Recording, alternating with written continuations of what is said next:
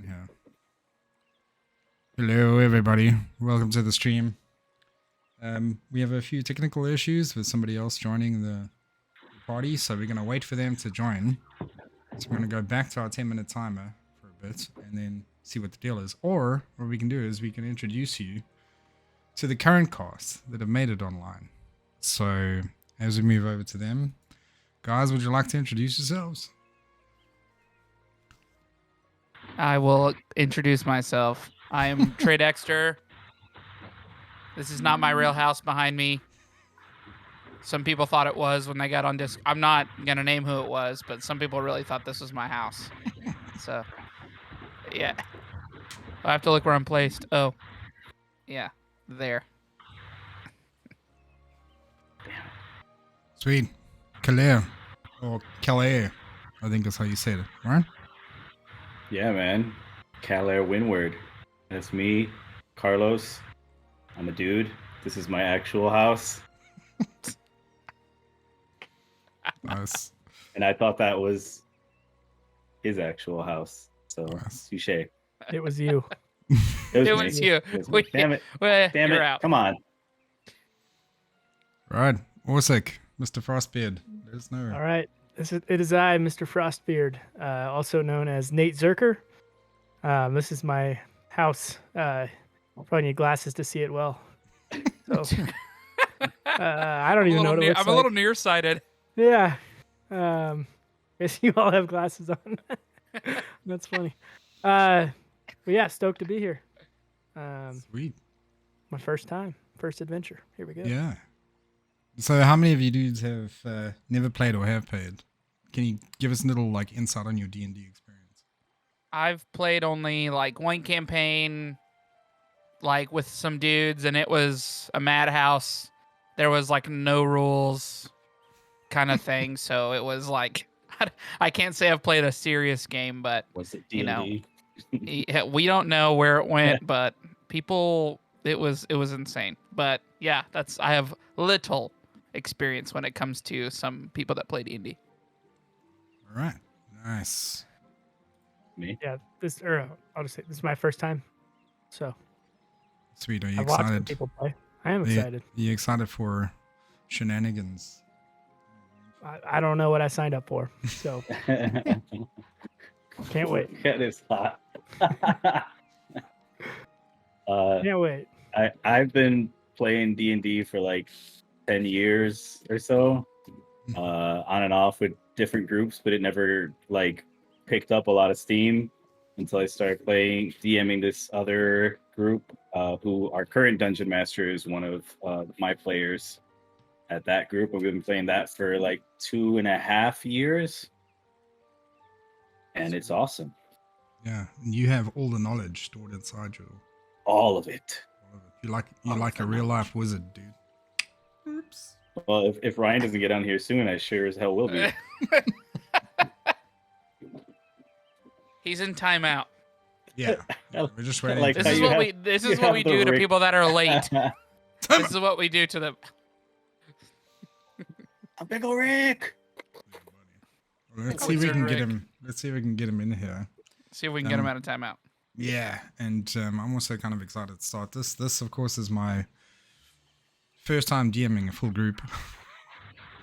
So it's going to be a little bit of a challenge and exciting kind of adventure for everybody, I think. Once we get Ryan on board here, we can actually start talking about the story. So let me give a little bit of a background on this thing. So essentially the story we're playing is Dragon of Icespire Peak, which comes with the Essentials kits. It's one of the starter kits that you can get like from Wizards of the Coast.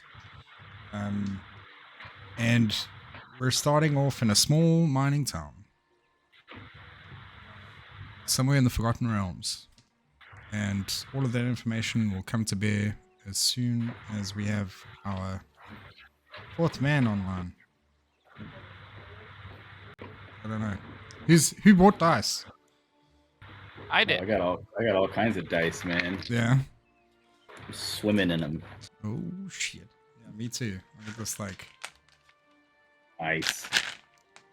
I have dice. nice. You're like, you just hold up a bunch of Monopoly, like, 6-sided dice. Like, I have some dice. I got 12 6-sided dice. To roll 20. Yeah. It's 20 funny. dice. That's a bottle cap. I have- You just flip it, right? You just- I have this metal pair that I originally got forever ago. And while it's cool because it's, it's heavy, but it's funny. I was like, I need plastic, less heavy dice. So now the metal ones are my backup just in case the greenies don't really do it for me. Those metal ones are Get you so on a sick. big Dude. table. Dude, I just like the metal ones because they just hit the number. They block, they go, boom. Yeah. Oh. Somebody's at a timeout. Oh, did somebody join? Somebody did. Indeed, he did. We're about to find out with video. It's me. It's me. Is me. Oh, let's see if he Man, it's screws up the happening. overlay by joining. Holy guacamole! Oh, Did indeed. There he is. I knew it would the happen. man, I the knew myth, he would the legend. screw up Oh, the yeah. overlay. oh, now there's 2 wizards. Yeah. Can't be Let's see two if we wizards, can. dude. Let's see if we can rearrange this. 2 wizards. It's part of my magic. It's a part of my magic. Damn it. Okay. Is that your real house?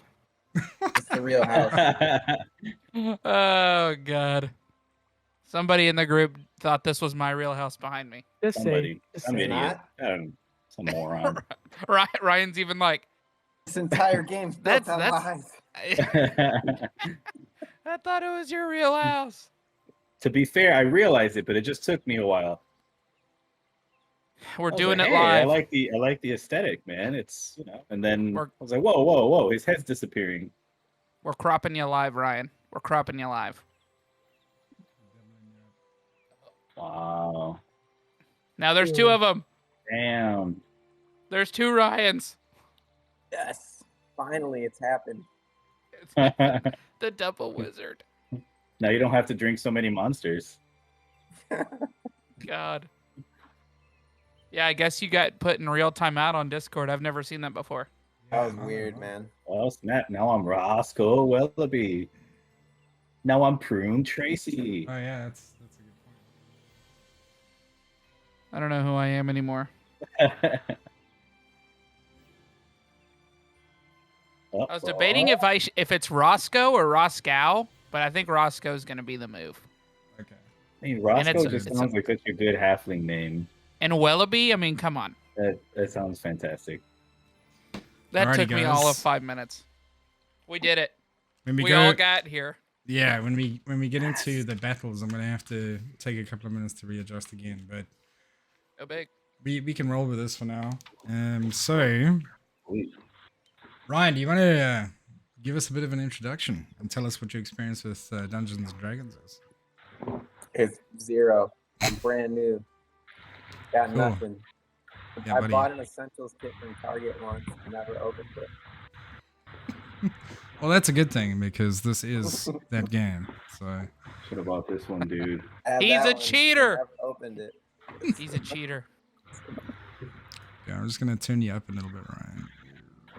Okay, give me a quick sound test there, Ryan. Test. 1, 2, 3. Okay. All right, Carlos, you dude. got some So background noise coming through, just so you know. I do. If you I- care. Somebody has a bubbling brook. I'm sorry. Let me tell the stream to quiet down. Oh yeah, it's. I don't know if I can control any of that right now because my Oh, yeah. 3 kids are still awake upstairs, and they just and 3 kids and a corgi. It's maybe I'll just mute myself unless I'm talking. What a full life. What a full life you live. yeah, that is pretty full. That's a book name. I have a wife too. You know, she's in there. Somewhere. You didn't even mention her. 3 kids and Well, a I just corgi. said I got a those are- wife too somewhere Those in are the there. creatures that are making noise. You know, the wife is trying to keep them from making the noise, but the 3 kids and the corgi, they're responsible for 95% of the noise. Wish I lived that life. Especially the corgi. All right, dudes. Should we jump into this? Sure. Are you guys go. ready for this? Okay. So we start off our adventure in a small mining town called Phandalin. The morning mists start to lift.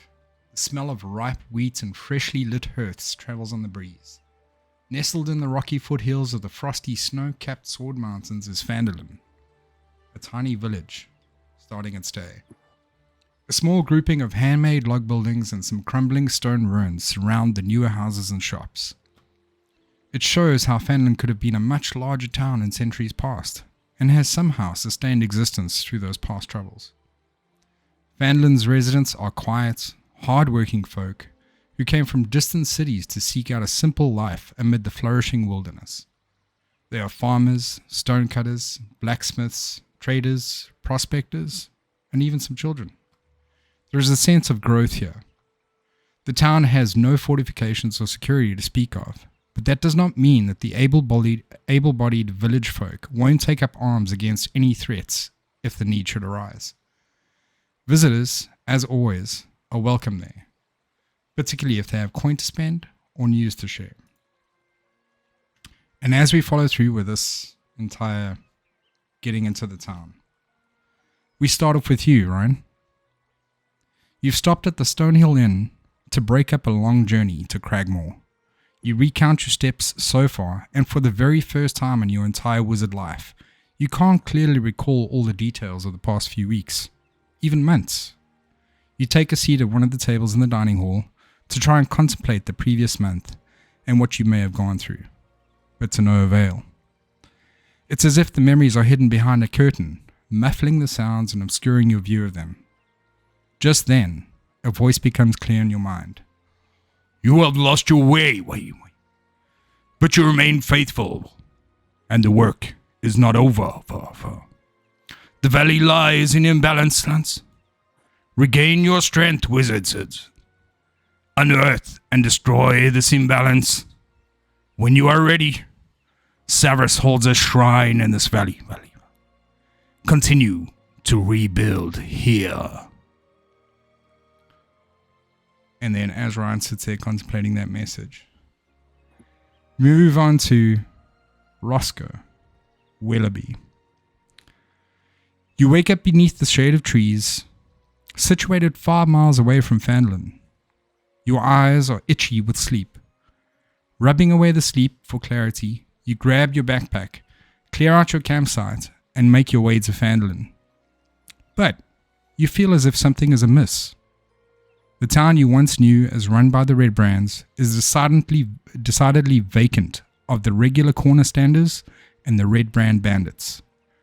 There are people milling about, but most are rushing from one place to the next in a way that seems to indicate they are trying to hide from something or someone. You are strangely drawn to the Stonehill Inn, but also consider the option of visiting your aunt's farm. Is there something you'd like to do, Roscoe?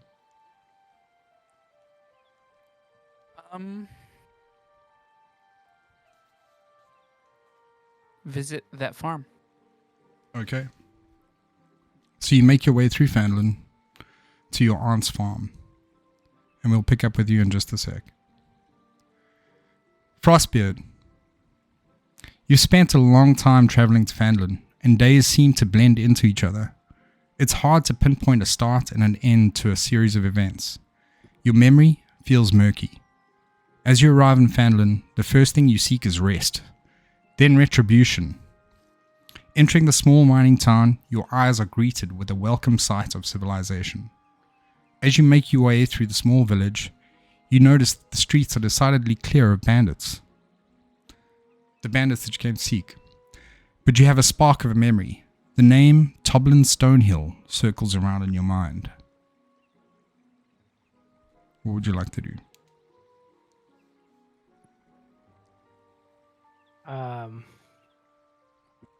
Well, on the spot. Here we go. Go for it. Man. What was his name? It came to mind? Toblin Stonehill. Is there anyone around that I could ask about him? Yeah. There's people walking around doing their thing in the village. Could I greet the first one I see and ask if they've heard of him?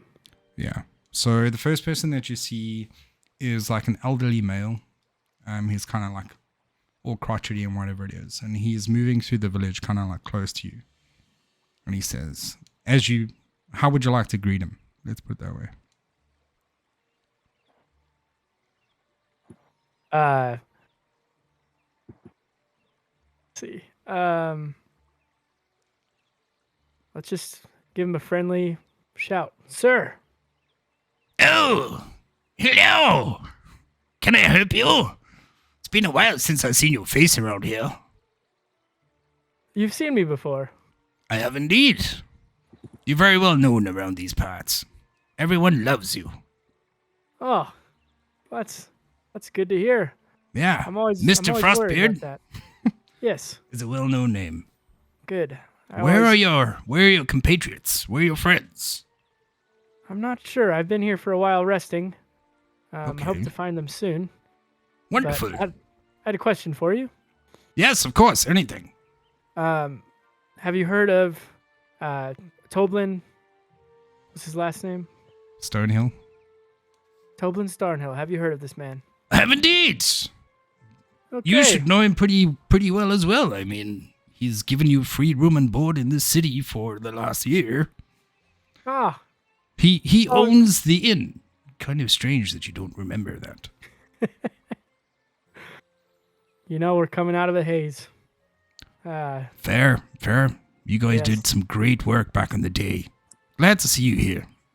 Thank you. Good to see you as well. Not a All problem. right. Right, well, enjoy There your you go. day. I've got to get back inside. There's dragons around. Best wishes. Careful. Thank you. And he wanders off. There you go. All right. What would you like to Well. do next? Can we go back to the inn?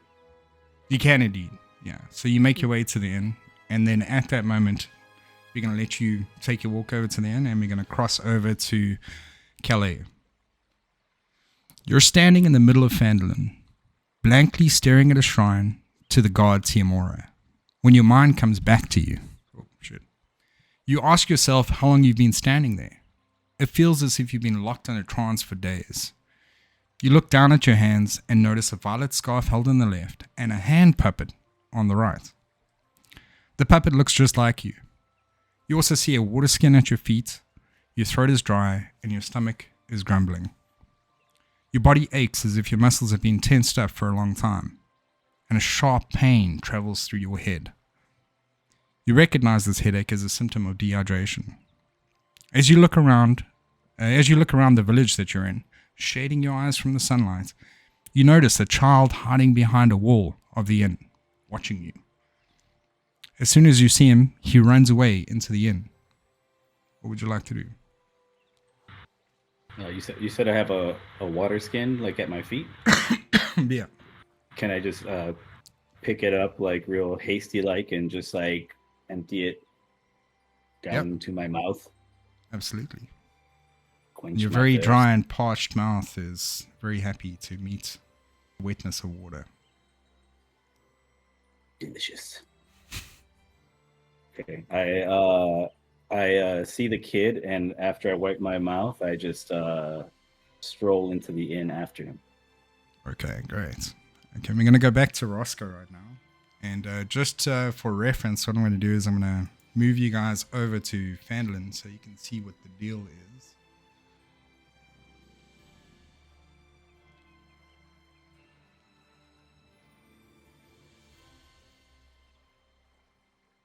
Is that up there for you guys? Yep. Nice.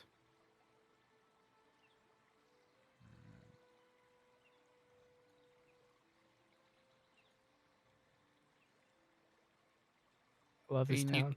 you can just right click and scoot it, I guess. Sick. Yeah. So this is the... I think... Sweet. This is what we need. Just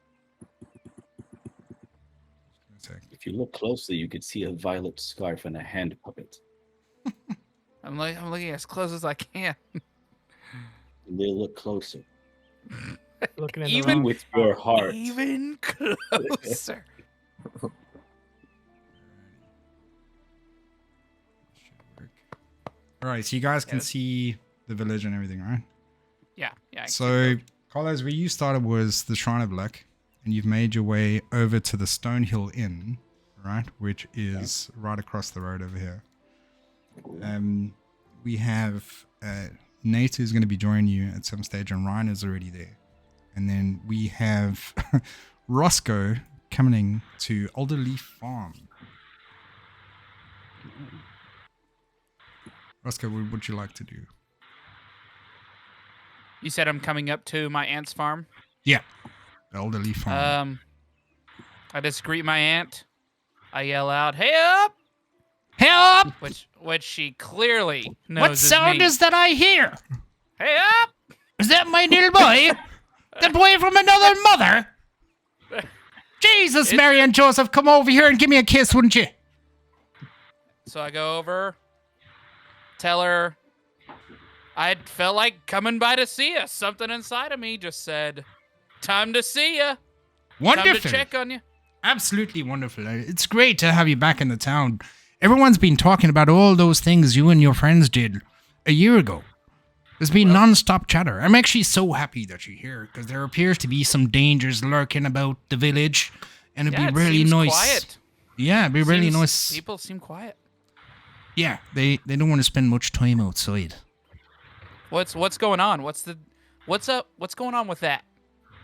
Well, the town master has been saying that there's been dragon sightings outside. So everyone's kind of scared and hiding away in their houses, trying to get away from the danger until it's sorted out. You know what I mean? What kind of dragon are people seeing? Town master says it's a white dragon. Wow. No wonder everybody's hiding. Yeah. Has it caused any ruckus? Has it caused any damage? My boy, when I tell you the day that dragon came down and stole a friggin' cow from my farm, I almost shat me pants. Wow, a cow? Took a whole friggin' cow! Wow. I would have shat my pants too, Aunt. Yeah.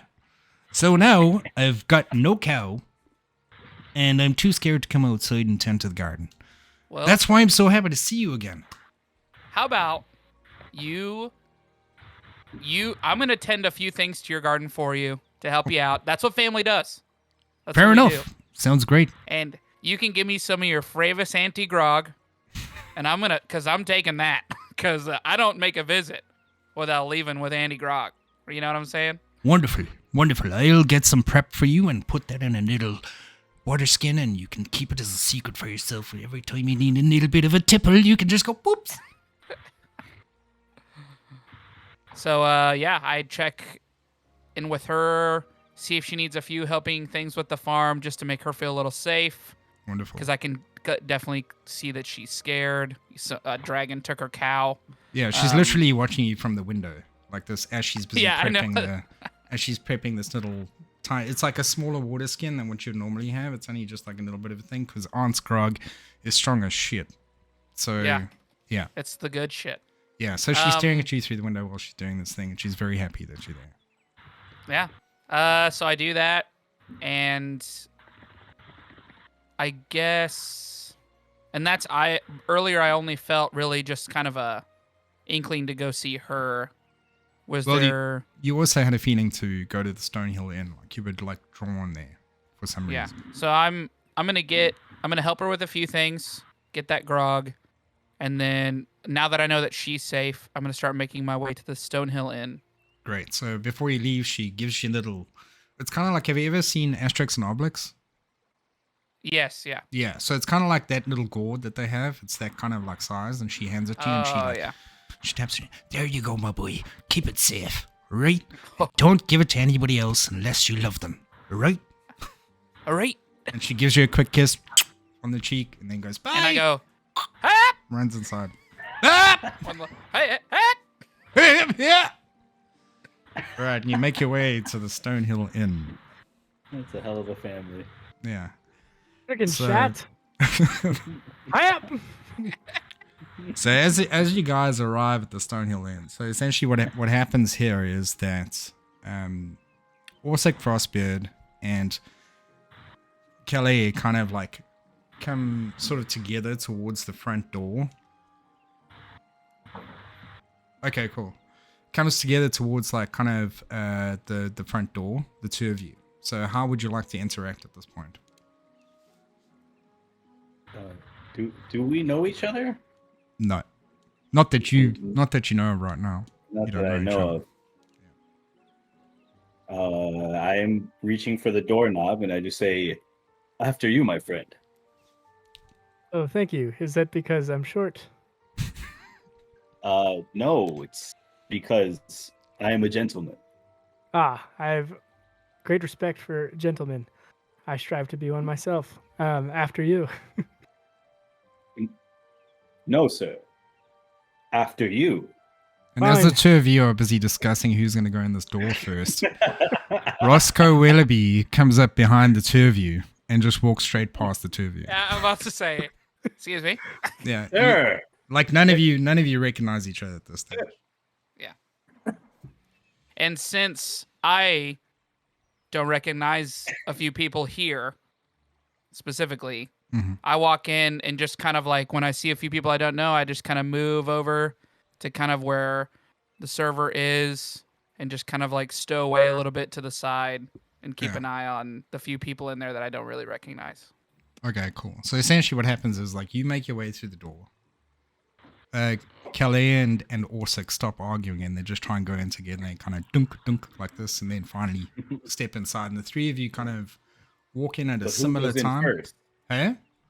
But who goes in first? Roscoe's first. Orsic is second, and then Calais, because of his noble heritage, is last, allowing everyone to come before him. Then, as the three of you make your way in there, Toblin comes out of the kitchen, right, and he sees the three of you. He's eyeballing Ryan, and he sees the three of you standing over there, and he rushes up to Roscoe, and he runs up to him and says, "Roscoe!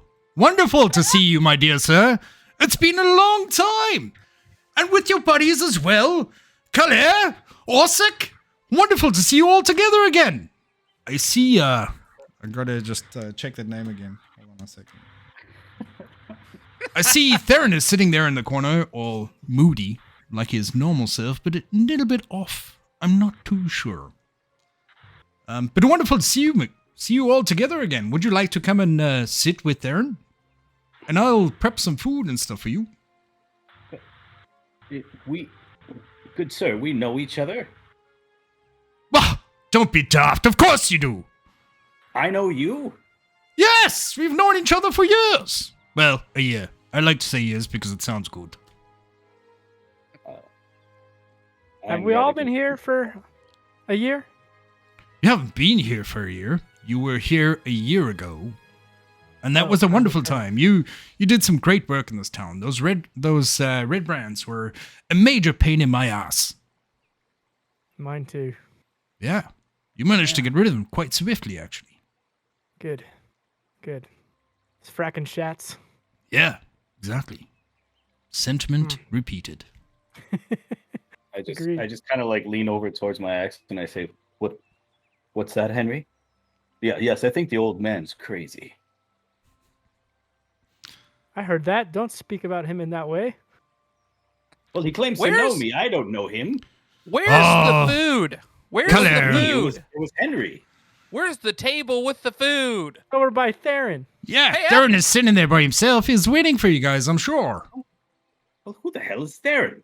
Consider in me the That corner. wizard that you know, sitting right over there. Would you please all just sit down and have some food and drinks together? Is Ryan Please- Theron? please I have a go guess. sit I'm down. kidding. Okay. I go sit down. All right. Because he said, there's food on the table. And I'm like, hey, No, there's I'm food. There's here to- food coming, but like Oh, yeah. he needs you guys to sit down at a table, right? And he knows that you all know each other. He's known you from before, like when you last came to this town to organize some shit and do some death. And do he's some he's death. yeah, he's super excited that you guys are back because he also knows about the dragon. Okay. Stoked to be here. Theron, So, what up, sir, my guy? if I may, sir, may I please have a good black tea? No. Oh, damn We it. don't serve tea in this place. It's not even breakfast time. Reach into my backpack and take out a little container. Okay. Some hot water, then, please, sir. If you give me that container, I'll make it for you. I hand over the container. He takes it from you. You see him like, are you all sitting at the table now? We're I've all already sitting been at the sitting table. here I looking at sat this down. tall dude with a beard. Okay, so he wanders off into the kitchen, he disappears, and you start hearing some like chattering, like going off in the kitchen.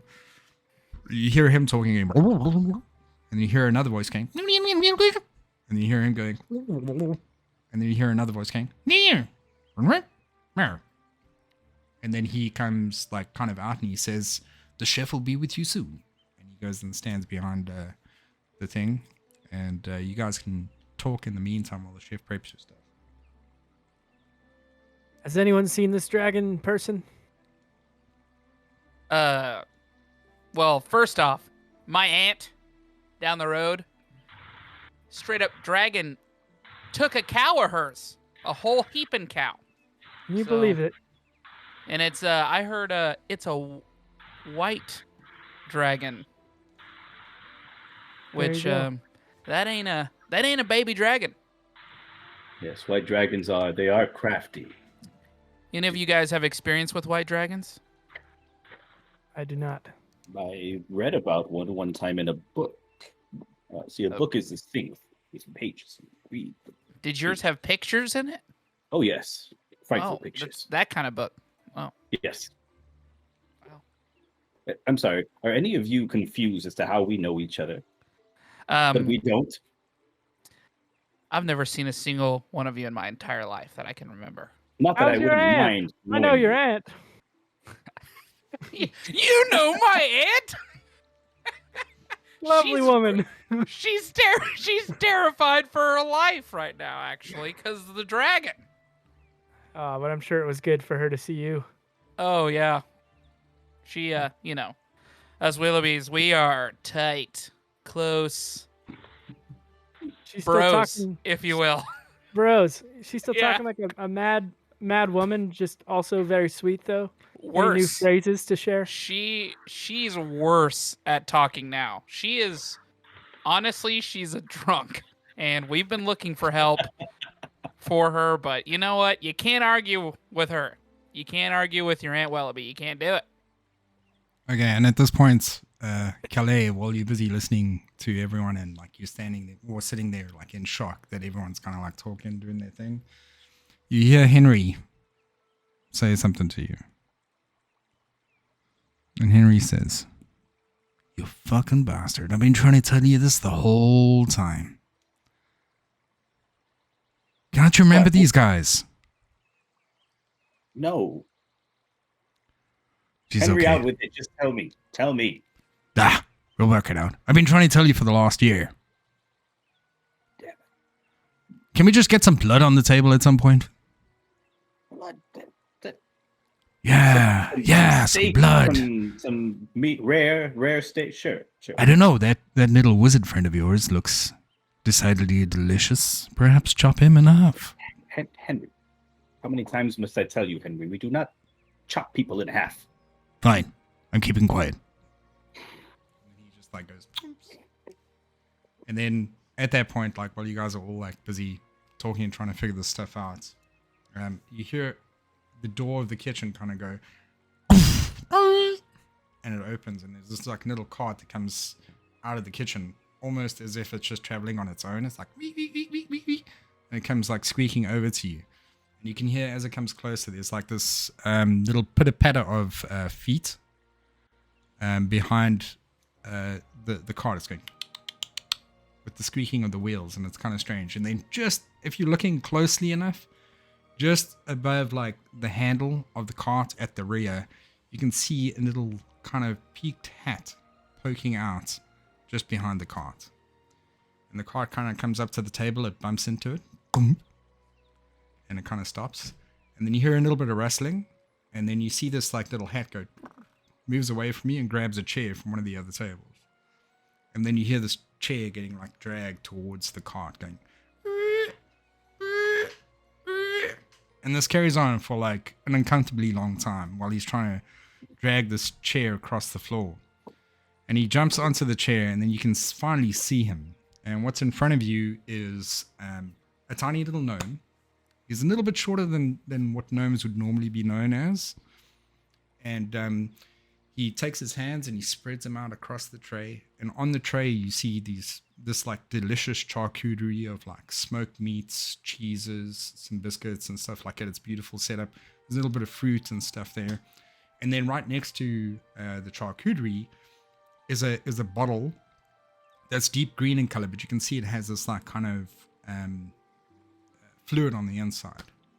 And he presents you with this fluid. And then there's also a little cup that he's made, and he's taken your container that you gave to Toblin, and he's put it next to the cup. And the cup is also there. It's kind of like steaming and got like, you know, these really, really delicious scents coming off of it. But it smells a little bit different than what you remember your tea smelling from before. He goes, "Gentlemen, I present to you the breakfast of champions. First, we have a delicious charcuterie, smoked meats, and cheeses from all over the realm.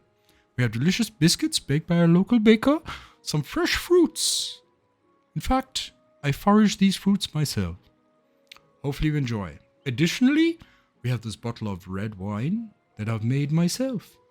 And your cup of tea, dear sir." Thank you, sir. Thank you. It looks delicious. Thank you. I've been working towards trying to become a fine chef. Spending my time here at the Stonehill Inn to try and get better at my craft.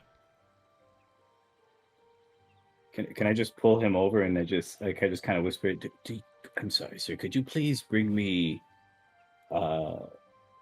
some uncooked red meat if it's not too much trouble, please?" Of course. I'll see if I can do that for you right away.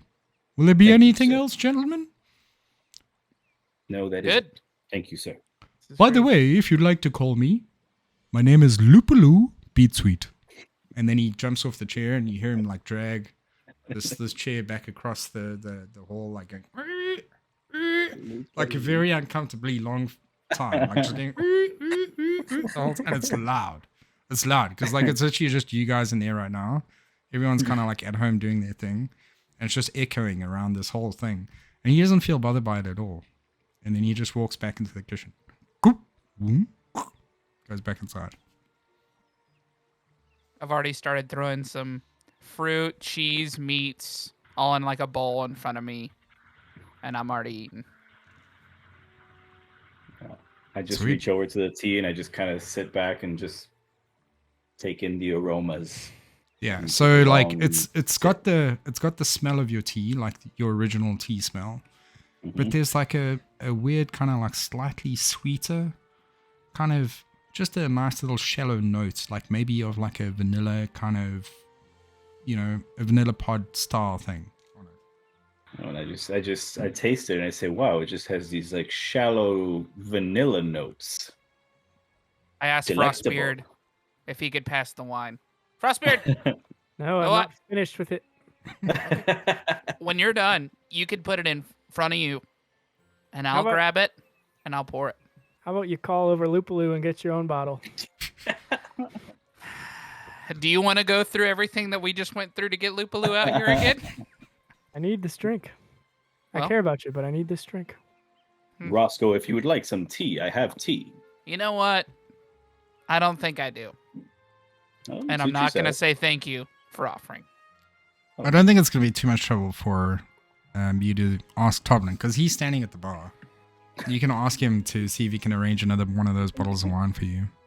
So I just look back and I'm just like, hey, instead of a bottle of wine, could I get a bottle of rye instead? And I just look at Frostbeard when I say that. Yeah, sure. Oh, Toblin, while you're at it, I'll take 3 steins of beer. Okay. Jesus. just 3 steins. That's it. Darren, do you want anything?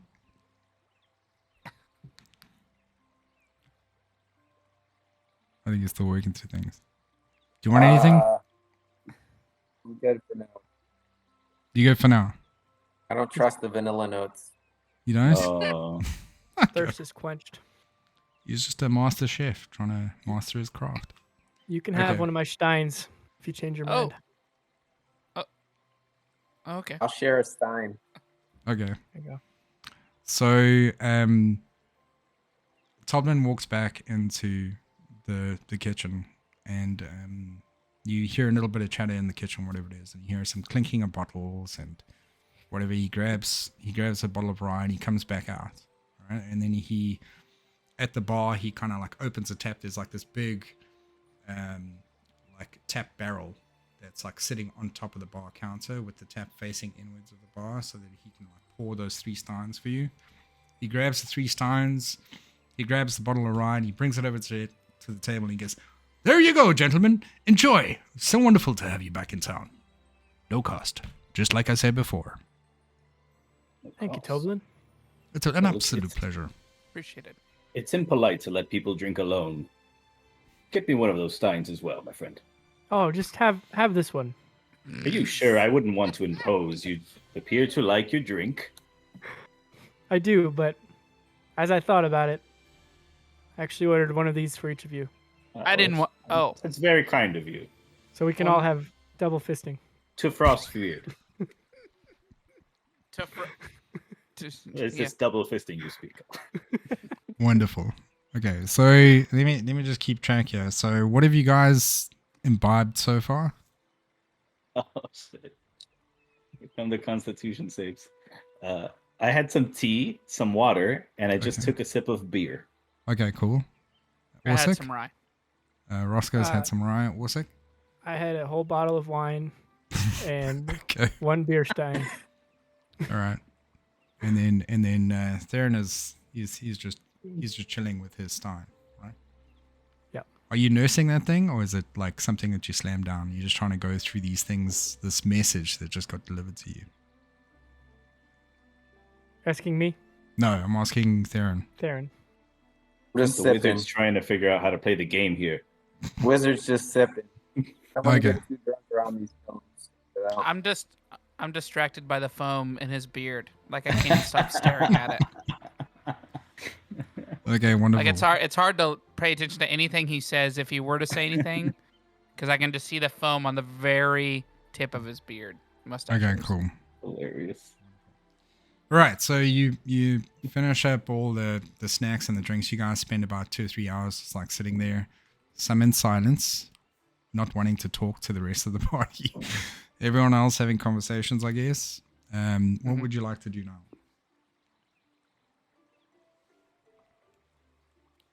Oh, before you leave, Toblin comes out to you. Sorry, I meant to lay this down when he gave you the drinks.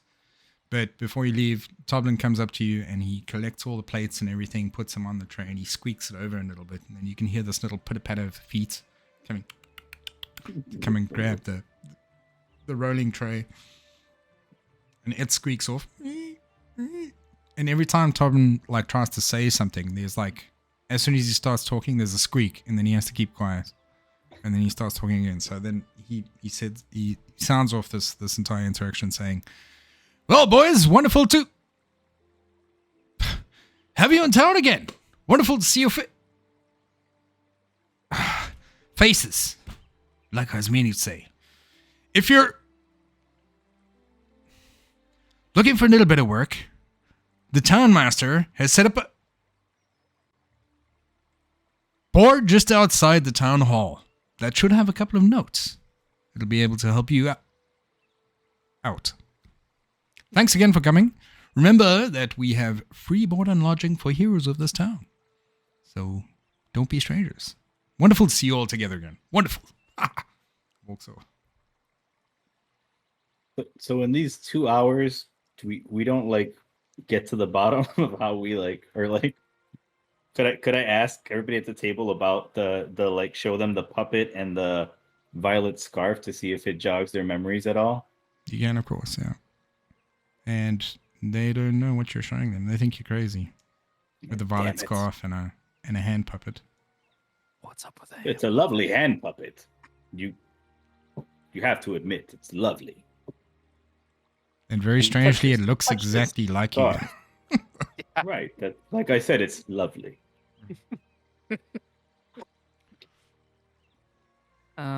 Oh, something I forgot to mention. Like when you, Calais, when you were making your way to the inn, like as you were walking away from the shrine, you felt like your left knee was like kind of like giving you a little bit of trouble. Like it was, like there was like a little bit of a sharp pain. It wasn't like something had just like shot Okay. you in the leg or anything like that, but it's like Old a injury? feels like an old injury. Yeah. Oh, jeez. Ah. My knee is sore. It seems to be an old injury. Okay. Why is the old tall one so quiet? Wizards. They keep to themselves sometimes. It's best And not to anger them. And I'm just always trying to look inside of like any of the pockets he kind of has in his robe because he's being so quiet. And I'm just kind of like, has he got something sticking out of there? What's in there? What's in those magical pockets? What do you want to do with that inside? What do I want? What with my No, knee? what does Roscoe want to do with his current thoughts? Well, I'm just looking and I'm wondering why we've been talking the whole entire, because I'm not an overly suspicious person. I'm just a regular suspicious type of person. Regular.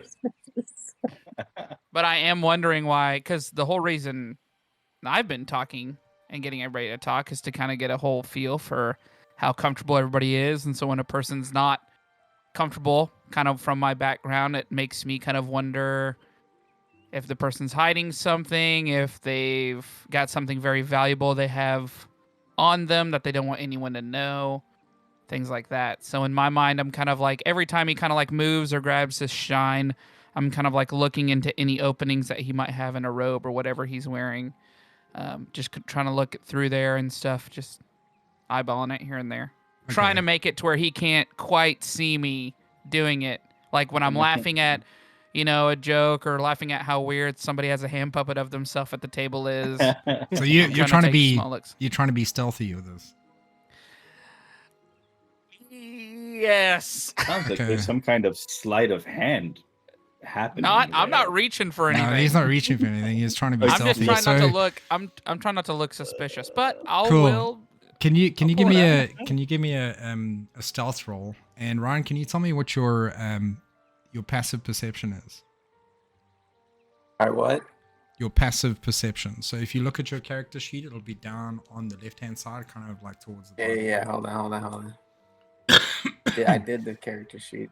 And I add- Perception. And I add the skill check to this. What do Correct. you mean? No, As just in roll the a number- just yeah. So like whatever your stealth number is, you can add to a roll 20. So I got a 16 and my stealth is 7. Oh, you So, rolled a 16. Yeah. Okay, cool. My passive perception is 14.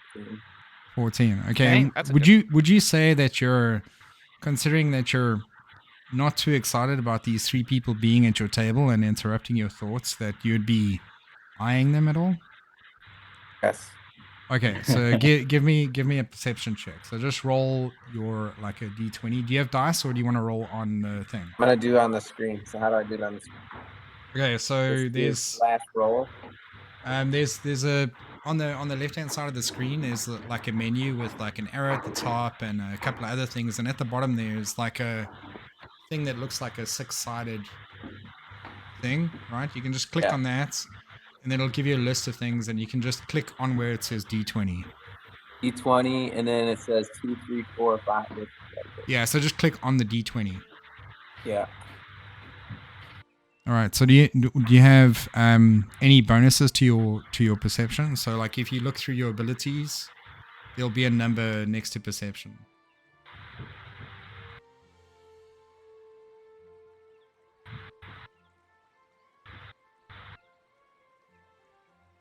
I have a +4 next to my perception. Okay, so it's exactly the same as your passive perception. So yeah, no, it's fine. So like you don't see him stealing looks at you at all. And, like you don't feel any more suspect than you did like 2 seconds ago. First roll of the game, baby. the same Stealth level. check. Yeah, buddy. PvP stealth check. Yeah. So what would you guys like to do with the knowledge that there's a job board? Oh, okay, never mind. Is- I was gonna ask if I see anything in his robe. Not at the moment. Hey, Okay. creeping in my robe, bro. Yeah, I think Hey, you just like you see You like don't a know couple I'm of creeping on your robe. you probably see like a couple of books, you know, maybe Yeah, like a they little like it. pouch with some ingredients Just- in it or whatever. Yeah, the normal wizard stuff that doesn't sell for anything. Yeah, the normal wizard shit. There's probably like some bat poo in there somewhere as well. I don't know. Yeah, he stinks pretty Yeah. good. He's a stinky guy. It seems as if he hasn't showered for a few days, but he did actually take a bath yesterday. Well, I point at him and I say, well, I don't know about you, but I'm going to see if there's any jobs available so I can make some coin.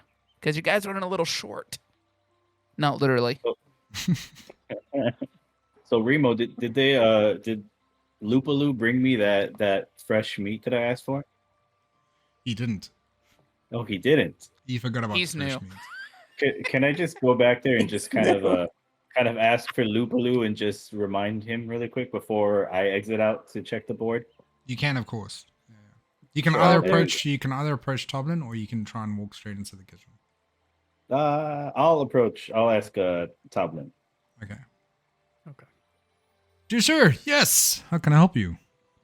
Yes, sir. I had asked your friend Lupaloo. Lupaloo, is it? I Lupaloo is asked a him- wonderful man. Yes. He's wonderful, yes. He's something, all right. I asked him for some fresh meat. Could you please check on that to see what the status is? I can, of course. Give me a couple Thank of you, sir. minutes. And he like kind of wanders off from like out from behind the bar, goes into the kitchen, and then you hear some more conversations like. Okay,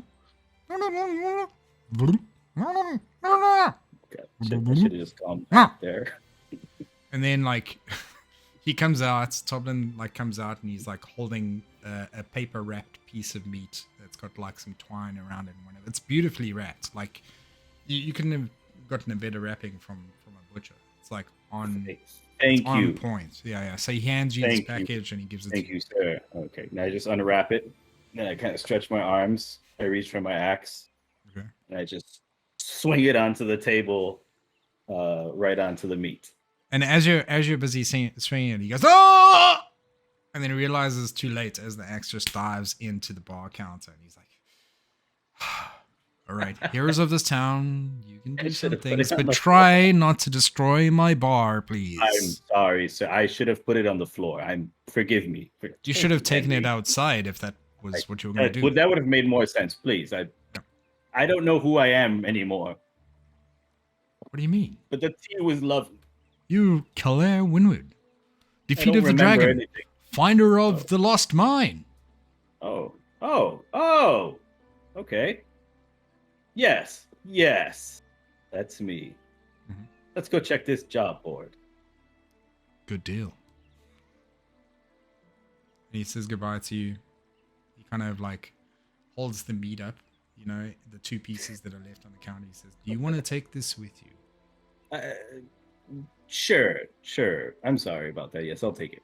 Considering that a bloody axe has touched that meat, I don't think Lupaloo would be too happy to cook it. Can you tell Lupaloo I really appreciated the vanilla notes in the tea? I will indeed. Thank you, sir. While they're all up, Mhm. could I ask the wizard? Wizard, have we ever heroed together around this town? But of course, we've been here a year. Can you remind me what we've done together? I've been resting. I've been drinking. Yes. I'm trying to regain my strength to go out for our next job. But how do I know you? What have we done together? We did I say we chased the white dragon? Nope. I'm sorry. We hid from the white dragon. I don't know. And Nate, as Orsek, as he's busy telling you this story that he's making up on the spot, there's like nothing like that makes sense to you at all. It just like sounds I don't like remember any of this. Yeah. yeah. Well, no, it's just like it seems like as if he's trying to bullshit you at the moment. Also, I could have said we chased the white dragon. You could. Could have. Yeah. You could have.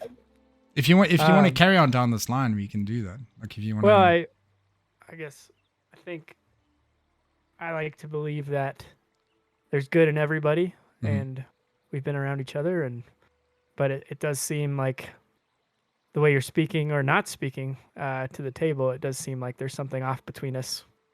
I just hope that we're okay, and that you are someone we can trust or have trusted in the past. So I'm not sure if there's an action we could take, or could I ask him some sort of point blank question of how can we trust you? Yeah, whatever you I want to do. want to believe. I want to believe in you, Sir Wizard. But how can we tell that you're truly with us moving forward? Um, A sign of goodwill. I'll drink a stein with you.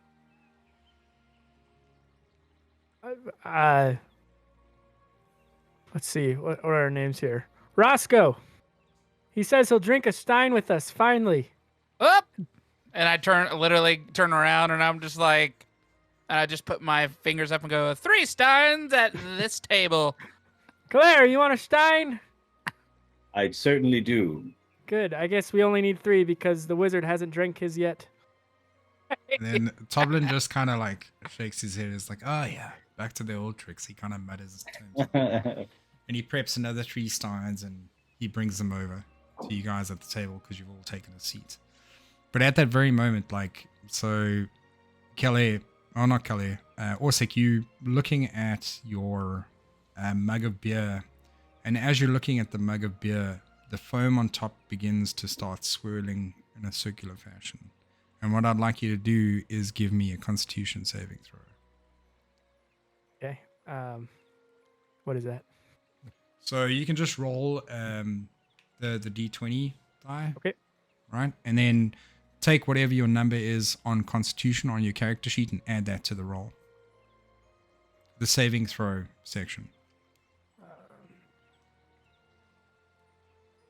Actually, no, not a saving throw. Just do a straight roll. So like a Constitution straight roll. So whatever your Constitution is, that number, just add it to whatever your roll is.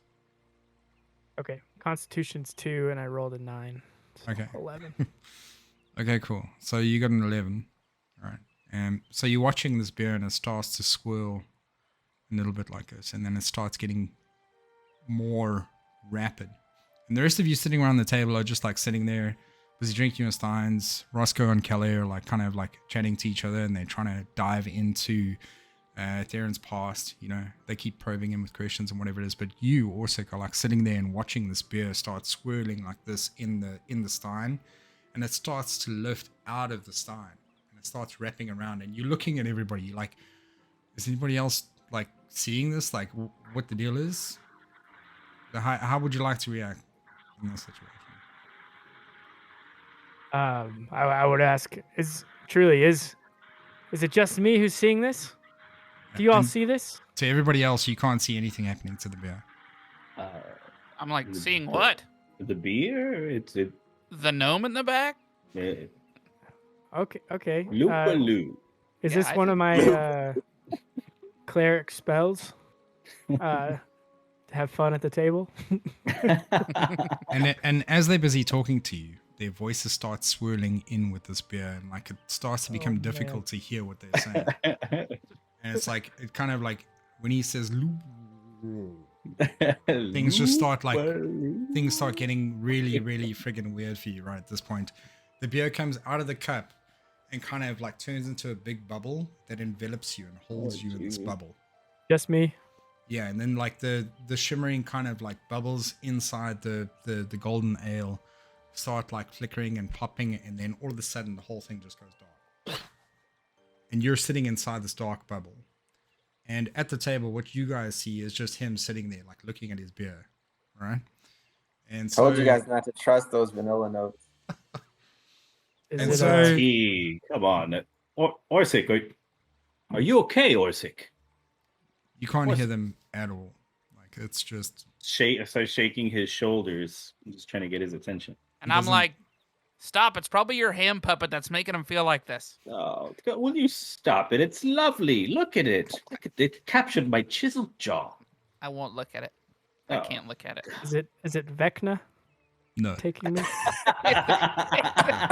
And in the healer's hand, and we can Put deal headphones- with put God. Turn the Is it music up. And this bubble is now like around you, and whatever it is, you can't see anybody anymore. Your body is like stationary to the people that are around you, even though Kelly is like busy shaking you, and the two of them are busy like arguing with each other about the puppet and whatever. You can't hear anything, and your body is just like there in that space. It's kind of like you're existing in that space, right? Your eyes are like kind of glossed over to everyone watching you, but for you, inside your mind, you're inside this lager bubble that has now surrounded you and has gone dark. And then right at that very moment, as it goes dark, you start seeing little shimmers of sparks and lights like coming out of this bubble going. And it's almost as if like it's almost as if it's like these camera flashes like going off like around the whole bubble. And they go faster and faster and faster until the whole bubble lights up. And you find yourself standing in the middle of a glade. Okay. And while you're busy standing in this glade, you recognize 3 of your friends from your clan, like kind of coming up towards you. And you see their faces clearly. I just need to double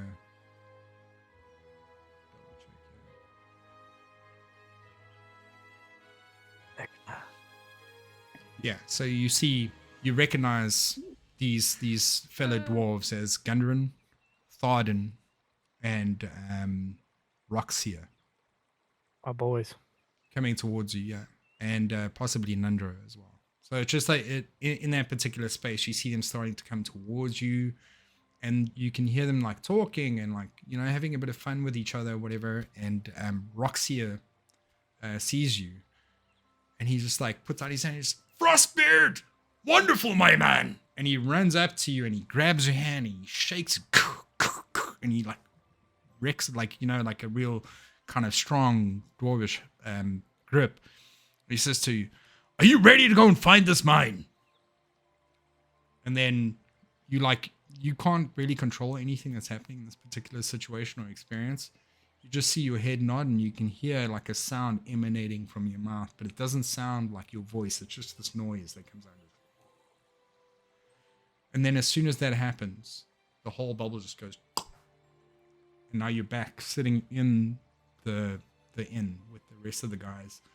And while you're busy sitting there, you can feel yourself getting shaken by Kelly. Muted. You're muted. Muted. What did you say? What did what did you See, say? that was before the bubble popped. Yo. Mm. Bubbles. But all of a sudden you Nice. could hear me, and I'm just shaking Wow. him pretty hard, and my face So is like an inch from immersive. his, and I'm just saying, Frostbeard. Frostbeard. And I'm just still like I don't know how big these grogs Steins are or are? whatever, but steins are, but I'm just kind of like, you can kind of see like the top of my hair, and I put it down, and I was like, is he awake yet? I'm back. I'm Oh, back. Good Lord, that was Back from what? You've been here the whole time. You didn't leave. The craziest about thing happened. I got 50 Roybos. the beer was just rising, and it enveloped me. There's sparks and flashes and explosions, and all of a sudden I come to, and I'm in this glade, and all of my dwarven boys, not my children boys, but my boys, The boys. The boys. Boys. Boys. The boys. come running. And they said something about a mine. Was it saving a mine, finding a mine? They said to you or Roxia said to you, "You're gonna help us find this mine." Said we were going to find a mine, and then all of a sudden I was right back with y'all. Did It your was- beer have any vanilla notes by any chance? It didn't. I don't think so, but I think part of what I learned from this is that I need to stop drinking for clarity of mind. And I just kind of reach over to his stein and then Thank look you. inside of it, and then I just scoot it over to Kalair actually and go, hey, you know what? You should drink this one. Dude, You There just you drink go. that one. no, thank you for it. No, Water for me. water. I will gladly. It's And at that's this. the day It's at this Frostbeard point went that you. sober. It's at this point that you realize you were the only one that drank the whole bottle of wine, the whole bottle. Oh, I knew that. Yeah. I wouldn't share. We knew it too. Yeah. So it's like you discern that it wasn't the beer, it wasn't like the food or anything like that. It was particularly the wine The wine. that got you trippy as I fuck. should have shared. Damn it, we all could have had crazy visions. I'm sorry. All the wine We've been shenanigans. trapped in a bubble. I the just wine- lean over to Theron and I just say, Wizard, was this your doing? I know many tricks at your disposal. If it was, it's cool. It's cool. I mean, Wasn't me. really, really cool, actually. Okay. Is this cool? Was I that mean, cool? you know, it's entertaining. I wasn't scared for your life. Okay, just making sure. We're You're trying like, to figure is out it if we cool? trust this man. You were in a bubble. Yeah. Maybe I gained wisdom, but that was terrifying. And I can no longer drink my favorite drink. Well, to make it like absolutely clear, it wasn't like if you imagine it wasn't actually that terrifying. You got to meet your friends. You know, it was almost as if the thing that you experienced was a memory coming back to you. Got it. Got it. Well then. Thank It was you just for it the just happened in memory. a weird way. Like it was just Yeah. like, you know. Yeah. Next time, just tell me the memory, wizard. Don't put me through that. That's Okay, what they what call it. Acid. Oh god.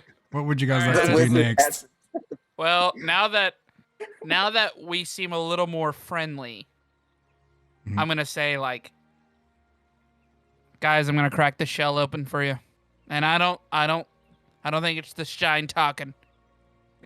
I don't know who the hell any of you guys are. Everyone knows who we are. This dude over here that's all magical knows who we are. And I just want to know one thing. Why can't I remember anything before I woke up from my camp this morning? And if we can't figure that out, I'm fine. I'll move on. I'm gonna go get a job, get some coin, keep moving on with my life. But Good job, get some there's coin. something zinging here, and it's not just the steins. The You know, Steins you know are what my no carry on. Carry on, sorry. no my you know my friends, the young child is right. They Wait, clearly need our help sir, here. hold on. Yes. Not a young child. Well, How old are you? I'm a man. Well, You're a halfling. I was wondering why they were letting the child drink as much as I'm not a child. you did. I'm sorry that I'm very embarrassed now. I'm a. Yeah, he has a Oh, quick you should be. question. He has a quick question, real quick, just to interject here. So, Orsic, did you mention the names of the people that you saw in the dream to anybody at the table while you were telling the story? I did not. Okay. I can. No, it's up to you. You I can tell barely them or remember not. their names myself. It's okay. I just remember their faces. Say all of Hmm. their names and spell them for us, please. Backwards. Yeah. No. It's fine. I can brush you up on that. So it was like Gundren, Tharden, Nundro, and Roxia that you saw in your memory. Now you can share this information with them or not. It's up to you. Okay. Yeah, I'll say Roxier's name in particular. Okay. He was the one that stood out to me the most. All right. Do any of you all know a dwarf named Roxier? Have you heard of this dwarf? As a matter of fact, Calais, you do remember that name. It kind of rings. Oh, I mean, Hey, now Henry. that you What's now his that name, you Henry? now that you Henry. spelled it out for me, Yeah. Backwards. How did you You- spell it? You do remember that name, and you remember it comes from like you didn't really pay attention to it because it was in the shadow of somebody else that you were busy following at that point, and one of the reasons why you originally thought you were coming to Fandolin. oh, which one So- was the one that I remembered? Roxier. Roxier. Roxier. Okay. Or Rockseeker, Roxier. sorry. Rockseeker. Rock Seeker. Roxy. Yeah. Seeker Okay. of rocks. Okay. That's okay. Well, I tell them that. It sounds familiar, and his name was one of the reasons that I thought I was traveling here in the first place. Fair enough. You see, now we're getting somewhere. Hmm. Yeah, not really quick enough. So I'm gonna go ahead and get out of here, guys. All right, I got it. I got Child, be gone. it. Okay. He, All he- right. I think he Okay. needs a chaperone. Let's go after him. I'm here's the slightly thing. taller. I can chaperone. I'm also Orsic, 350 if you keep years bad old. mouthing me, Orsic, if you keep calling me a child, I'm gonna get my aunt involved, and I'm gonna get her down here, Your aunt and you're loves gonna have to me, deal with two of and I us. love her. Well, if she keeps knowing you're gonna call me a child, it's gonna get real. She looks at you like a child too. I You know hear what? the faintest I whisper from literally, I'm already below walking me. out. I'm walking There's out. I'm something. already walking out. I care about Oh. you, but you're certainly a child. I'm walking out, and then I look back in at the door at the dude that knows me because I forgot his name, but the dude that knows all of us, and I just go, "Hey!" and then walk. Yeah. Yeah! He says back. I'm going to the job board. So, all you guys missing out the inn at this stage? Yes. Okay. I also cool. say high up, high up. Yeah. No, he Yeah. didn't say it right. I I- couldn't. Yeah, and then Toblin turns to you, he points a finger and says, "You're going to need to work on that. Yes. I will. Goodbye, dear sir. Wonderful seeing you again. Bye, Toblin. Goodbye." There's Chuck. Is the wizard Chuck joining is us the best. too? Well, I mean, I guess that's up to the wizard if he wants to. Theron, come. We should all go. Really, I'm out. it makes sense. Okay. So, considering As that long this as is the little a... guy stays out of my pockets. You don't know I was looking You at your don't know, pocket. yeah. Keep my name out of your mouth. Keep is my it- wife's name. You married? So, He as already you... seems a little upset. Maybe we should just go easy on the type. I can't. Oh, God. So, as you guys are leaving, what order are you leaving in? Because it's one door. I go last because I'm suspicious. Okay. Who goes time- first? right after. This Right time, after. Kalair Roscoe. goes before me. Oh, so it's Roscoe first, Kelly, Orsic, and then Theron. Is that the order? That's what it seems like. Okay, cool. Maybe so, Lupaloo is Lupa- somewhere in there. Lupaloo is like doing magic in the kitchen, man. Don't worry about that guy. But like, Magic gnome. yeah, Lupaloo. Roscoe rushes out of the door with a pitter-patter of little feet. Okay, easy. They're medium-sized feet. Thank you very much. For a halfling. And then, Kelly, like you're busy following him, and you guys go out to kind of the job board, and as you make your way through the door of the Stonehill Inn, kind of like you're in the frame of the door. Can I have a Constitution saving throw from you, please? Shit, from From all who? of us? No, from Kelly. Oh, okay. Con save. Let's go. 16.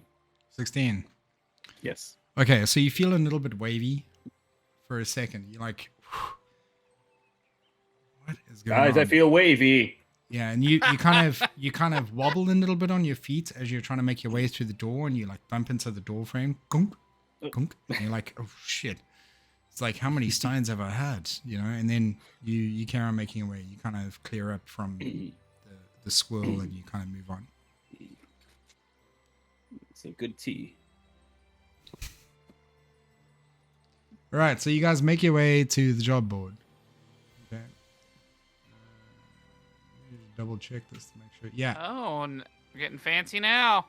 And then as you make your way to the job board, there's a whole bunch of notes that have been posted on the job board, right? Are we throwing Um, this on stream? Yeah, we can. I'm like double fisting here with. I know, right? Yeah. You're doing the okay. whole thing. The stream looks awesome, by the way. I just wanted to say that. Thanks, man. I'm loving it. It does. It looks fantastic. All right, there we go. Oh, this Wow. is where we have to like. This is Yes, Nate. this is why I was delaying this because No, you do that. We're gonna take a Oh, hydration break. I'm gonna take a hydration break. This is water. hydration. This is water. Are we supposed to be able to read the job board? Yeah, just give me a sec. It's on the roll 20. You c- I'll Yeah, I'm in looking. a second. and you can scroll in Zoom and then right yeah, click and drag. I was totally looking at it on Twitch also. That's I a have to pretty put- sweet job board. I have to put y'all's Discord faces above my roll 20 so it looks like I'm looking towards the camera. Fourth perspective.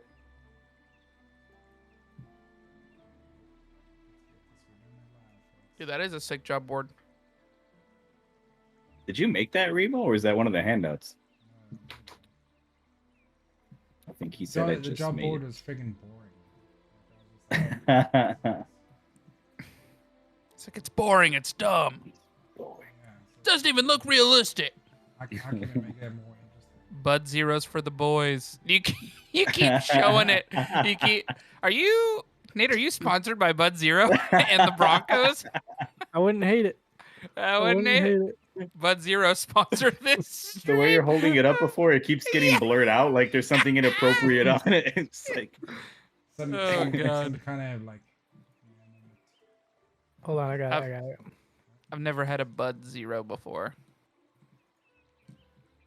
Missing out, dude. Where'd you go? Oh, let's say. the Bud Zero. Budweiser just pulled the stream. Copyright.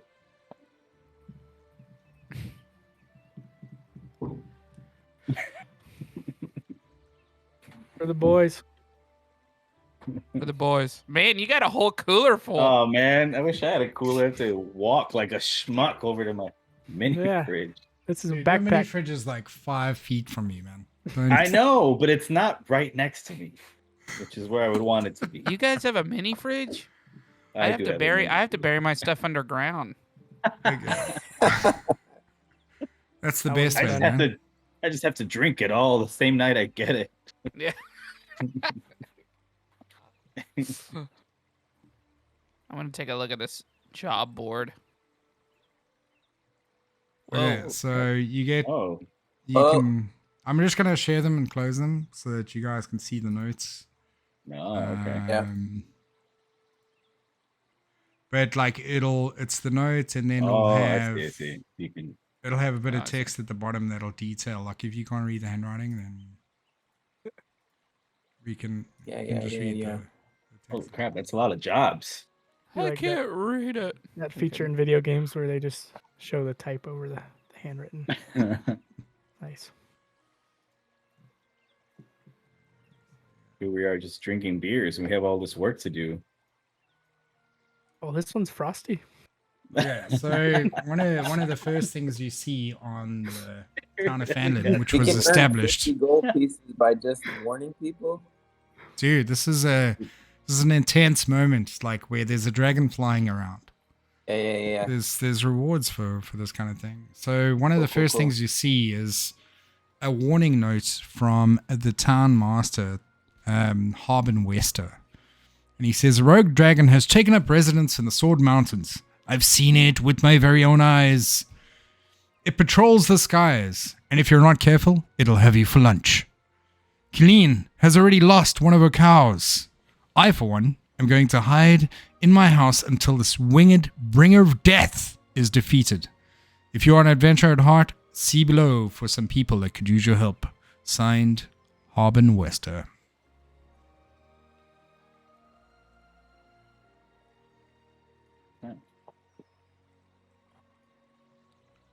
So now you guys can decide what you want to do. There's 3 tasks. Each Oh, one of man. them, I can read those tasks for you if you'd like.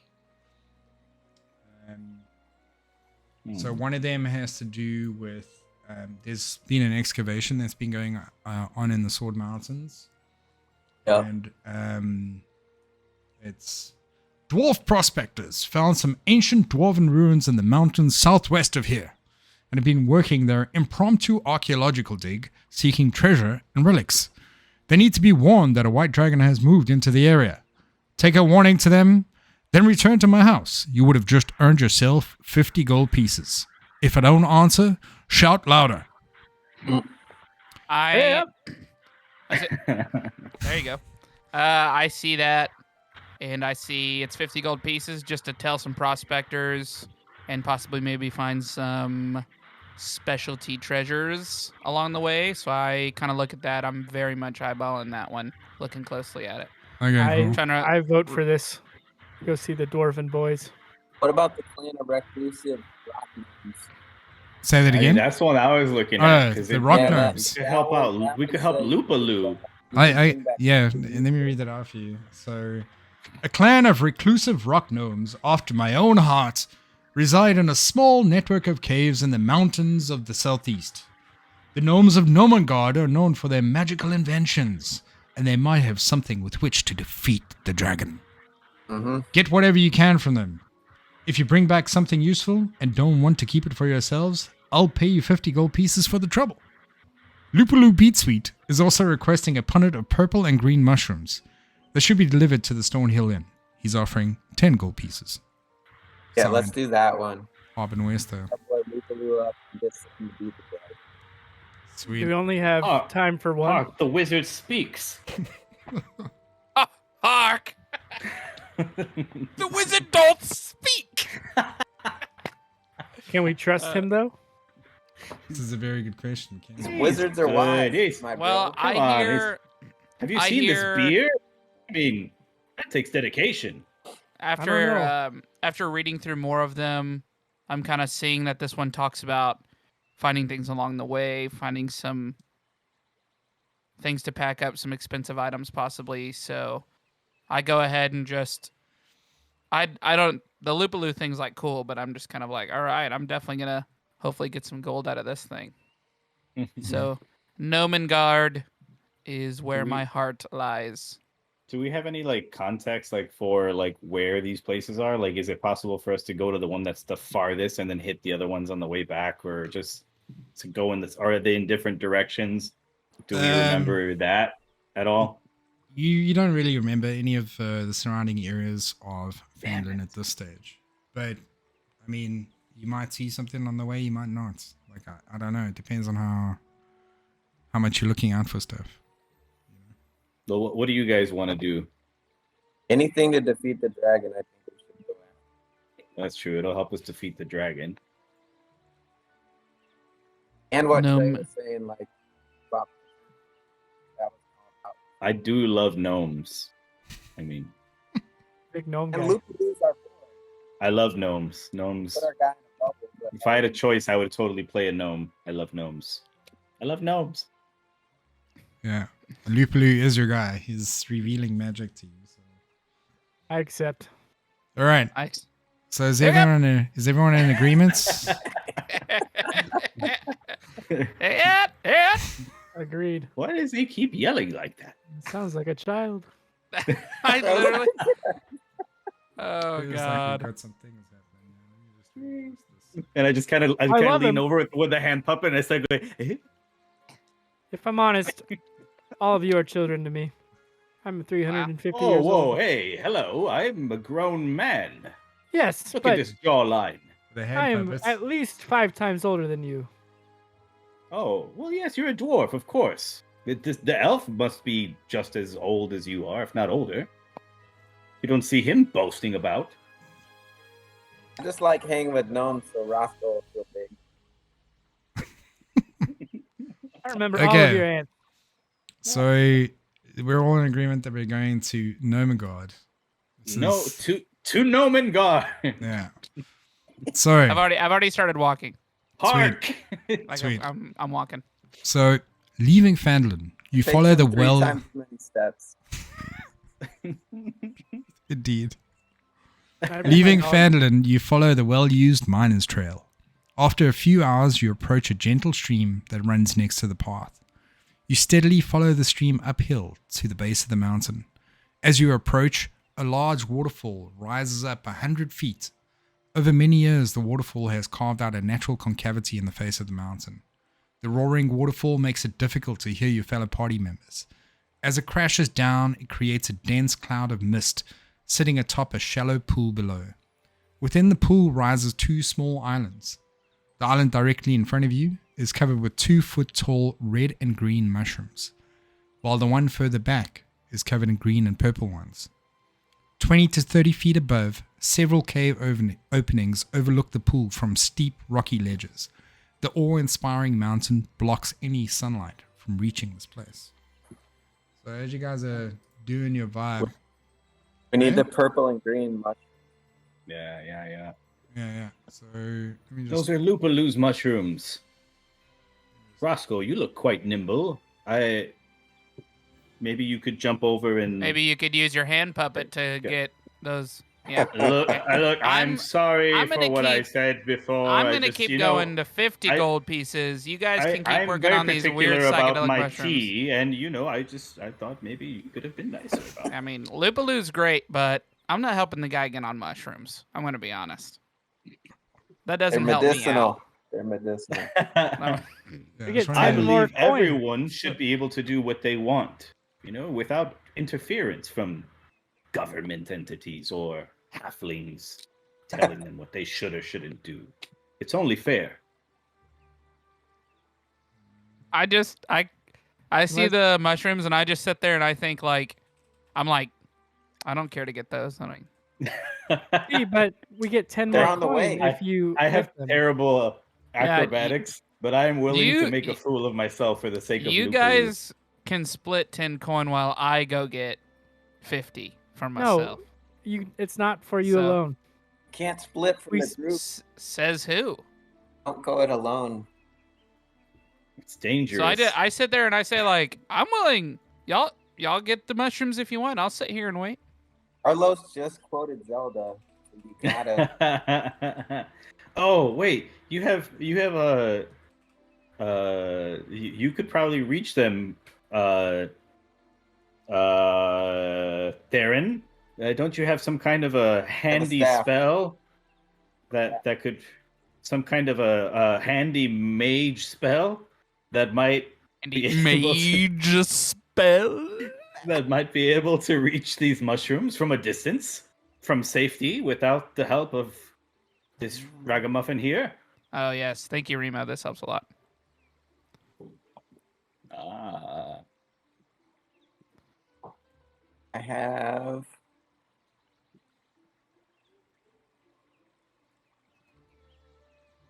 Oh crap, wait, are they farther than they seem?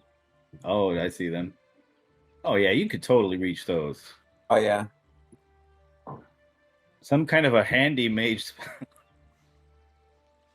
Handy. Right, so like I said, you see this roaring waterfall makes it difficult to hear each other. So instead of just talking normally, you damn guys were shouting insults at each other. That's I was just like I mean- don't know. That's pretty much what we were doing Yeah. anyway. So I'm thinking just to check these little openings on the right side, those are openings into the mines. wait, Well, we're it's not. just a series of caves.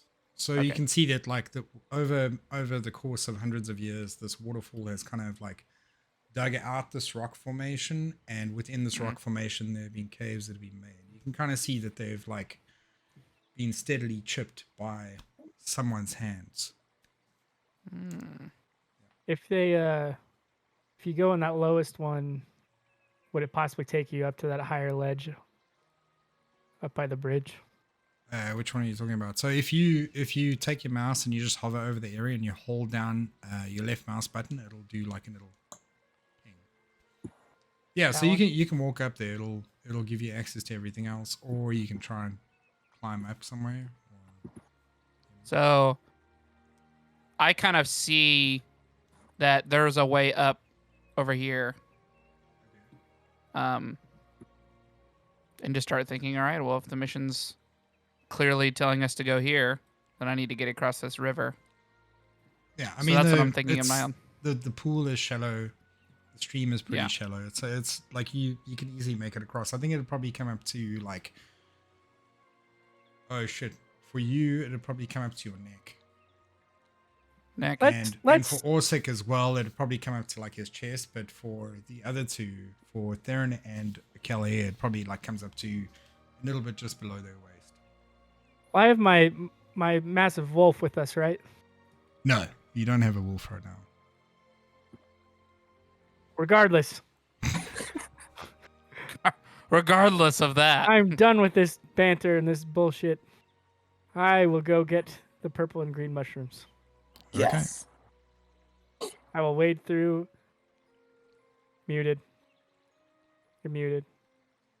You see, What, you've never Carlos? been more muted. You've never been more muted than you just were. Carlos, you're a super mute right now, dude. I keep doing that. I just hold my ears and I say, "What? What? No, leave my mother out of this, Orsic." So I say, Orsic, I'm crossing the river. You can come along with me if you want. I am crossing the river. I will get the mushrooms and I will split the coin with you all. Because you are my compadres, my boys, if you will. Sweet. So you like as you make your way up to the mushroom thing, you can kind of see these mushrooms are like, what did I say, like 2 or 3 feet tall. Good thing we didn't send the halfling.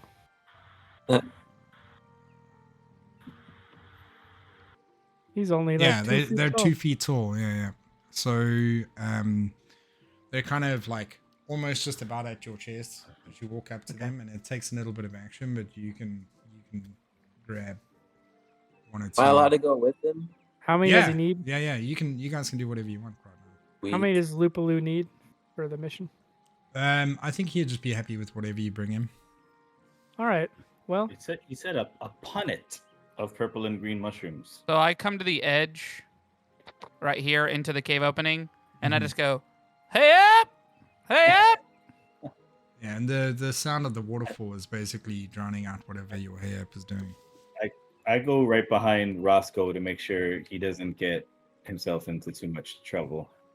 Okay, cool. Seems like the other two have the mushroom situation well in hand.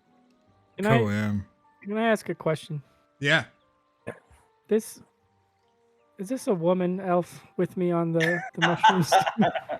It is. It was prior to This elf her looks gender awfully change. attractive. Yeah.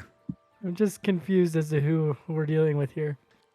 Yeah. Well, Okay. easy there, I Roscoe. trust you, Just Karen. hold up for. Yep. Okay, Roscoe. As you walk into this hallway, I will say, do I enter or do I not? as you walk Wham! into this Oh, hallway, damn it. right? You hear like a clicking and a clacking of like Oh, God. wooden Uh-oh. construction and like rotating like blades and stuff like, or rotating gears and stuff like going tuck, tuck, tuck, tuck, tuck, tuck, kind of moving into this thing, and you hear the shrill shriek of a tiny female voice. Wah! Right?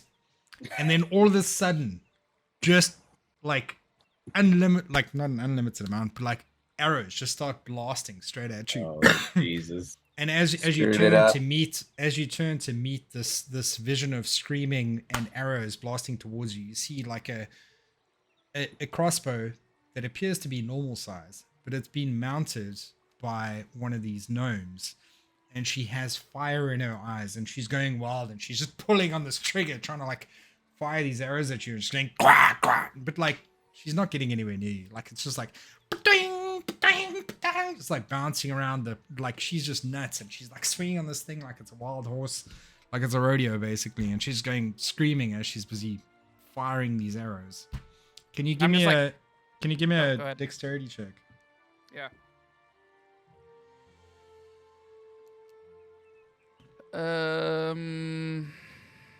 A check. I rolled a 14 with a 5 on dexterity. So, Okay, cool. or wait, Yeah, I'm sorry. so It's a check with 3. you don't really need to do that much to get out of the way of these arrows, because No. they're basically not really at all going in the direction that she thinks that they're going. They're just kind of like bouncing off the walls and stuff like that. But it's just to make sure that none of them like hit you just like on a bounce or something. So you Right. definitely successfully avoided any arrows coming down that thing. Calais, as you hear, like you're standing outside where the waterfall is, so you can't hear the shrill scream, but you see your little halfling friend standing in front of you, and he's like doing a little bit of a dodge, and you see these sparks flying off of these cave walls, just going cling, cling, cling. You have no idea what the fuck's going on. Roscoe, are you okay in there? Yeah, it's He can't It's hear you because fine. of the waterfall. Oh, So you have to like. Damn it! All right, I kind of just haul ass and like run in there as fast as I can, Okay. and I get close and I try to just snatch him up out of harm's way. Okay. So are you in cover? Are you? What's going on here? I don't know.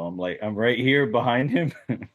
Okay, cool. So you're standing there and you want to try and save your brand new friend Roscoe Willoughby I'm from. just trying to save his life. Yeah. So number one, can you give me a strength check? And number two, can you give me a dexterity check? Okay, strength check or save? No, strength check, dexterity. Okay. Yeah, just make them both straight checks. I think it's fine. Just straight strength or athletics? No, I think strength. Like there's not a lot of like action required here. Like you're Okay, just picking so- the dude up. 21. Yeah, so you definitely Total. successfully pick up your man. Now let's see. Give And as me I a pick him up, I'm dexterity. like, "Oh, you're lighter than I thought you would be." Yeah, he's not as dense as dwarves. So, but Oh, I don't like that he just picked me up. yeah, he made you feel. So- He made you feel like a baby. So I immediately, while kicking off of him, Mhm. take his sock puppet or whatever it is to pocket it. But I'm trying to do it in the midst of like pushing off of him without him noticing that I'm slipping it, because it's more Oh, to me. It's damn just it. more of like being funny. Okay, so we'll resolve And that I'll in a we'll resolve that in a second. Carlos, can you give me a dexterity check? Okay. Oh shit! I have a -1 in dexterity. It's a 10. It's a 10. Yeah, a 10. Okay, Not so very like dexterous. as you lean over to grab your man with your thick, brutish human arms, and you lift him up like a child, and he starts kicking at you like a baby. Trying to As you save lift him you. up, As you lift him up, there's one of the arrows bounces off of the ceiling and comes down and strikes you on Oh, no. your left arm, and you take My left arm. yeah, just like it like kind of slightly bounces My off your left second arm. favorite arm. Just You to take- be clear on Yeah. checks, we use the big negative or plus numbers on the far left side, right? For checks, not for saving throws. Saving correct? throws, yeah. So like Okay, just making sure. Yeah, in your particular thing. So let me just have a double checky here, just so I know what I'm saying.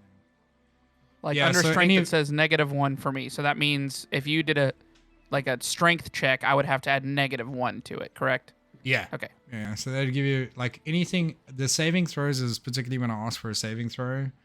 Yeah. I Any figured. of your checks will be like you can go, like Carlos said earlier, like maybe it could have been in acrobatics, but because he was just picking you up like a little baby, it was basically just a strength check. It was animal handling. It was animal handling. check. Yeah. So we might use some of these down the list here where it says skills, or we'll just do a straight check of whatever one of these other ones is. Cool. But yeah, Carlos, you take 2 points of damage. Oh man. And it like as the arrow like kind of like bounces off of your arm, it like shifts its direction, but you see like the side of the arrows basically hit your skin, and it's kind of like split it open a little bit, and a little bit of blood coming out, Oh no. scooping. Also, Yeah. at this particular stage, like as you try to bend down and pick up Roscoe, who's not very happy about the situation, you feel another pang in your knee. It doesn't last Oh, for long. damn It's it. just like a quick second. It's like ugh, in your left knee. My left side is in trouble. I heard that. By the way, I just want to make a note that I heard him say his left side is in trouble. So yeah, I just do like basically as soon as he picks me up, I like push off of his stomach kind of off of him to go Yeah. against the wall, like flat against the wall over here. Yeah. But while I do that, while I see that he gets hit, I go for that little sock puppet he has just to kind of like nip it for myself. Okay, can you do a sleight of hand check, and then Oh, I Carlos- will. Carlos, can you give me a perception check? Is that perception check? I just want to check. Is that perception check going to be with advantage or disadvantage or like what are we talking? I mean, like, yeah. I think okay, this well, is just no. going to be a straight roll because you guys are just like It's- in the middle Oh, of stuff. come on, man. It's a 21. It's a 21. Yes. Okay, what did you roll? Oh, it's a 16. It's a 16. Okay. Get your total- hands off of total. my puppet. Son of a gun. He literally like grabs your arm as you're and he's holding you with one hand, and he sees your arm come down and he grabs your arm. He's just like, leave my puppet. So he's like, now he's made even bigger fool of you because now he's just holding you with one hand. This massive beast of a human. Well, And you guys are currently standing. You can take yourself out of the hallway there, Roscoe, because you're being carried by your man. So you can still hear the arrows busy pinging through the hallways. And in this particular space as well.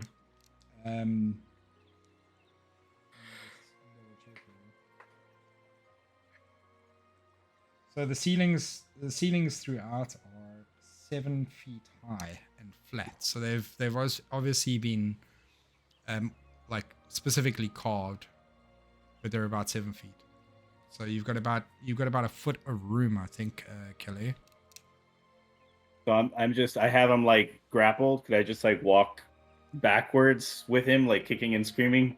You can, of course, yeah, until you decide to kicking, let him go. not screaming. Kicking and stealing. Yeah. Kicking and stealing. I just walk back towards the entrance of the cave, and then I just put him down gently. Say, Okay. What was that all about? I took an arrow for you. I didn't ask you to pick me up. I had the whole situation handled. I should have asked. I'm sorry. When someone's in trouble, I just want to help. You pick them up? You should Well, if assume it- to never pick up a halfling ever. I will never do it again. Please. I'm sorry. Look, I'm bleeding. There's goop. I'm sorry for your goop. Why don't you cover up your goop with your sock puppet? Okay. And while As you Throw it guys in my are bag. busy arguing between the two of you, basically shouting at each other because now you're standing near the waterfall. Oh, the damn Um, waterfall. Theron and Orsic, do you wanna follow up here? You see the two of them come out. You can't really see that anything has happened to Kelly because I mean it's too far away, but like you can see them coming back out of the cave arguing with each other. And I'd like to hear what you guys want to do. Well, we've gathered our mushrooms. Mm-hmm. Should be enough. And so So how did you store these mushrooms? Like what did you do in order to gather them? I'm carrying, I'd say, an armful. An And then armful. maybe, yeah. Okay. Do I have a pack? You do. You have a backpack. So if you check on your character sheet, like you can go down the list and you'll see your inventory. It'll tell you what you have on you. It'll also tell you how much gold you have and all of that kind of stuff. Great. So you have a backpack. You can store like maybe one of those 2 foot tall mushrooms in your backpack. Realistically, a punnet of mushrooms is like maybe like this big. So I think in Lupulu's excitement to try and get somebody to go and get him some mushrooms, he forgot how big these things were. So like bringing him one is probably more than enough. Okay. I have a backpack and a component pouch. Cool, yeah. So like you can both each take one mushroom. All right. I'll put one in my backpack. You want one in yours, Theron? Yes, sir. Let's go. I'll get the green one. Cool. You get the purple. Unless you want a green also. It's cool. All right. Sweet. You have successfully collected strange just- mushrooms from some. Waving my arm over at them, and I'm pointing at my injured arm and like squeezing it so you can see hopefully see blood squeezing out of it. Oozing out of it. Yeah, like It's at this oozing. distance, It's gooping. at this distance, you can't really see what he's pointing at. So. And we can't really Oh. hear him, but No, because you guys are like right up on the waterfall. It's so loud you can barely think. okay. Are we far enough away where we can't even see the halfling? I'd say, well, what you call it? Calais had him in his arms and he put him down. You can see the two of them arguing with each other as you turned around. But he's like standing in the doorway of this cave system. Well, I say that we head back over that direction, unless it would make more sense for them to come to us. But I guess because we can't hear them, I say that we move towards them. Up to you guys. What do you say, Wizard? Who I now trust. And like you're standing right next to his ear, shouting this at him. You're like, All it took was picking "What do you some mushrooms think, together. wizard?" I have come down to my level. Lean- Down to my level.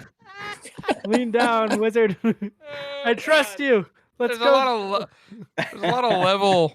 There's a lot of going down to levels here. I think we wait for him on the other side of the river. All right. Yes, because I Be trust safe. you. Well- I start moving down, and We go here. We Roscoe stay wants to here stay and wait there. for them. Got it. So we moved Well, over. I tried to, just because I heard the panic, I heard the shriek, and it seemed like there was a lot of panic. I come to the edge right here. Yeah, With and my the arrows are still flying. They're still like pinging off Yeah. the wall and whatever, and you hear like the same shrill voice saying, "Die, heathens!"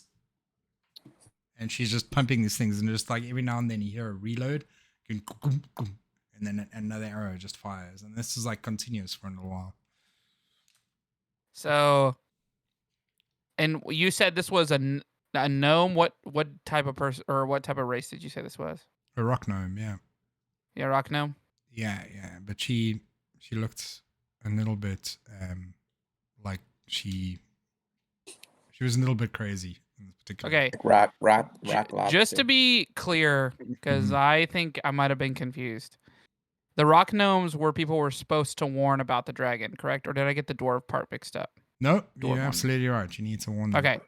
So I say around the corner, I say, you know, hey, I come in peace. I'm here to warn you about the dragon. I'm here to warn you about the dragon. I'm trying to like cool it, and then I just go, I literally as I put my hand out, I go, hey up.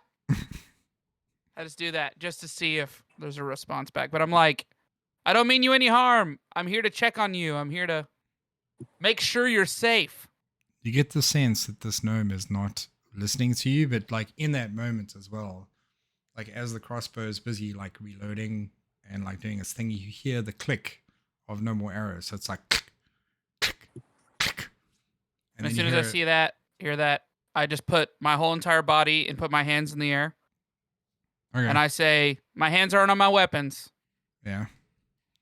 And she's like, she's not having any of this, right? And then as you're standing there, the whole assembly of crossbows shifts and it starts turning. And another crossbow is lined up and it loads up with an arrow. And you see in her eyes, she's staring straight at you. She's like, "You will die." And you check, like, she just releases this thing. So can you give me another dexterity check? Yep. Oh my god. I had to give it a check. Also, you took away the music, Remo. Oh, That's why this is happening. I didn't even realize. Dex check. I got 18. You got 18.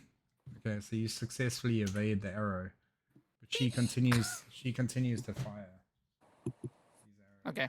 Well, in that case, for me, I'm walking all the way out.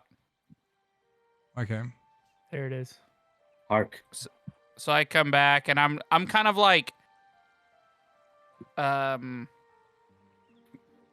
I get would I? Yeah, I would. So basically I'm coming across the water, but when I get here, I immediately I kind of just like I purposefully go further in the water just to stay far away from the man that picked me up earlier. I just kind of reach out and then And I'm like, I don't know. Ross. No, Ross, go. you know the rule. You know the rule. As soon as he And I gets to me, though, can I pick him up? No. Yeah, can you give me a strength check? It's even more No! degrading because I'm supposed to.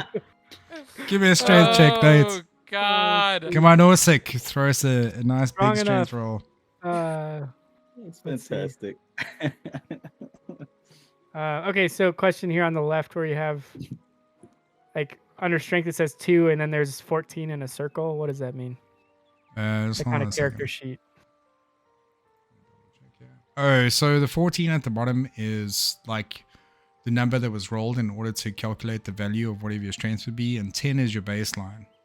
So like if you get 10, that's a 0 for what you call it, bonuses to any rolls that you have for that. But like if you go above that, then it starts adding digits to your rolls. So like if you have an 11, 12, whatever it is, and I think it's for every two, right, Carlos? Yeah, it goes up 1.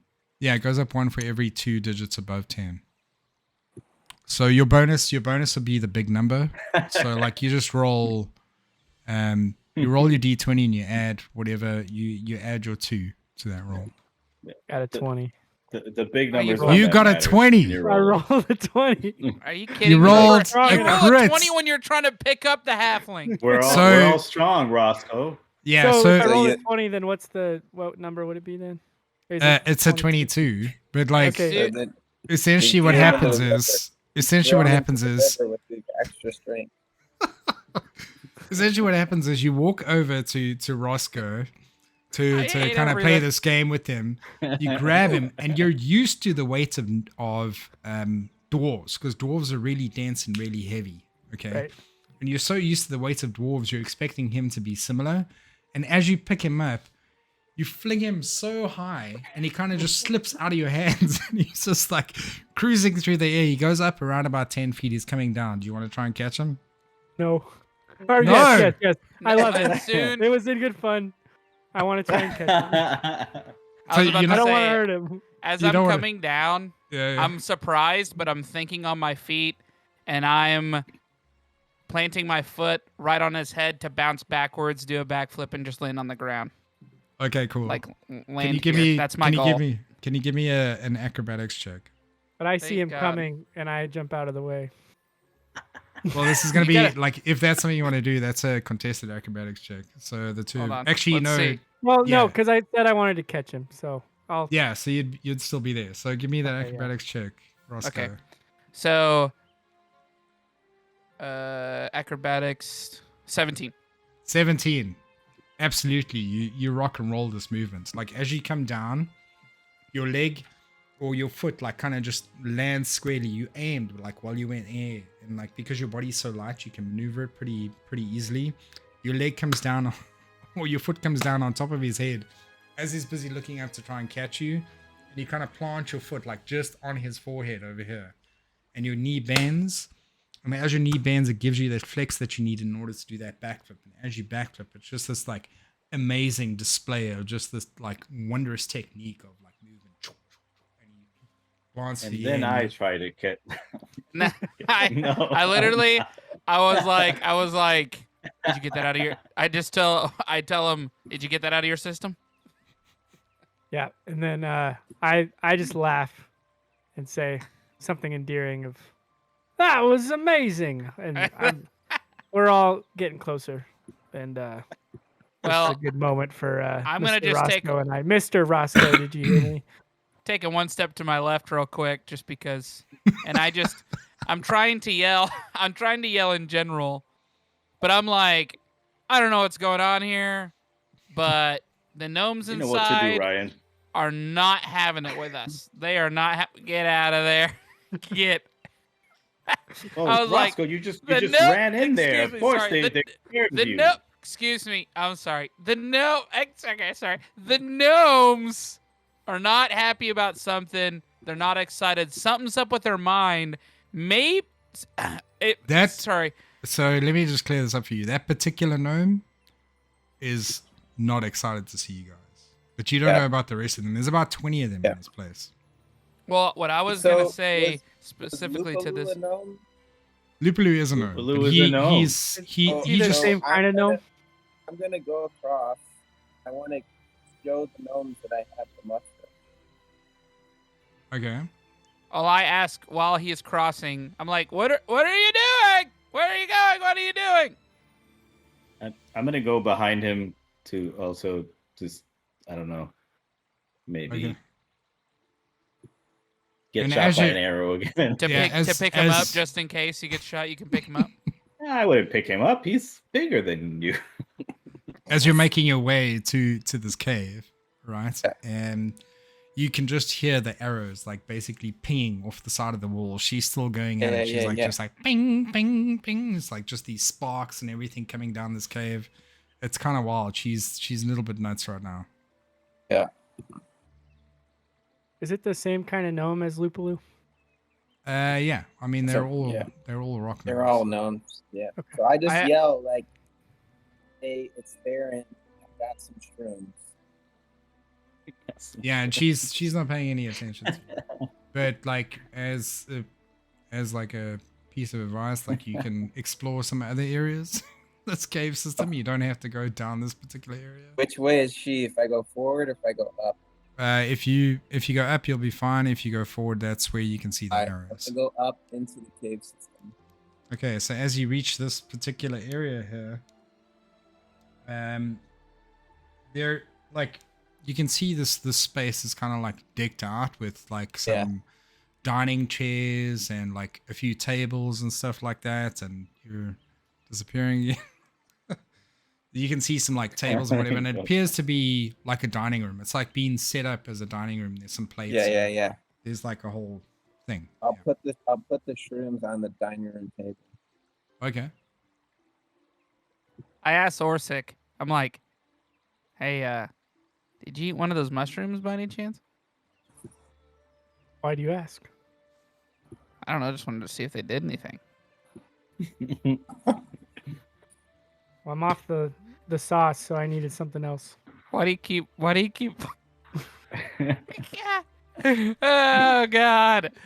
Oh. All right, so it's like- Ryan's making his way down this way here. Oh, jeez. Aaron has just walked Oh, into. God. And I tell Orsic, I'm gonna go ahead and cross. Okay, Ryan, see if just they've hold made up any there while headway. you in that Do you want room. me to throw you? Okay.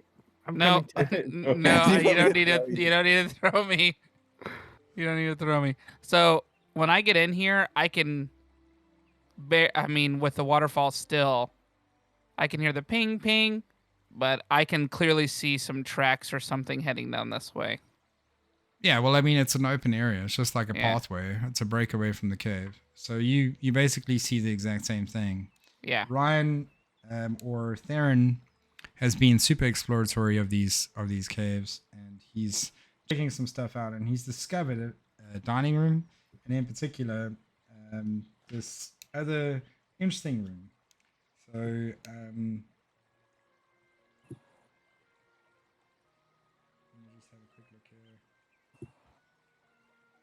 So what you see is like there's two wooden barrels that look like standard barrels, but each of them resembles a crab. Right? So it's got like these little legs that come out, and it's got a barrel for a shell. It's got these 6 articulated metal legs and a pair of forward-facing pincers. The hatch on the top of each barrel opens to reveal an interior compartment. So we look into the barrels. You can, of course, yeah. Yeah. As you look into the barrels, you see a small leather-padded seat surrounded by levers, pedals, and gears. And the build of these barrels, like as you're looking inside them or whatever, you can see some of the lights of the room kind of penetrating the slats in the barrel. So you kind of get the sense that these barrels aren't airtight. Yeah. So we can open the barrels. We already opened them. Yeah, so you open the compartment and you saw that like kind of leather seat inside with the levers and the pedals. Yeah. Could something or someone small maybe ride one of these things? Sounds like a job for a halfling. Do we know anyone like that? You might know. He's leaving.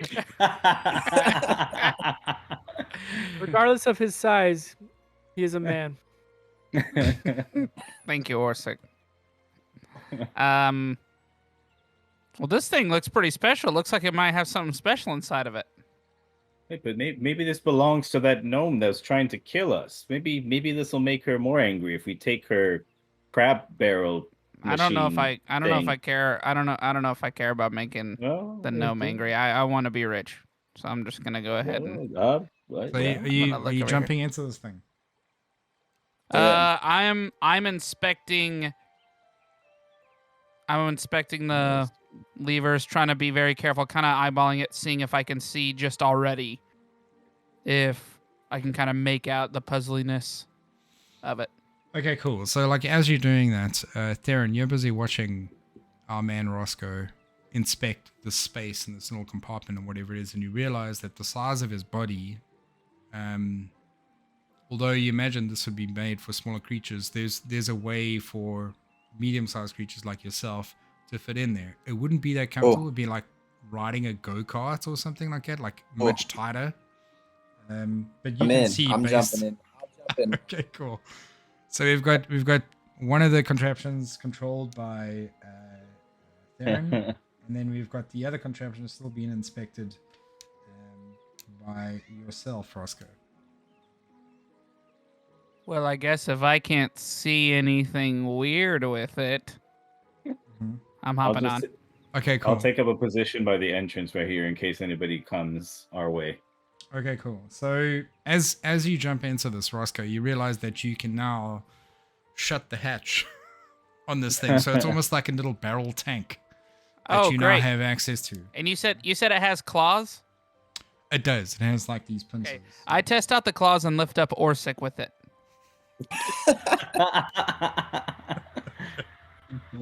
Let me see what happens there. As long as I can clearly see they're not sharp or can actually kill somebody. I'm always down I for love a how good ride. there's a dragon around just terrorizing the people, and we're just lifting each other up. Okay, where is Orsic right now? Oh yeah. Right beside me. Right next to me. Okay, cool. So like you're in one of the barrels. And I close the hatch. And he can hear me inside going like a little tiny banana laugh. So can you roll a d20 for me, please, and add 2 to that roll? Add 2. Yeah, and then also if you can tell me what your AC is.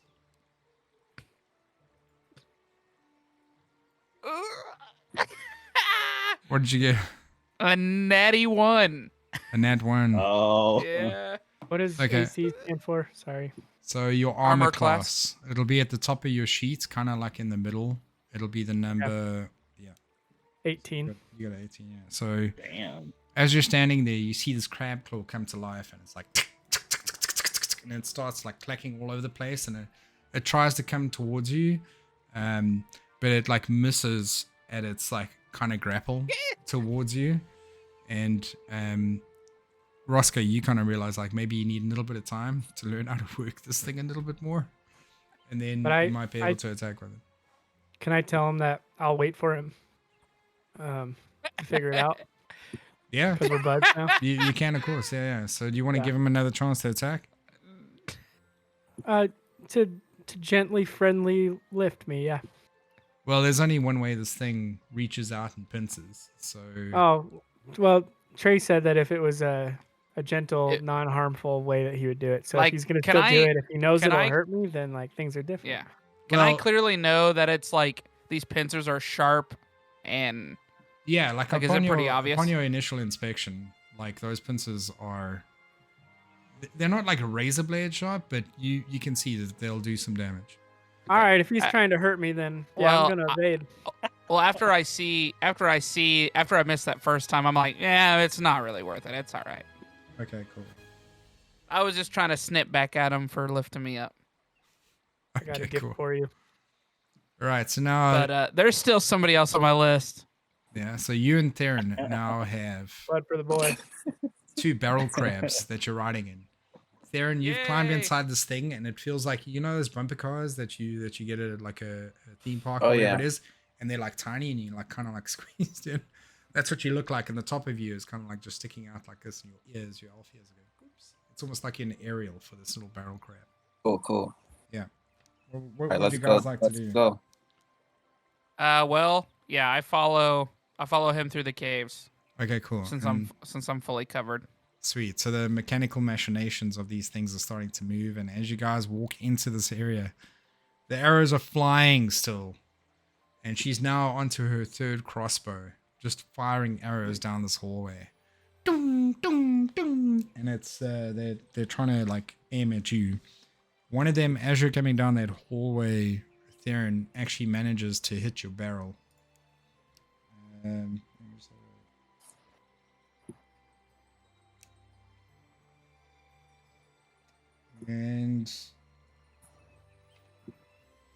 it hits you.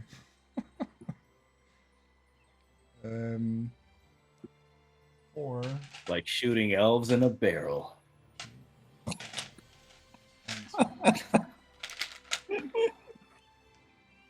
Eh, it hits the barrel for 7 points. Holy crap. Oh, Yeah. So your barrel has sustained some damage, but it's still mechanically sound and it's moving. cool. I get as close as I can to the thing, right? And then I'm like, "Chill out, we're trying to tell you about the dragon."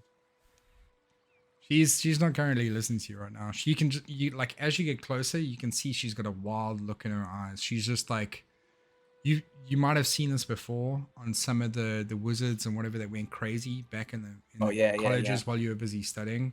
Like it's yeah. they're she's definitely like there's something All right right, here. so I zoom around her then. Okay, cool. I go into this opening. Yeah. Oh, These other barrels. okay, cool. What's everyone else doing? So I hear it bounce off of that barrel, and I still hear him moving. So I'm gonna just pile through as well. Okay, Try to cool. get past her.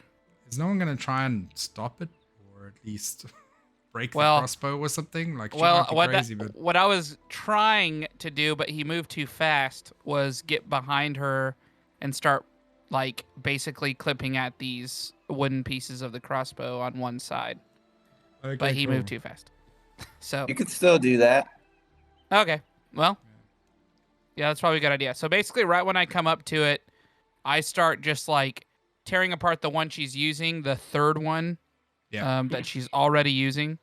Okay. Well, this whole thing is like a complete assembly, so you're attacking the whole thing basically. Yeah, then I just Um, attack the whole thing. I start taking it from that side. Yeah. So can you just roll a d20 for me and add a +2? It's a dirty 20. Dirty 20. Okay, nice job. It Mhm. definitely hits. Can you roll 2d4 for me to see how much damage you do with this thing? Yep. 2d4. 4 damage. 4 damage. Yep. And you're specifically targeting the crossbow? Yes. Okay, cool. So the crossbow takes the 4 damage, but it still carries on firing. Okay. You basically wanted to use crossbows, kind of like bends a little bit. It goes. Can I get on top of it with the crawly thing, or is that like is the roof like right there? No, I think you'd have enough space, so you can get on top Okay. of it. So I kind of just crawl up the side and get right on top of it, and just start trying to snip away at the crossbows from above. Okay, as soon as she sees this crab mount this crossbow, she jumps off of the crossbow and runs down the hallway away from all of you. So she's just gonna mission. Okay, that way. Oh. Okay. Damn, she's fast. Yeah, so she went basically south of where you guys are, and she ran through the hallway. Well, And Ryan didn't I'm gonna notice follow 'cause her to he's- see where she heads. Let's try to find Theron. He's clacking away in his crab machine. Somewhere. I see him here, All right, so I come in so we can kind of reconvene. sweet. So as you enter this room, you notice like all these barrels that are being mounted like in this room in these little like spaces. There's a table in the middle that has like a couple of like tiny little cups that are made for hands the size of Roscoe's. And each barrel is secured by a wooden brace, and and the barrels in the south alcove have been tapped with wooden spigots. Oh. Can I go up to the spigots and see, kind of turn one and see what comes out? At the south. You can, of course, yeah. One of these. Let's say this one for this to the left. Yeah. I tell the party. I kind of am talking like the gnomes here. There's something going on. There's something in their eyes. They're just off. They're not listening. Do you guys think it might be something that's inside these barrels that's causing it to happen? So, at that very moment, let me just. The dragon pops out of the barrel. Son of a gat! At that very moment, as you touch the barrel, your hand sticks to it. Damn it! Classic. This isn't delicious at all. Yeah, and then you realize that as your hand sticks to this particular barrel, a set of teeth start being exposed from around the rim of the barrel, and want to start closing down on your hand. And I laugh. Can I hop in and chop?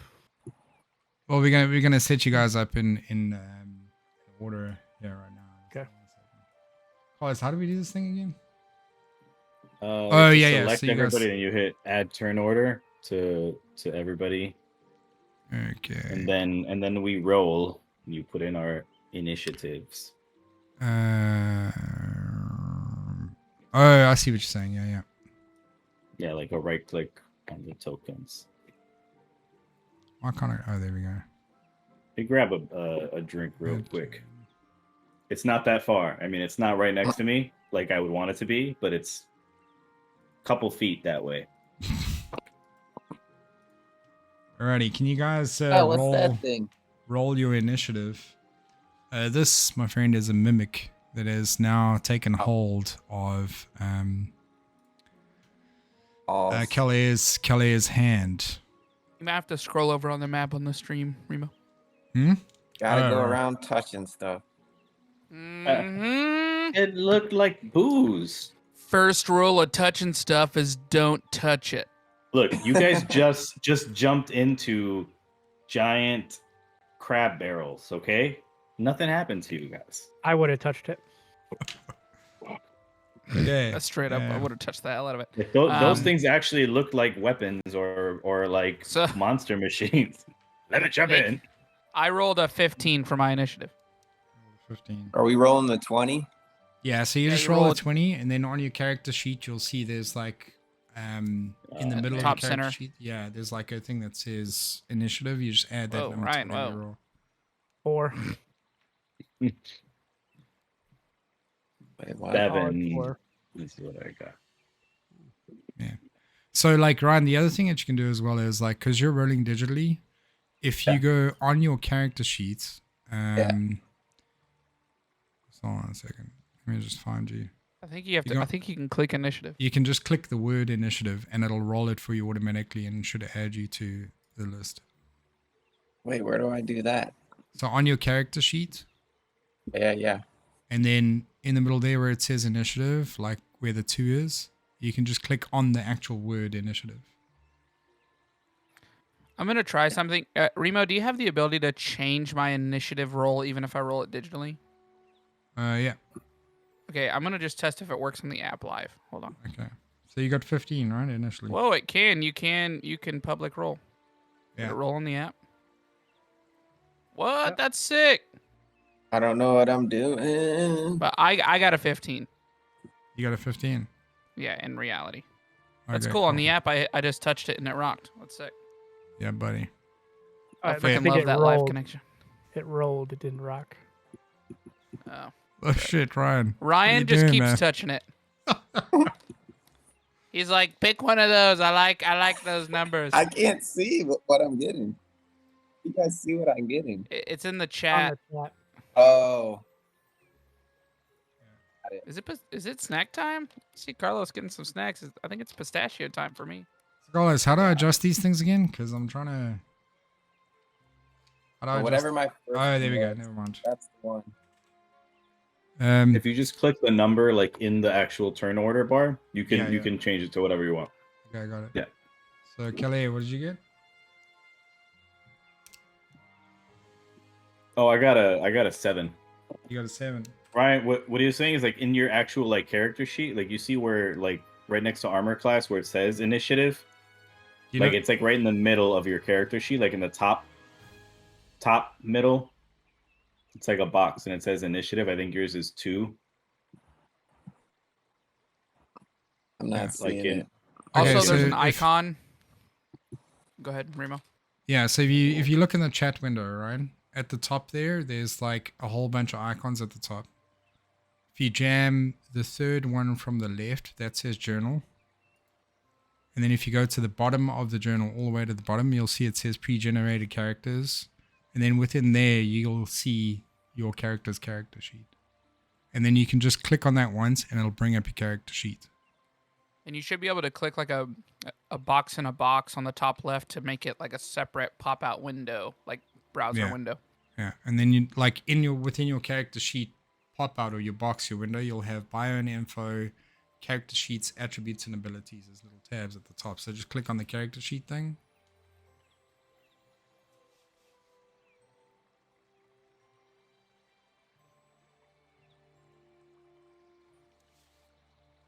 Gotta help Grandpa. Can't hear what Look you're like saying if you were talking.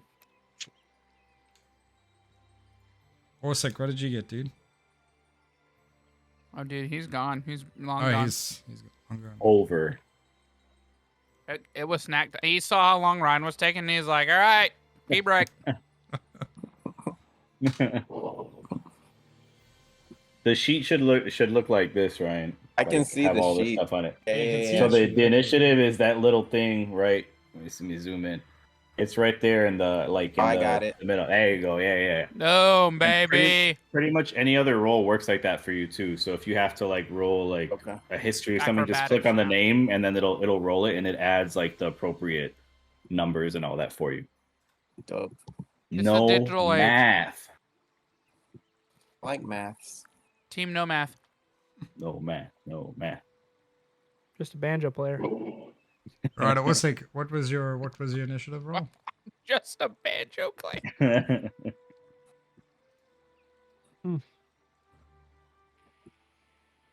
Who are you asking, Remo? Orsic Oh, 4. was a 4. Okay. Man. Pretty slow. Really just taking in the moment. He's like, wow, I like this room. Okay, so before Theron gets to go in this particular turn, the Mimic is going to have a go at you, my dear sir. Damn it. That's what you get for touching stuff. What are you, HR touching stuff?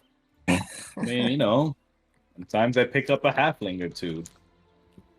Yeah, you got an Might issue go with to- picking up stuff. Might go to SeaWorld, take my He pants can off. literally, as soon as it becomes a mimic, he can hear inside the barrel like, It's going to do a pseudopod attack against you, Kelly. Oh, yeah, get your little suit. What's your AC?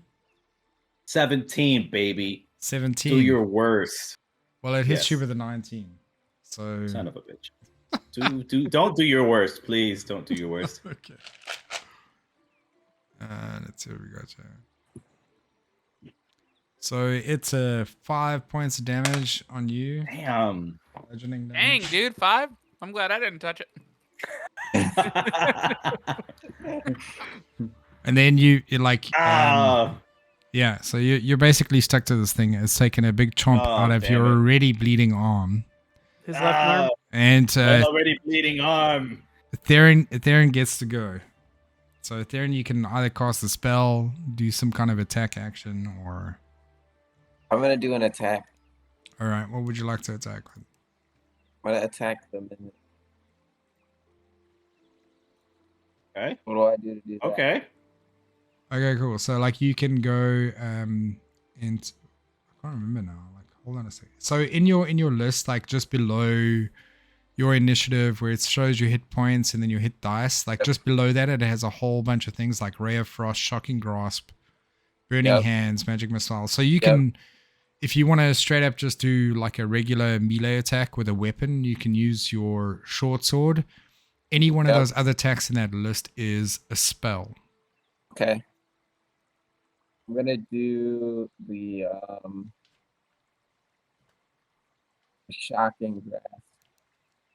Do shocking grasp.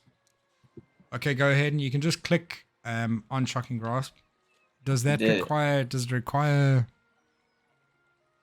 It's just an attack. I think Oh, you yeah. have to be next to him to do it, though. Yeah, so you have to move up to him. So you have to Oh, be like Remo. standing like right Yeah. there. Just for the new person's sake, when it's our turn, what all do we get to do during our turn? Okay, so you get to complete one action, you get to complete one bonus action, and you get to move whatever your speed is. So your speed is indicated by the number next to initiative, and that tells you how many feet you can move, and each square is counted as 5 feet. So, for instance, Theron's movement is 30 feet. That means he can move 6 squares from his current position. Yeah, I moved like 3 squares. I'm good. Okay, cool. So you have 15 feet left of movement once you've finished your Yeah. attack. Oh, I did my. Oh, then what? So you just click on your... He already Oh, yeah, clicked yeah. on it. It's right Yeah. there in the chats. So is that the damage? That's a attack roll. So That's whatever the the attack mimic's AC, yeah. Okay, cool. Yeah, you definitely hit the mimic. That's the bastard. Yeah, so you just click on the shocking grasp again. Like in the chat, like Yeah. there you go. Okay, Damn, 1 come on. point of lightning damage. Alright. Let me just... I'm sure it hurt though. It's a painful one. Yeah. So you hit that thing with the shocking grasp, and it goes down by 1 point of damage. It looks at you. Oh, but then and it kind of it can't do something also. There's Yes. some kind of other effect. I didn't do 14 damage. What happened? Well, it's because it's a cantrip. Lightning that- springs so from your the- hand. So, So when you're attacking, first you do what's called an attack roll, and that determines whether or not you hit them in the first place. So the Got it. 14 was your chance to hit. Got it. So it hit, and then you roll damage to see how much you did. Got it. Yeah. But like, it doesn't look like there's any lingering results from this particular thing. Yeah. So, dude takes 1 damage. He kind of like looks at you. With one of his pseudopod eyes, they kind of like turn towards you and they go. "Hmm." You can see he basically just made this dude angry. Oh. Next up. Oh, and before we carry on.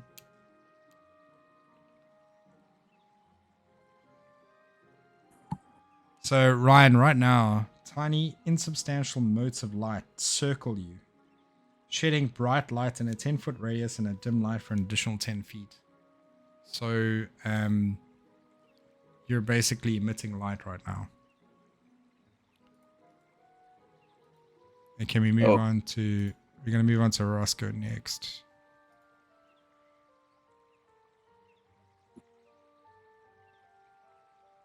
I'm gonna use my crabby guy, and you said these north ones and these ones don't have any taps on them. Yeah. So I think there was only like a few of them that had taps in them. Okay, so I go over to this one right here with my crabby claws, and I just kind of like try to pull it apart to see if there's anything inside of it. Okay, cool. And as you crack into this thing with the crabby claws, the same wine that you noticed Orsic drinking starts pouring out of this barrel. Wow. I knew something was wrong. Careful. Yeah, Orsic. It looks hey, delicious. careful with that. This thing will turn you sober. You trying to remember? You trying to remember? Have some memories? The floor is So- slowly getting wet with this purple Yes. wine. I see it and I tell everybody, I was like, I think this is the wine that Orsic drank that made him all loopy or something like that. So don't be drinking this wine now. We're Is worried it- about our boy's arm falling off. Yeah, Oh. he's been I- bitten by a mimic. My and left Then arm it- it's bleeding. Then as my action, or I guess I can use it as my bonus action, I just open the top hatch and stick my upper body up out of it. Okay. And then my is my short bow's already on me. And I'm gonna short bow that chest. you can't attack I'm not- as a bonus action. Well, I'm use- saying Use your action, I guess- think, to attack with the barrel, right, Carlos? oh yeah, you're right, the barrel attack. Okay, you're right. So I guess I just You just stand up outside of this crab barrel, and now yeah, you're and I'm standing there. I'm just looking at all of them with that mimic, like, oh, with that this kind of with this sucks. look of surprise and like still a little bit of a smile when you were laughing Of course. at Calais beforehand. I'm more looking at the bright light coming from the wizard now. I'm like, wow, Yeah, he's got these that's, orbs of light rotating around him, around the barrel that he's in. Actually. and that'll do it for me. All right. Next up, Calais. What would you like Okay. to do, man? He's got you grappled. I mean, I kind of want to heal myself, but I Can I- kind of Do I get skipped? Is that normal? Or does Yeah. it just kind of? No, Orsic, you're after Calais because your roll rolled was the only a least. 4. Oh my! All right, sorry. Yeah. Learning. Excuse me. all right, man. You good? Excuse me.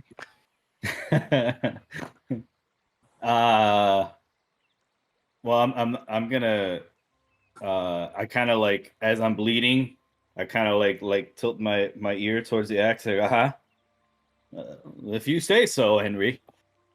And I just come down on that sucker with my great axe You're gonna come down on this like with a single hand swing. with yep. Okay, cool. Strong human. That definitely hits.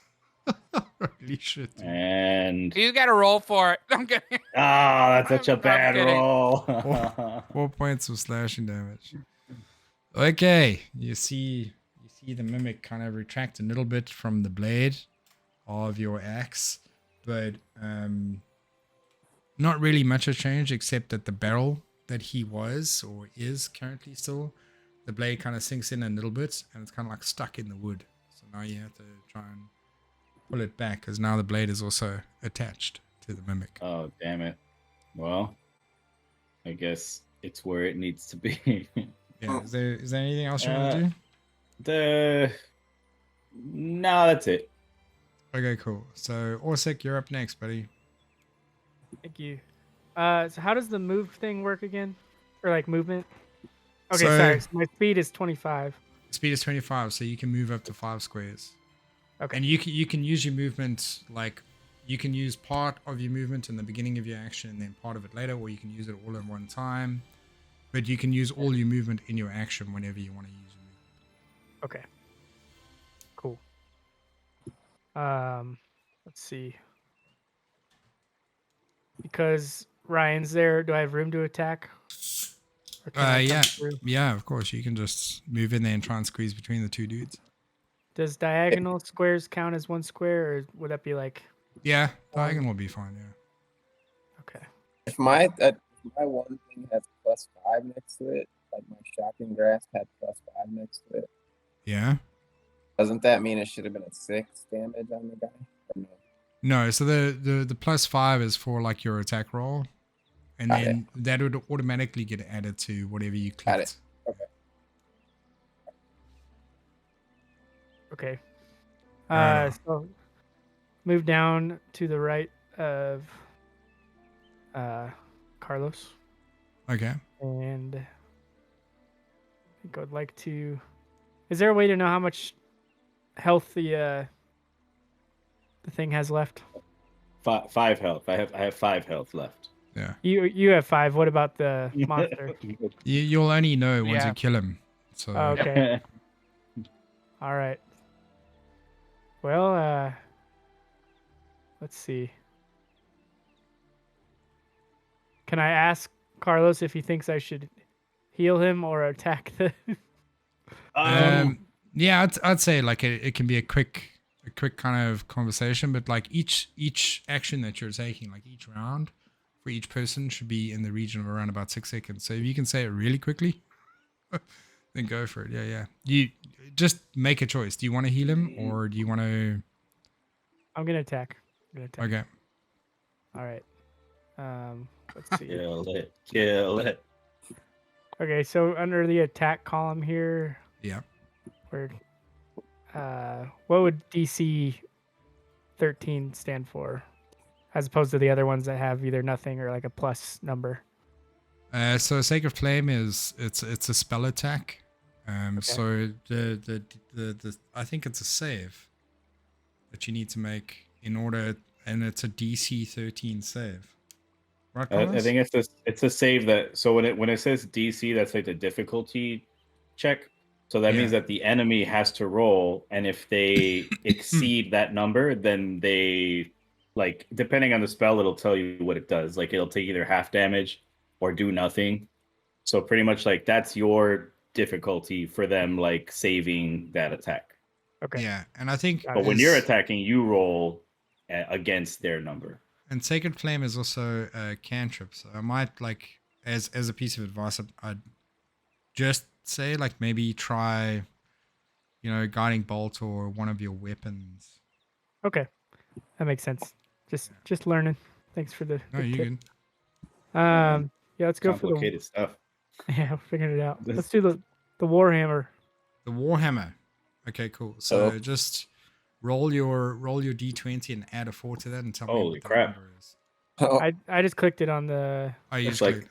chat. it's 2 20s. Holy shit, dude. So you crit on this guy, which means that. So just click on where it says the Warhammer two-handed. So click the word.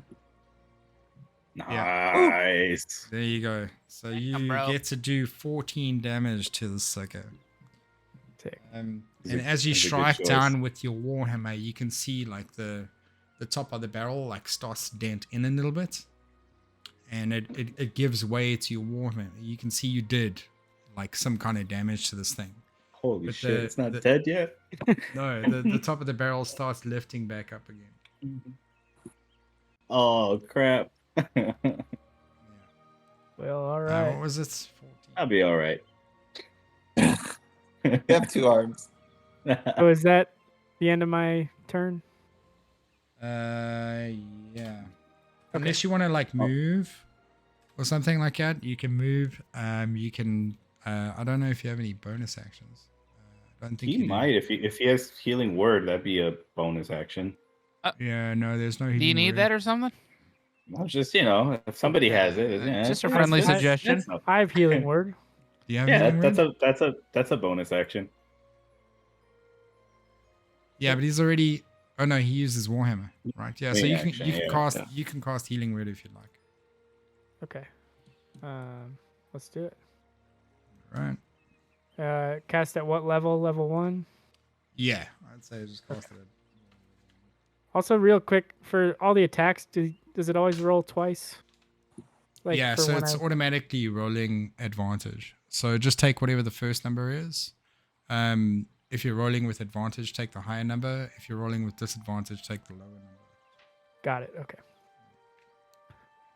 All right. Nice. All right, and how much did you get?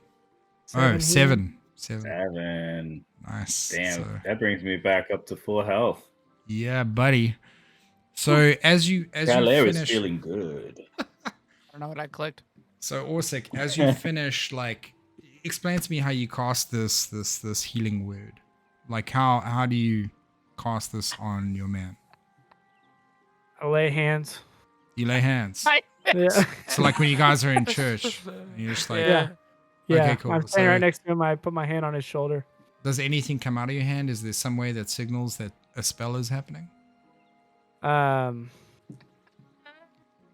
Little white, kind of light, and then you can kind of see sort of a stringy version of that. Particularly goes down over his left arm to heal that first, and then it Okay. goes into the rest of him. Cool. So like as you lay your hand on him, the underneath of your hand or the surface between your hand and his shoulder kind of starts to glow with this bright white light. and it Right. starts shimmering, and out of this shimmer, these little strings of light start wrapping around his arm and going Exactly. and give Sick. him the healing that he needs. And at that very stage, as the spell takes hold and effect on your friend Calais, you notice when you're looking at your hand that it slowly starts turning purple. It almost like it's kind of like dye has been dripped on your hand, but there's no source of this dye, but it just like your hand starts going purple, and then it follows all, actually not purple, sorry, blue. And as it moves up your arm, you realize that it's actually covering your whole body. So you lift up your other hand, you realize, oh shit, that's gone blue as well. So now your whole body is a deep shade, or is it deep shade of blue? Dabba dee dabba die. A vibrant shade of blue. Dabba dee Wow. dabba You are now pinging with blue. It kind of like Ping. changes, yeah, it kind of like changes the light reflection in the room as well. So whereas it would normally be like kind of warm because of the oil lamps and stuff on the wall, you are now shining super blue, and it's changing the temperature of the light in the room a little bit. Am I good at Wow. percussion all of a sudden? Yeah, you're always good at percussion. You know, Oh, you were thank hitting you. rocks for most of your life. So Fair. Okay. Blue dwarf group all of a sudden. Blue dwarf. Okay. Well, there's that. I guess I'm blue. Is this the- yeah. Do we know if this is a good or a bad thing? You can't really tell at this stage. I think the only person that would actually really know is Theron about what's happening here. But we're going to move on to the Mimic right now. The Mimic is going to take another bite attack at you, Man, or pseudopod attack. I think you just saved my life. Yummy. Sick. Happy to help. Watch him Happy do to help. exactly 5 damage. What's your AC, dude? It's 17, damn it. 17, and it gets Yes. another 19. Oh, come on. What happened? It rolled a 19. Come on. When somebody tries to hit you, they compare it against your armor. And I have a lot of armor, but it doesn't matter because this thing is hitting hard. What is your what are your hit points? They're 12 now, thanks They're to 12. Orsic. Okay, well, unfortunately, not anymore. Oh, The thing hit you for 9 hit points. damn. Yo, yeah, that definitely would have knocked me out if I didn't get healed. And it maintains its grapple on your arm. Son of a bitch. Theron, Level your- 1. your Go. turn up next. Yeah. I'm gonna attack it with my short sword. You're going to attack it with your short sword. Yeah. Okay, cool. Roll. Let's see. 5 and 8. Oh, God. Uh-oh. Okay. As you swing your Oh, indeed. your short sword, you kind of grab it out in the air. And as you swing down, these little motes of light that are swirling around you and creating this like kind of bright light get in the way of your action. So it kind of like flies in front of your eyes as you try and bring down the sword. And as you do, it just kind of bounces between the barrels. And it doesn't actually strike the Mimic at all. Do you want Oh. anything else? I got a bonus action, right? Say it again. I have a bonus action or no? Let me double check.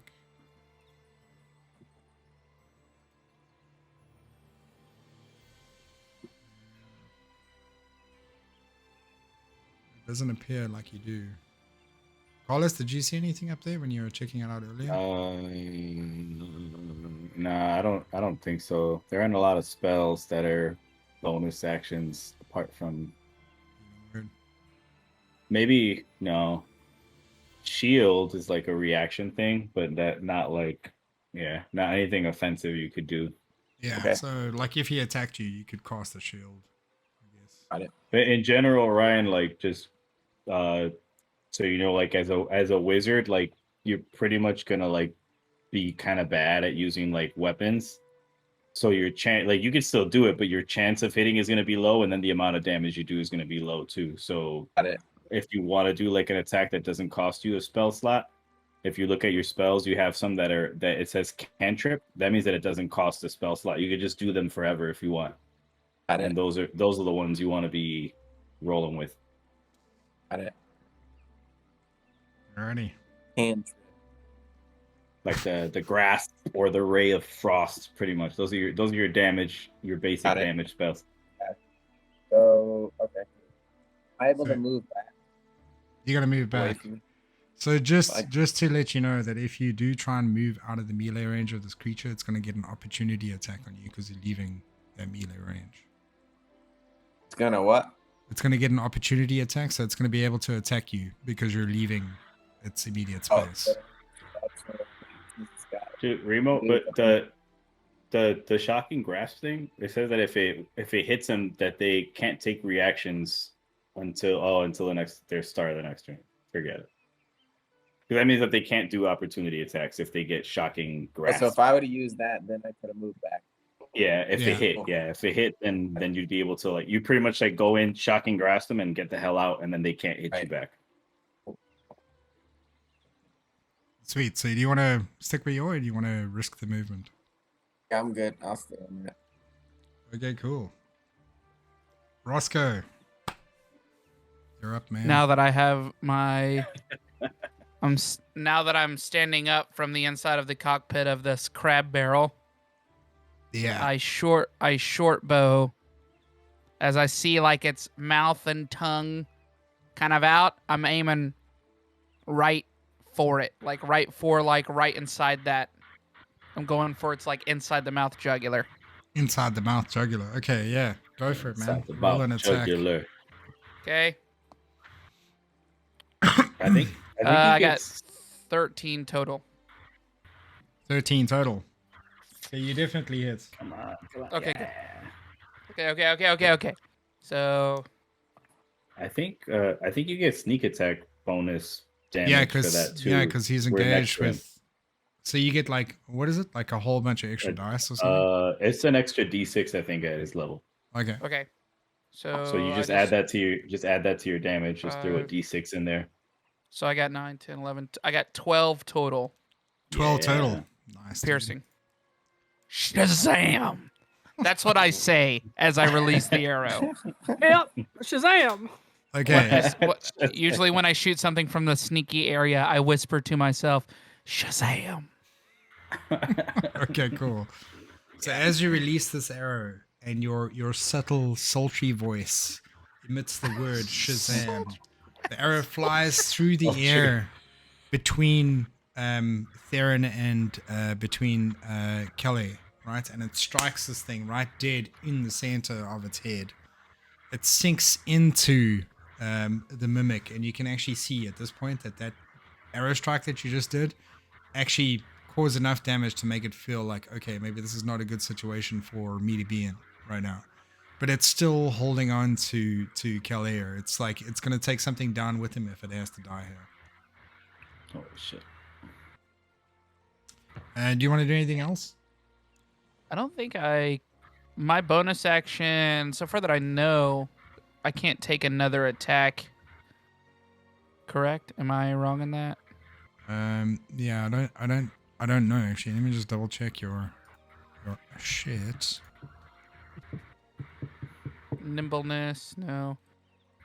No, I so think if you had like 2 weapons, then you would be able to take like a Oh. main action with the main one, and then like a bonus action as like the offhand. one. Oh, Yeah. I see. If Okay. you're dual wielding, but if you're doing the bow, that's like your whole action pretty much. Got it. Cool. Then I'm just sitting there.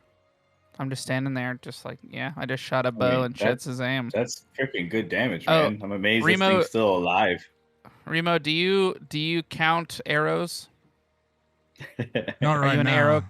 Okay, you're not an No, arrow counter. Maybe much later after I've GM'd a few more games, but right Those- now I I didn't think know I've if- I've got enough to keep track of. So Oh, I yeah, would say man. no. I mean, I'm talking about for me. Like I can -1 from my inventory. I didn't know if you did that with normal arrows or if that's only for specialty type arrow kind of thing. Don't worry about it, dude. Like, yeah, maybe if we move on to magical arrows, that'd be something you need to count. But for normal arrows, like that's something you could pick up from any town or village or whatever it is, as long as there's a blacksmith there. So it doesn't really matter. Cool. Okay, so Roscoe, that's you. Dan, Kelly, what would you like to do? The Warhammer. Would you like to try and escape? Yes, that sounds like a great idea. That's What is that, What- Henry? Don't hit Yeah. it again. Try to get away. You're talking crazy talk. Just so crazy it might work. Okay, can you? All right, the name of I the try to axe? pull away from it. What do I need to roll to pull away from it to escape the grapple? Do I do like a contested strength roll or? Righty, yeah. So just give me a strength roll, and it's at disadvantage because Oh, son of a bitch. Oh man, this is not looking good. The first one is a 3, so pretty sure. Yep. So, it's a 6. a 6 What I total. get.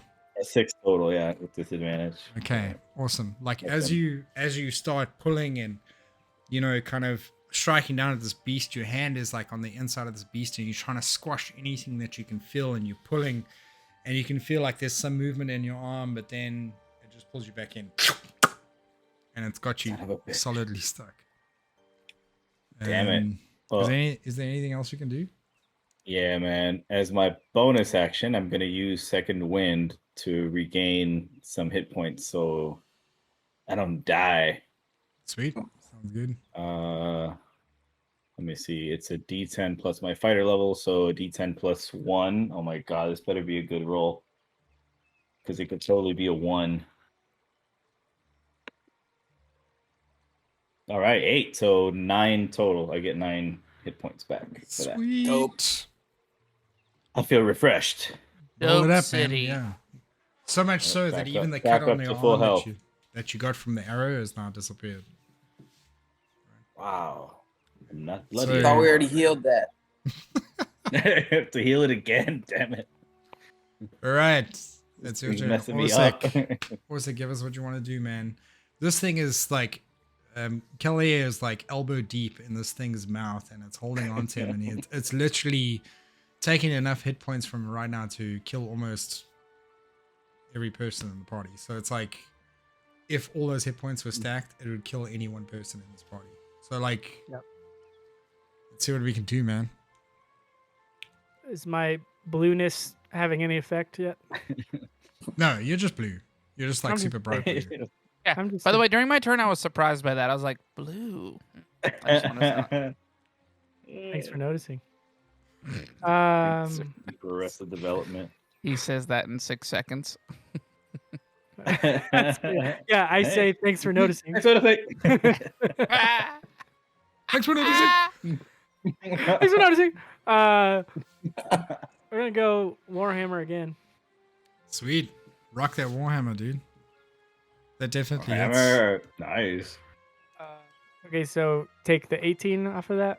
Yeah, so that right? you'll always take the first number unless we call for disadvantage or advantage. Okay, and then hit Warhammer two-handed Yeah. again. Yeah. 9. 9 damage. Okay, so as you strike down with this Warhammer, all right, your Warhammer comes down again on top of this mimic barrel. It's still holding its barrel shape, but as you come down with your Warhammer, you can see it sink down, but even deeper this time, right? And you can see the mimic is starting to lose its control of its shape of the barrel, and the back of it starts wavering a little bit, and you can see some bits and pieces of the barrel are starting to turn back into its like normal kind of like purple skin, its original pseudopod kind of skin that it actually has. And you definitely did some serious damage to us. It doesn't look like this mimic is long for this world right now. It's not bloodied, like super bloodied yet, but it's definitely getting there. Great. Well, may I heal my bro again? Yeah, because that's a bonus action, right? I'm at full health already, dude. So Oh, I you're used, good? yeah, Yeah, I used my yeah. second wind, so All right, never you mind. could save that sucker. Would that be my only bonus action then? Yeah, I Yes. think so. Yeah, I think that's the only one you could do. Okay. All right. So Very moving good. on, we've got the mimic is going to take his turn next, and he's been having a couple of like he's super worried about this like warhammer that keeps on striking down at him, and since you guys are like almost exactly in the same space, he's going to strike out at you, Nate. I'm going to give you the pseudopod attack. What's your AC? 18. 18. Okay, so this mimic, after all of the hits that you've been giving it and it's been getting from everyone else, like it tries to strike out at you with this long purple tentacle, and you see it flick through the air, and as it comes through, it goes, and it's just short of where you are, and it doesn't manage to actually strike you at all. But it does give you a little bit of pause because the thing is now, Carlos isn't its only target right now. Who the hell is Carlos? I mean, yeah, Calais. Sorry. So That's what Orsic. Calais says. In 6 seconds. So the mimic's turn is over. Darren, you are next. Remember that you are inside a barrel as well. Oh. So this barrel can like throw attacks. Let me just double check. So I can do with the barrel. And Yeah. jump. So one of the cool things about the barrel is it makes it a lot harder to hit you. Yeah. And the barrel, it has its own AC. So like if something strikes out at the barrel, you don't lose any health, basically. Cool. I'm gonna cast Ray of Frost. You're gonna cast Ray of Frost. Yeah. Okay, roll with it, man.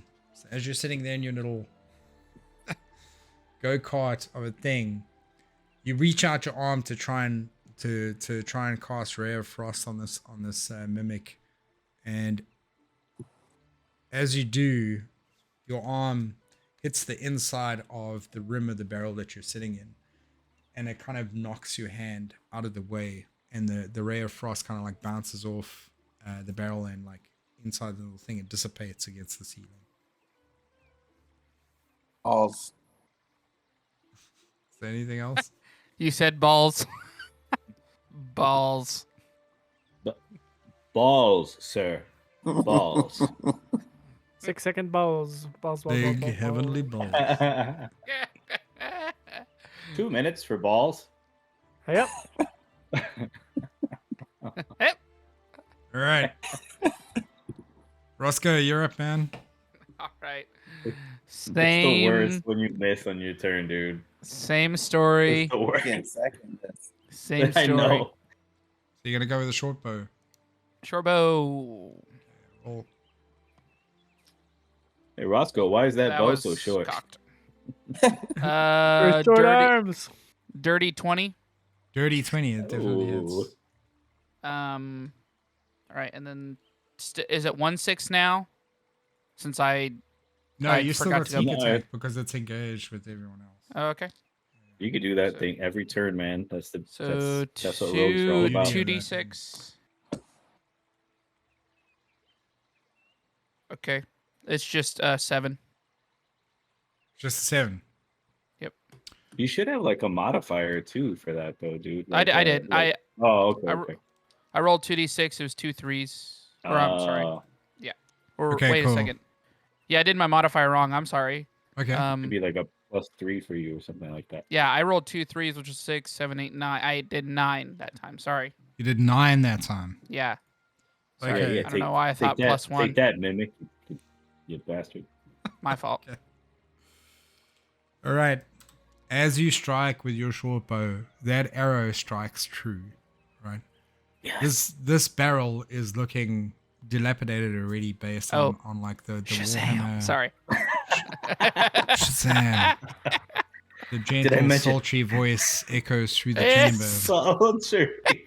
Everyone can hear it, and it kind of like turns around, like Shazam. Yeah. So like as you shoot Very this arrow, aroused. as you shoot this arrow, it strikes true in this like makeshift barrel that this mimic has turned itself into. And as you do, you can see the mimic starts losing functioning of like part of its body and its like ability to actually disguise itself as an object, and it starts like almost all over its entire body. It starts turning into its natural pseudopod form, this purple kind of gelatinous thing. It's still just weakly holding on to Calais' arm, but it's like you can see like as the arrow hits, it's like its little pseudopod arms are like kind of like bouncing a little bit. It's like, and they're kind of like these weak little pokes and whatever it is. But yeah, it's on its last legs. It's seriously bloodied right now. So Calais, this is your turn. Actually, is there anything else you want to do?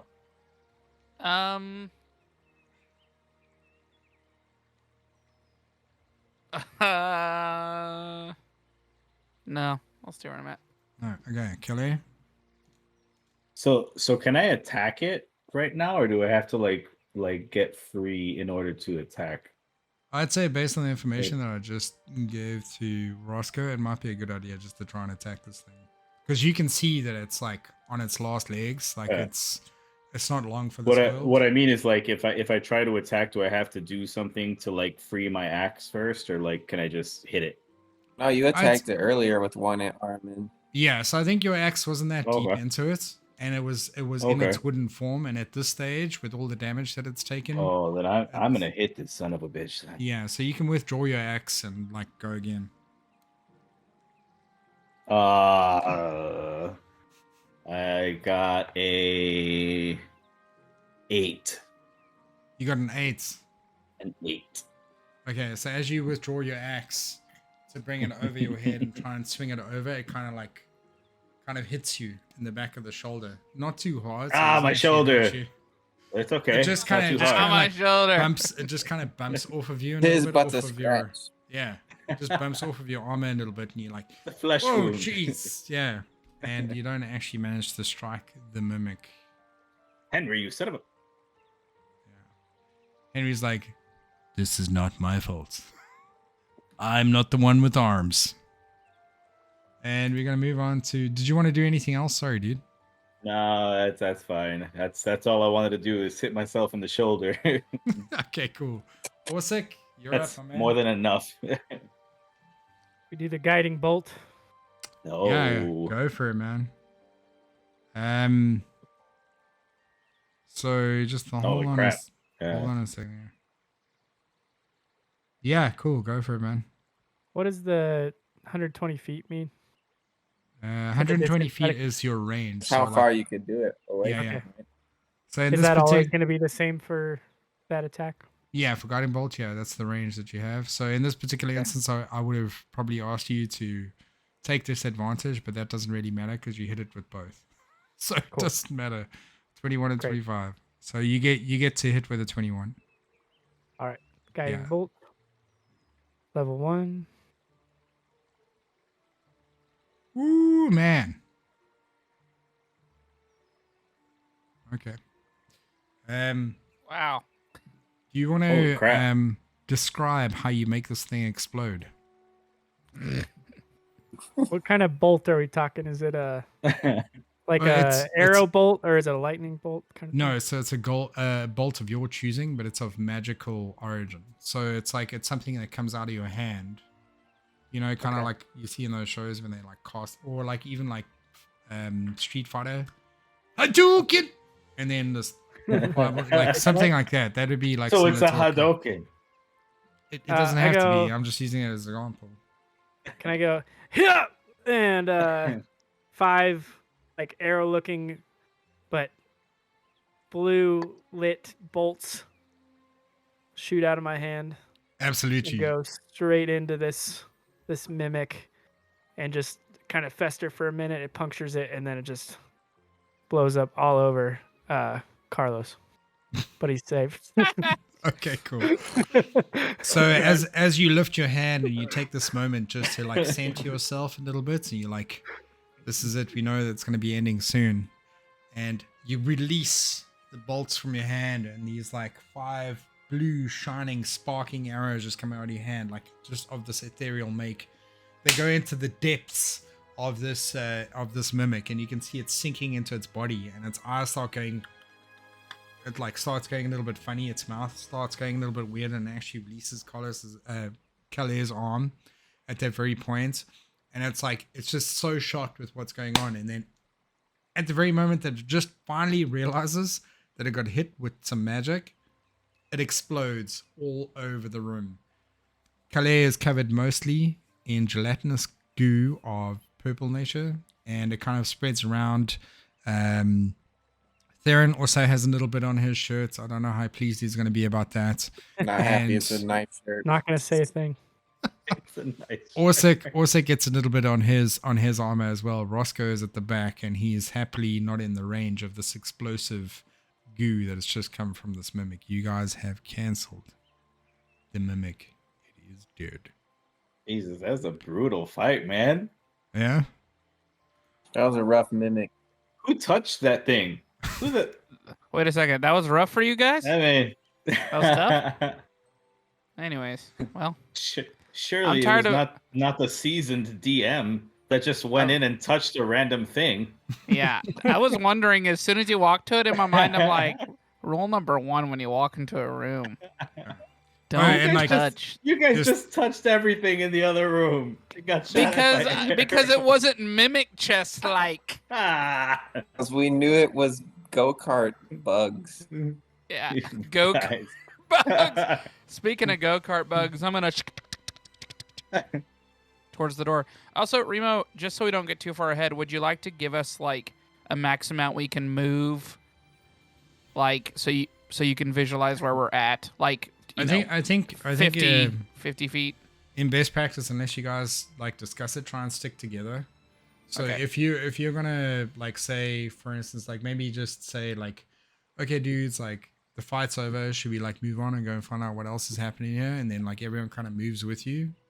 But like if you are specifically going, like you as a rogue are going off to go and search for traps and whatever it is, and you guys discuss that, then yeah, that's cool. Okay.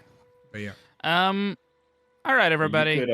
You could always roll like a stealth check if you want to go in somewhere sneaky, and then if you like roll high enough, like whatever's in there might not even notice you. So if you wanted to If you're scout little. ahead or something like that, Well, you know. that's I also got if a you- crab. Yeah, you got a whole crab barrel. So I mean, I got a crab barrel. All right, my crabby barrel dudes.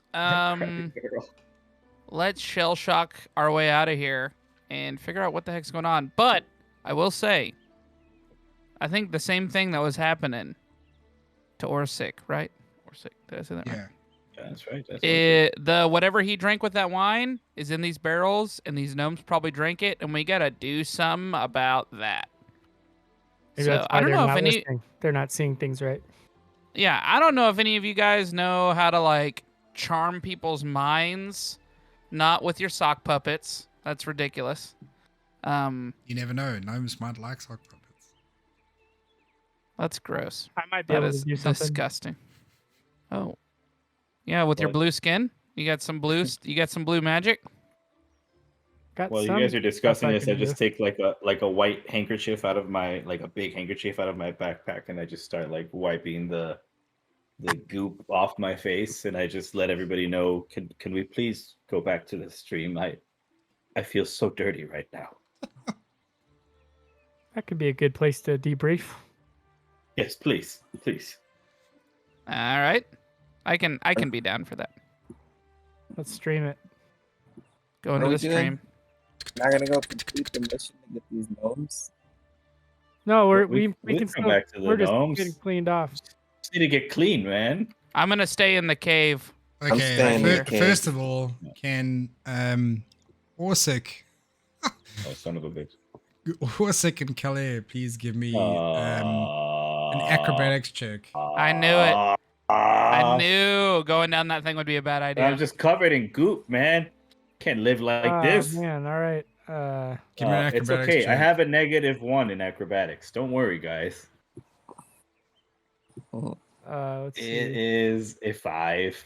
It's a Should 5. have stayed with Good us. old 5. -1 for me. Yeah. Holy So, shit. so I You- roll, right? Yeah, you roll and then just -1.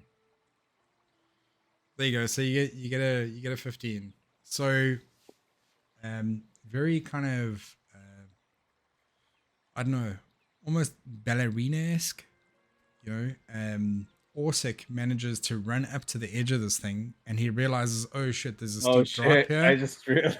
And he just like does this forward flip off the front edge of this steep rock face and lands on the ground in a ninja pose like this, right? Calais, as you come bundling down the stairs, a little bit of the goop that you were trying to rub off yourself kind of falls on the floor, and your foot hits it, and you slip, and you just fly straight into the pond in front of you. That's what I was aiming for. Yeah, I just wanted to get clean. But the pond is also only like 3 feet deep. So you go straight into this pond and you hit the base of this pond. And I can't remember what the fall damage is. I'll say you just take like, I don't know, 3 damage. Okay, I'll take 3 damage. Yeah.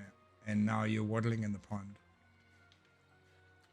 Your left knee at this point as well starts to ache. Oh, damn it, my left knee. Your left side's just rough, dude. No football You injury. ask him, you're at the pond, you're like, sup with your left side, dude. Left side, weak side, my guy. Okay. Oh crap! Wait, did I have to go around to get back up there? Well, you could try and climb up there if you wanted. No, that's fine. I don't want to fall on my face again. I'll go the Well, long I way. heard them. I saw them slip and fall. All right, I'm over here, but I'm back over here again. I'm fine, but I'm I'm clean. just I kidding. look fantastic. And as you My guys are armor has making never your been way so back shiny. up, Ryan, or not Ryan, Theron has made his way well into this next particular place. Oh, hey, there's some creatures there. And so, Theron, as you make your way into this room, mist from the waterfall dampens this empty cave. It is a 10-foot high ledge overlooking where you're currently standing. Hold on a second. Yeah.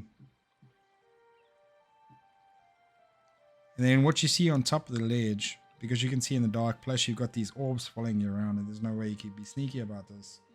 You see 2 rock gnome recluses standing above there. And they stop you in your tracks and they say, "Hold! What are you doing here?" And you see a follow-up from a female voice. "Yes! What are you doing here?"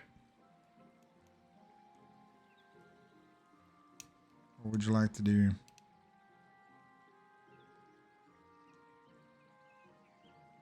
What do I do? Yeah. Yeah, I tell them, I've been trying to warn your dumbasses about the dragon this whole time. And then, yeah. Well, state your name. Aaron. All right. Is anybody else there in the room with him? I literally crawled in as he said his name. And since I figure they're wanting to know names, I just pop open the top. And I go, Roscoe Weebly Willoughby. I said that in an accent on purpose, even though I don't have an accent. Okay. Anybody else? I'm sticking back for now. Okay, cool. And then, so, Theron, can you give me...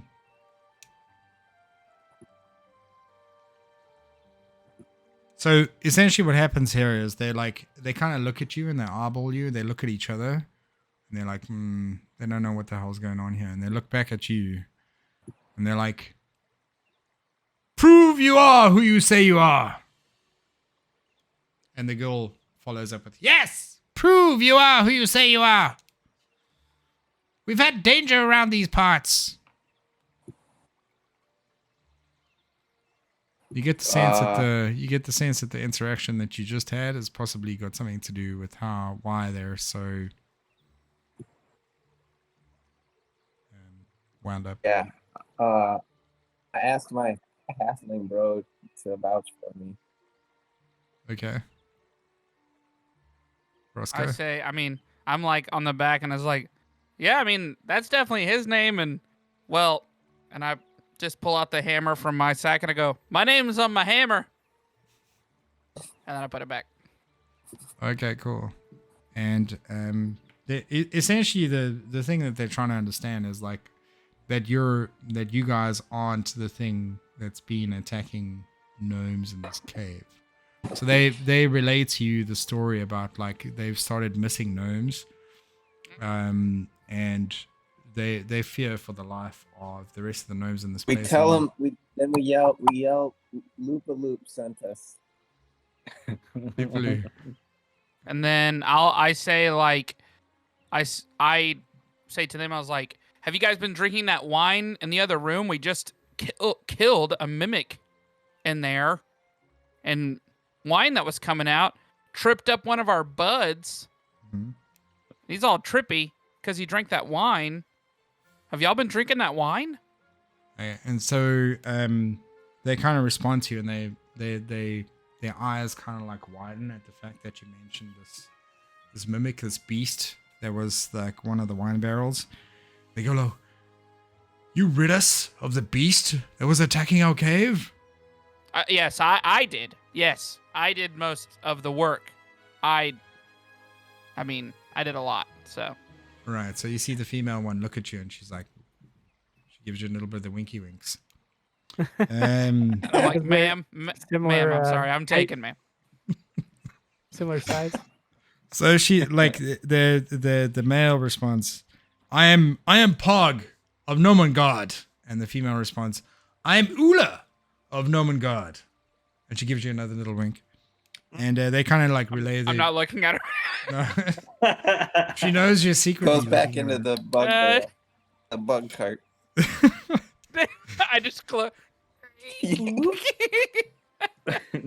Okay, so she essentially gives you this like information about the thing, and then you hear a little bit of like screaming from behind the two of them, right? And it's that same shrill voice that you heard that was coming from the crossbow. Oh, damn it. And she comes out and she says, "That's them! That's the attackers! Those are the beasts!" And she's like literally wilding right now. She's like going nuts, okay? And Ula kind of like turns back to her and says, "Calm down, Factor. Calm down." And she like puts her hand on her and like kind of calms her down on whatever it is. And she's like very huffy puffy at this stage. And she's just like, she's upset that no one's listening to her, right? But the other two seem like fairly okay. You've just told them that you've solved a big problem in their particular situation. I point to the purple blue. Yeah, I'm no, like, no. I got the mimic. Dude. Oh, it just I occurred to asked- me that that's how Lupaloo is making that wine is by using those mushrooms. Okay. Got it. Freaking Lupaloo, that son of a bitch. The psychedelic mushrooms. But the other two gnomes are like, they're fine. Like the one that was like behind them, in fact, was just she's just a crazy bitch. Well, I tell She's them, not winking. we tell them about, or I tell them about the white dragon, how it's been attacking people, and that you guys need to make sure to be safe. And I ask, are there any other gnomes in this cave that you guys can help and come with us to calm down and try to cure any of these people that have drank this wine at all? Okay, and then Ula, as you're spouting your mentioning of Which the I'm not- dragon, Yeah, I'm like, yeah. yeah, she says to you, "Oh, honey, the wine isn't the thing that's the problem." And she says, "All of us drink it, and we all love it. Enjoying a little trip occasionally is always a good thing, right?" And she gives you another little wink. I'm not looking at her. I'm not looking at her. I'm not even. She's She's talking to me, and I'm like, I'm not affected by gnome hijinks, yeah. shenanery. Okay, and then she like turns she turns to Pog and she says to him, "Will you fill them in with the details?" And he goes, "Yes, of course."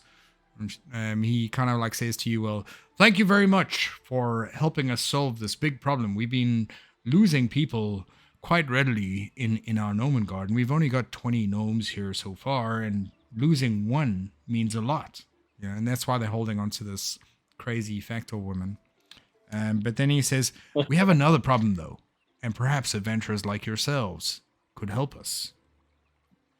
And he relays a story about like how the two kings they've got two kings in Nomengard, and one of the kings has taken the other king, tied him up, and locked him in his bedroom until the devourer of gnomes has been dispelled or disposed of.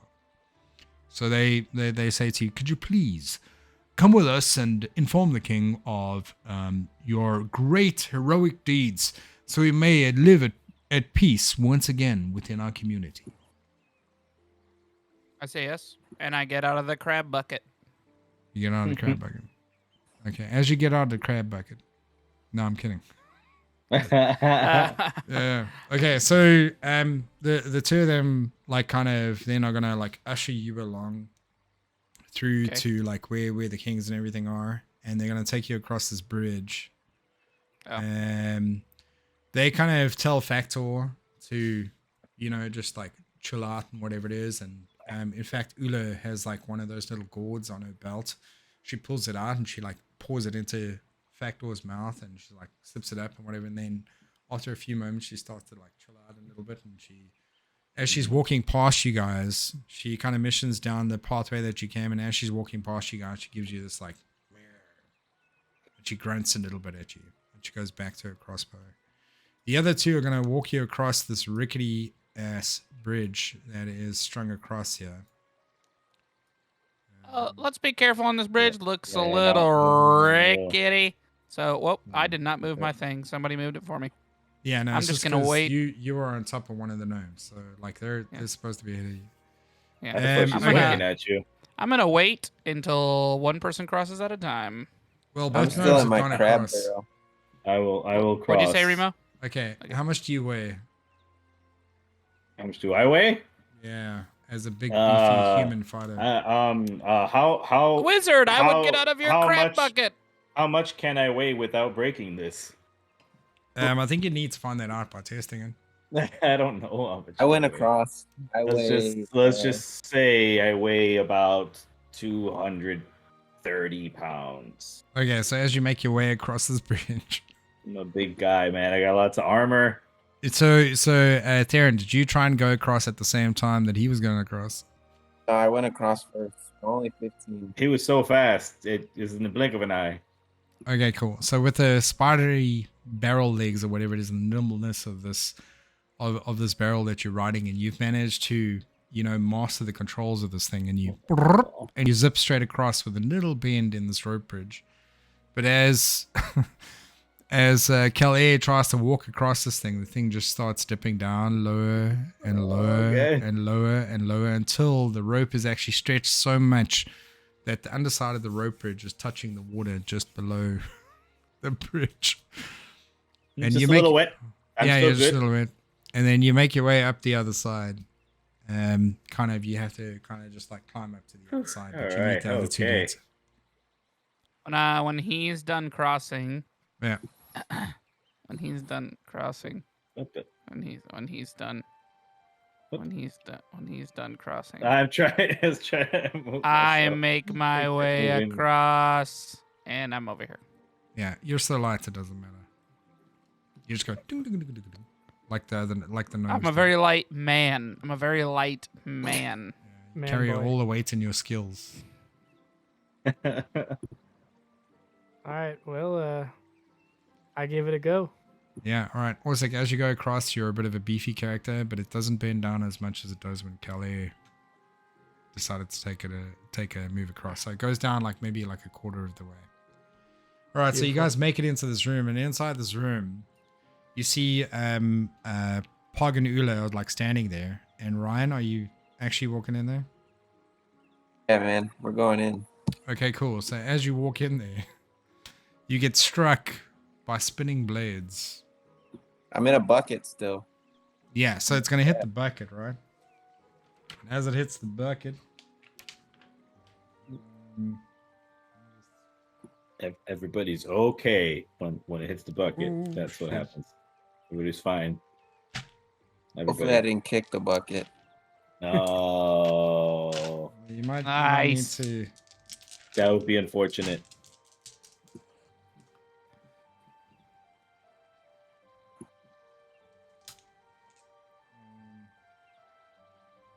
All right, so at this stage you're like inside the spinning blades. They take a spin and they hit your bucket.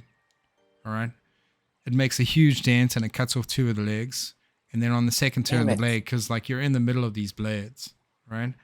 And it takes another turn because these blades are spinning pretty quickly, and it hits your bucket and destroys it completely. You're now lying on the floor in the middle of a whole bunch of debris from your bucket. Yeah. And if you try and like step up or anything like that, you can hear the blades above your head, like they're just going. So if you try to step up and move out of there, nothing's gonna, like, you basically gonna decapitate yourself. I say to myself, "Wow, real smart wizard." Again, No, under my breath. Nobody heard it. Nobody heard it. I said it under my breath. Ready? At that Start point, stretching out my arms, getting ready to pick somebody. At that point, Uli puts back her hand, and she's like kind of feeling around it a little bit, and she feels your chest, Roscoe, and she's like, "Stand back!" And she kind of holds it there for uncomfortably long. Bet she feels Yeah, his chest. as soon as she touches me, as soon as she, God, sorry, as soon as she touches me, I just go like, I got and I just kind of turn my body. Cool. So, like, I just turn backwards. It's okay. It's just me behind you. Yeah, and I'm looking reach at you out and my I go, arms. "Don't You touch need a me! hug, Ross. Don't touch me! Oh, you just look like you Do not maybe touch needed. Don't touch me!" And then at that moment, like, as you're like, she's still trying to like stretch and like keep her hand on you, Yeah, but and like, I'm Pog, like doing that weird like, trying to like, no, don't touch me. Pog makes his way through the blades, and he kind of like looks through like the blades and kind of like times things, and then he ducks down to Theron's level, and he scooches past Theron, and he goes, "Hold on, man, hold on." And he scooches to the other side of the room, and he stands up, and he goes, "All right, done." And he flips the switch, and both blades stop Oh spinning. God, good, because I would not have done well. That would have been fine. Right. So you guys, they moved. Yeah. you guys make your way out of the spinning room, and All you right, right out of the spinning room.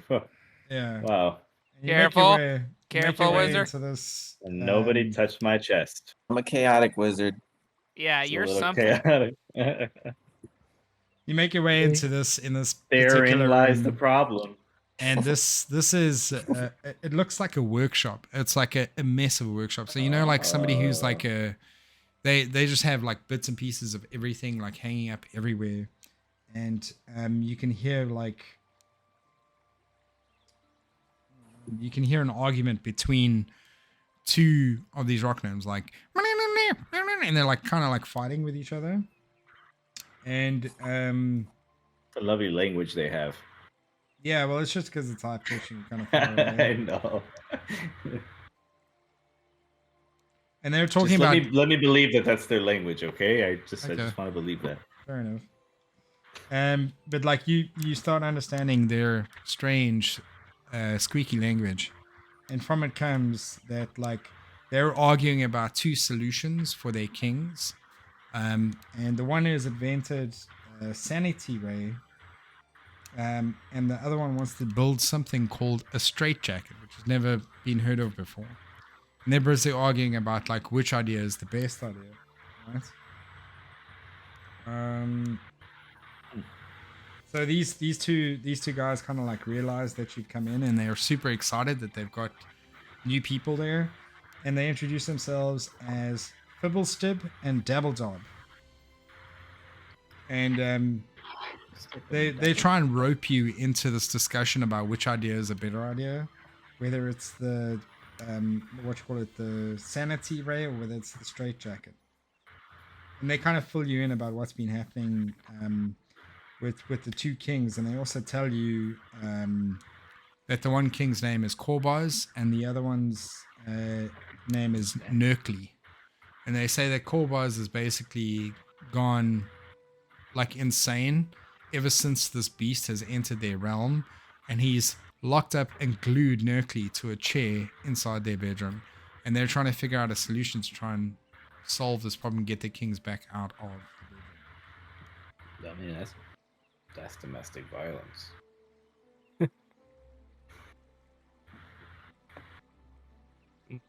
I thought these Um, guys were the kings. So there's more. There's more of them somewhere locked up in there. Dude, there's 20 gnomes in this particular. Yeah, that's a lot of gnomes, man. So one's They all saying look a the same. straight jacket, and the other one's saying what? The other one's saying Sanity sanity ray. ray. Well, I think a sanity ray makes more sense because then you could like heal somebody of their insanity. The other one just restrains them. But we have two guys, right? What's that? We have two guys that we have to deal with, so we can use only one on each one, right?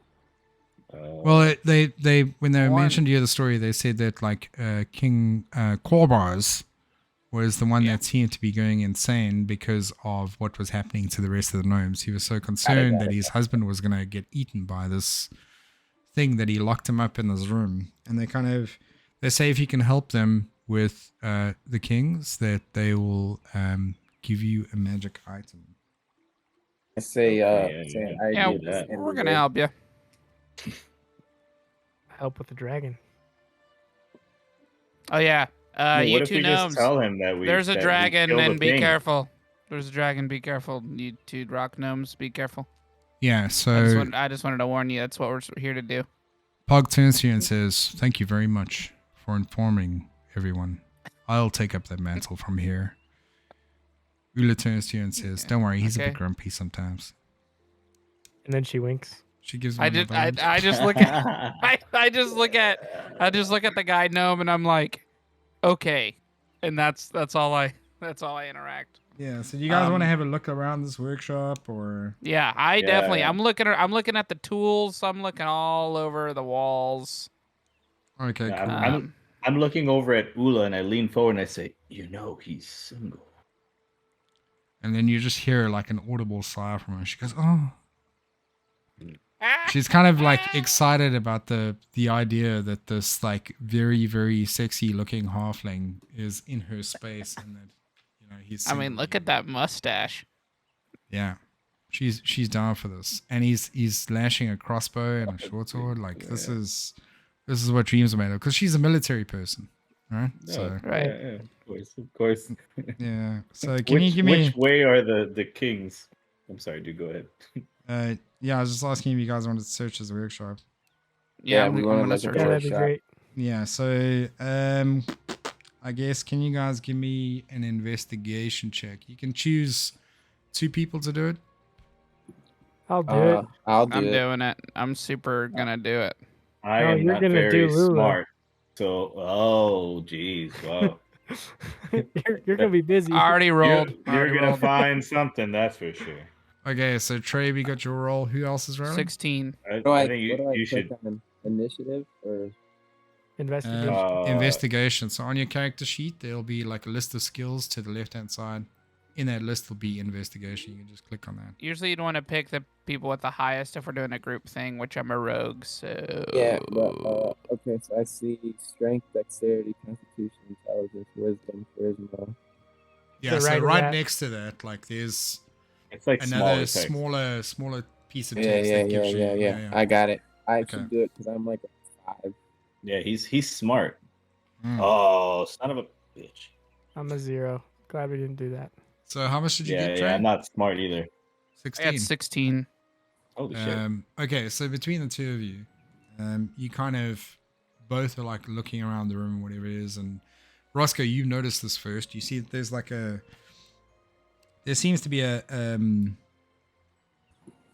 book that's lying on the table in this workshop, and on the cover of the book is the title "Magic of Gnomengard," in Common and in Gnomish, right? Mm-hmm. What would you like to do with this book? And Theron, you see this book as well. The read of the room. I'm asking for the read of the room. Does this book seem like it's on a personal? It's like in a personal area, or does it seem like? It's literally on the It's- workbench, like in front of you. There's like a workbench with a whole bunch of like bits and pieces. Like there's some brass cogs. There's some like vials of strange looking liquid, and there's like a whole bunch of shit that's going on. Some like Bunsen burners still burning. But like the main read of the room is that like the two gnomes that were in this room, Fibblestip and Dabbledob are basically still arguing with each other about what's the better idea, even though you guys are going to help them. And Pog is like, he's just kind of like, he's wanting to usher you guys out of this place. Yeah. And Ula is just staring at you. I We can wait. I look at Theron and lock eyes with Theron just for like 3 seconds and just Okay. kind of squint my eyes. And then I walk in between them and I start telling everybody that's looking at me over there, have I told you guys what kind of dragon and what already this dragon has done? And for the Pog next Pog minute. just shakes his head and he turns around. He's like basically I- waiting for you guys to finish. Right. And I'm like, but here's the deal. It's a white dragon. And again, I want to say what I did before that as I locked eyes with Theron and squinted my eyes. Okay. And then went over and started talking for a bit. Okay. Ula is so enthralled with your voice. Yes. Like she's I just figure like, everybody is. I figure everybody's enthralled with looking at me. no, like Right. Fibblestip and Dabbledob are busy arguing Like with each other. in my mind, I feel like people in the room are distracted right now. They are indeed. Yes. Yeah. But like I said, It's like before you're this talking- moment, Theron's shoulder. and but say, before this moment, I think there's but before something in this his moment, eye. I looked at Theron and squinted my eye, You see, he's doing it again. and now I'm doing it. I'm just trying to say what I'm doing, and I'm pausing in between saying what I'm doing. So Theron, how do you respond to this ice squeeze? Yeah, so let's say it. So Theron, you I grabbed the book because everybody's looking at the little guy. wow. Can you give me a stealth check or a sleight of hand check? Oh man, like that's Where's probably something that the rogue should have tried to do. No, Where is that? I hope You you, act- roll It's in super that high. same- You can it's do in it. that same you list. act like I did this by Dexterity is accident. what I. No, sleight of hand. I got it. Okay, Oh shit. sweet. So the DC on this was super low. Okay. Because you basically have advantage on it because Roscoe's busy talking to you and everyone else is like preoccupied. But you mission over to the table and not so sneakily kind of like look at the book and you kind of like checking it out and you pick it up and you stick it in your robe and you kind of just like walk over and there's just like a lump in your robe. So I just, as soon as I see him kind of throw it in his robe, I'm like, well, are we moving forward? Are we going on from here?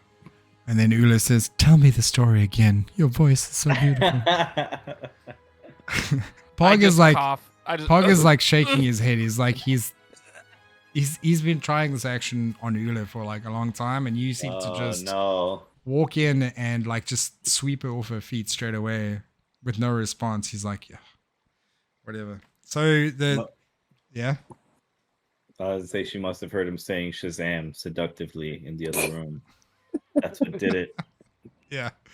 So the two of them kind of lead you up this walkway over here. And they take you down this hallway to this door. And at this door, let me just make sure that I've got. Crap, I was way up there. Yeah.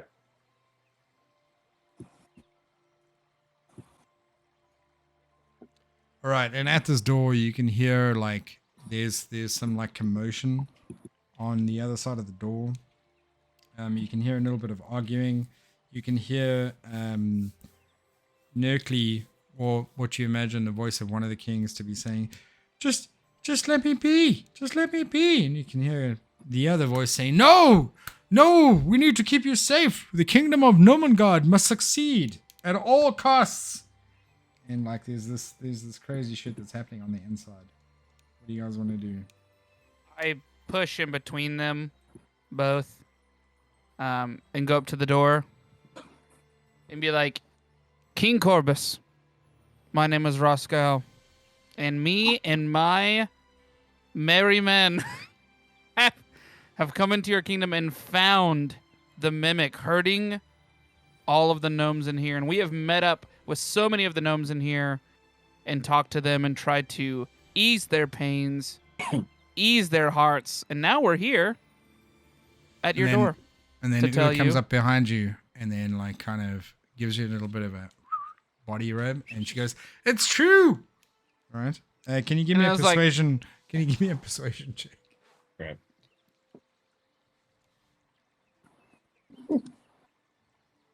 Um, 19. 19. Nice. Okay, so you hear a little bit of shuffling on the inside. Voices are quiet on the inside of this room, and there's a little bit of shuffling and a little bit of pitter patter. Up to the door, it gets kind of louder as it comes to the door, and you hear Koba saying, "You speak the truth." Like, ask your gnome friends. I mean, it's kind of difficult because they're locked in a room right now. Oh, no, I was, It needs to be a response from you. from me? Yeah, because you're at Oh. the door, right? Yeah.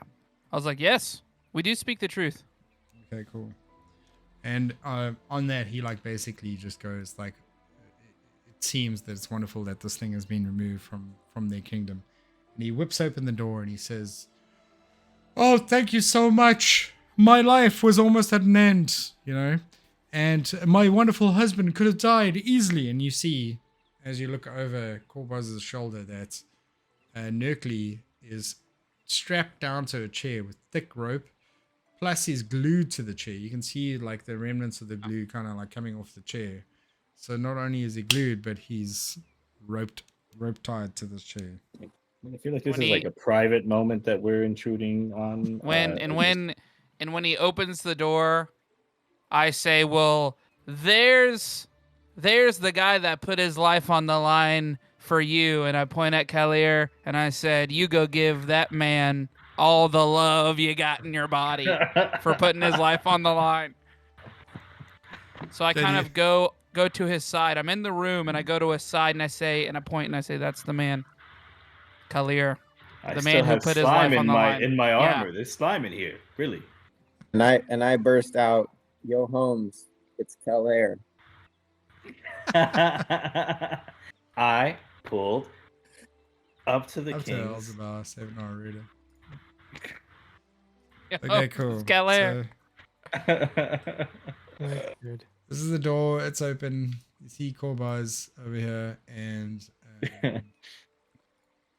he was at the door Yes, initially, yeah. and you see Oh, Nerkly yeah. tied to the chair. And as you walk into this room, and you guys make your way in, and he like Korbaz lets you in, you see the room contains all the trappings of nicely appointed gnome bedroom, right? Mm. So I mean, to you guys, it's not that great, but to them, this is awesome. Like, there's like bits of like velvet hanging from all over the place. There's a little bit of a velvet rope that's hanging next to the bed as well. And there's like really, really beautiful ornate kind of like cutlery all over the place. And there's some like nice powders that they use to like powder up their faces. And it's just really nice for them. Like, they're royalty in this particular Right. kingdom, which is only the size of 20 gnomes, but you know, it is what it is. And they kind of let you in here. Can I just like bow before the kings really quick when we come in there? You can, of Show course. them- Yeah. Show them some. I some don't. respect. I don't do that. I super don't do that. Yeah. I ask Orisk. I'm like, Orisk, why don't you help Corbus or Nerkly over here get out of this chair so we can greet him properly? I'm on it. My name's Orsic. Halfling. Orisk. That's what I said. Okay, cool. And then Uh, essentially what happens in this That's exactly what I said. in this particular thing, Korbaz has got like a flask on his hip. So he goes to grab the flask and he slowly moves over to Nerkly, and it's the solution for the adhesive that is used to glue him to the chair. And he starts untying Nerkly and releasing the adhesive that he used to glue him to the chair. And in that moment as well, like they're so thankful for everything that you've done, and they're like, Nerkly's just thank you so much for coming in and saving me. I've been stuck in this chair for days. I really need to poop. And then, I Korbas, feel you, dude. yeah, Korbas is like, yes, thank you so much. We can once again be safe, and my kingdom can be whole without a couple of gnomes, but we can make more. And they kind of like start talking to each other, and like Korbas walks over to Nerkly and gives him a hug and a kiss, and he says like, I'm so sorry. I just wanted to keep you safe. And they kind of like work things out a little bit. There's a bit of a trust issue that you can see coming from Nerkly now. I can see that now. Yeah, so but like they kind of make up a little bit, and they want to go back to their normal life, particularly Nerkly. He didn't like being glued to a chair. And Korbas offers up a couple of pieces of treasure for you. So one of them is a hat of wizardry, a fully charged wand of pyrotechnics. Oh, And those sound like perfect items for a fighter. I will take those. let me just see if I can find Sound like them. wizard items. I was being super sarcastic just a little bit. Henry? Or Harold, have, whatever your name they'll is. have the word wizard in them. A wizard hat of wizardry. It That does. sounds like a rogue item. And What do we do with the items? What do I do that with that? How so do I they'll do- just how do they'll I do just that? they'll just sit in like your handouts, but you can Nice. like if you want to use something, whatever it is, you can just go and check whatever the specs are of it, and then you can kind of use that whenever you need. So it'll give you the details and the rules for that particular item. In So that how do handout. I know I have them though? Well, because you can see them now. So like if you go into your journal and you go down the list, Oh. you can go to where it says magic items, and you can click on that, and it Yeah, opens yeah. up a Oh, list. so There should only be 2 things in there right now. Oh, I didn't know you do that. fireworks wand is dope.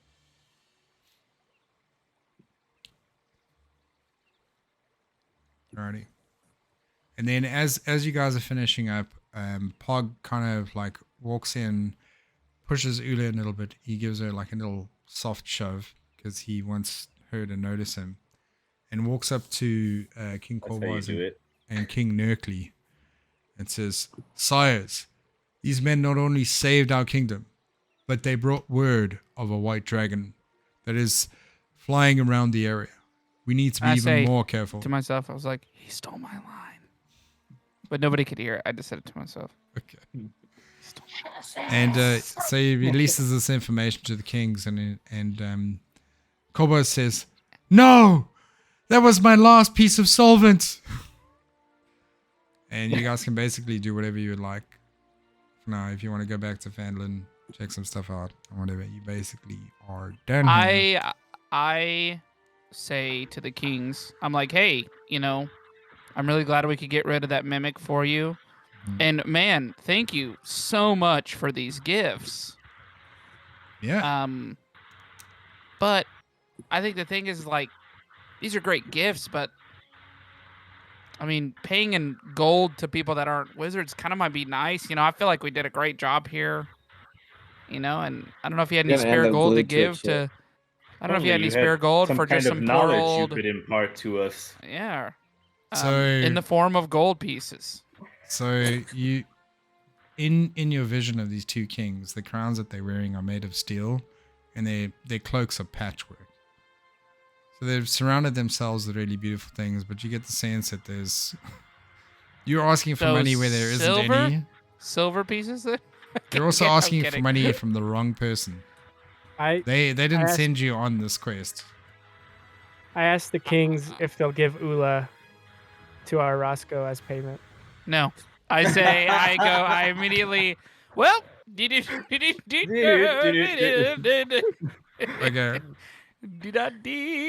Korbas kind of like well- looks at you like quizzically, and he's like, "But Ula's one of our best."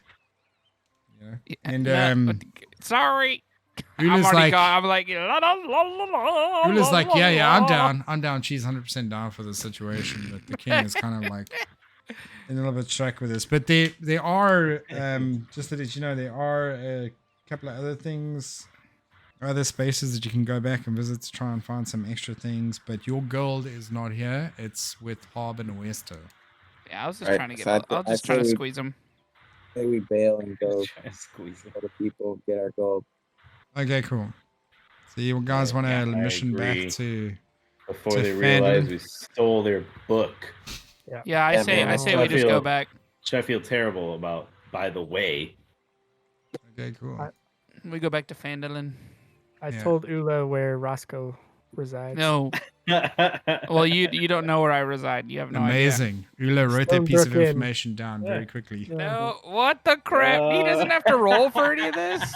Make the man roll. No, because you I'm a guys magic- are. Giving information. Here you go, have it. Yeah, he's just But talking. he doesn't. He doesn't have. He doesn't know where I live. He doesn't know my life. This is the tallest person you'll ever get a wing from. Well, apparently he knows your aunt, so he knows Yeah. where the farm is. Yeah, So right. Oh man. he very easily is You're able gonna really to. regret that later.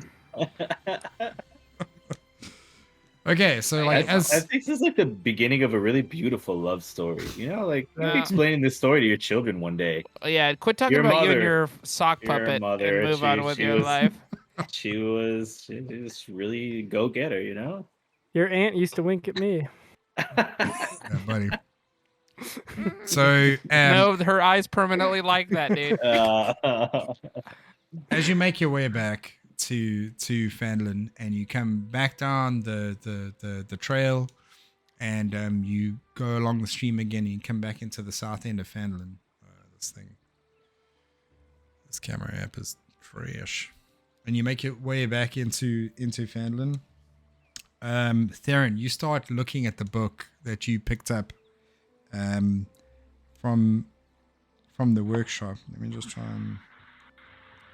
and you realize that it contains wizard spells called Burning Hands, Detect Magic, Identify, Mage Armor, Magic Missile, Shield, and Sleep.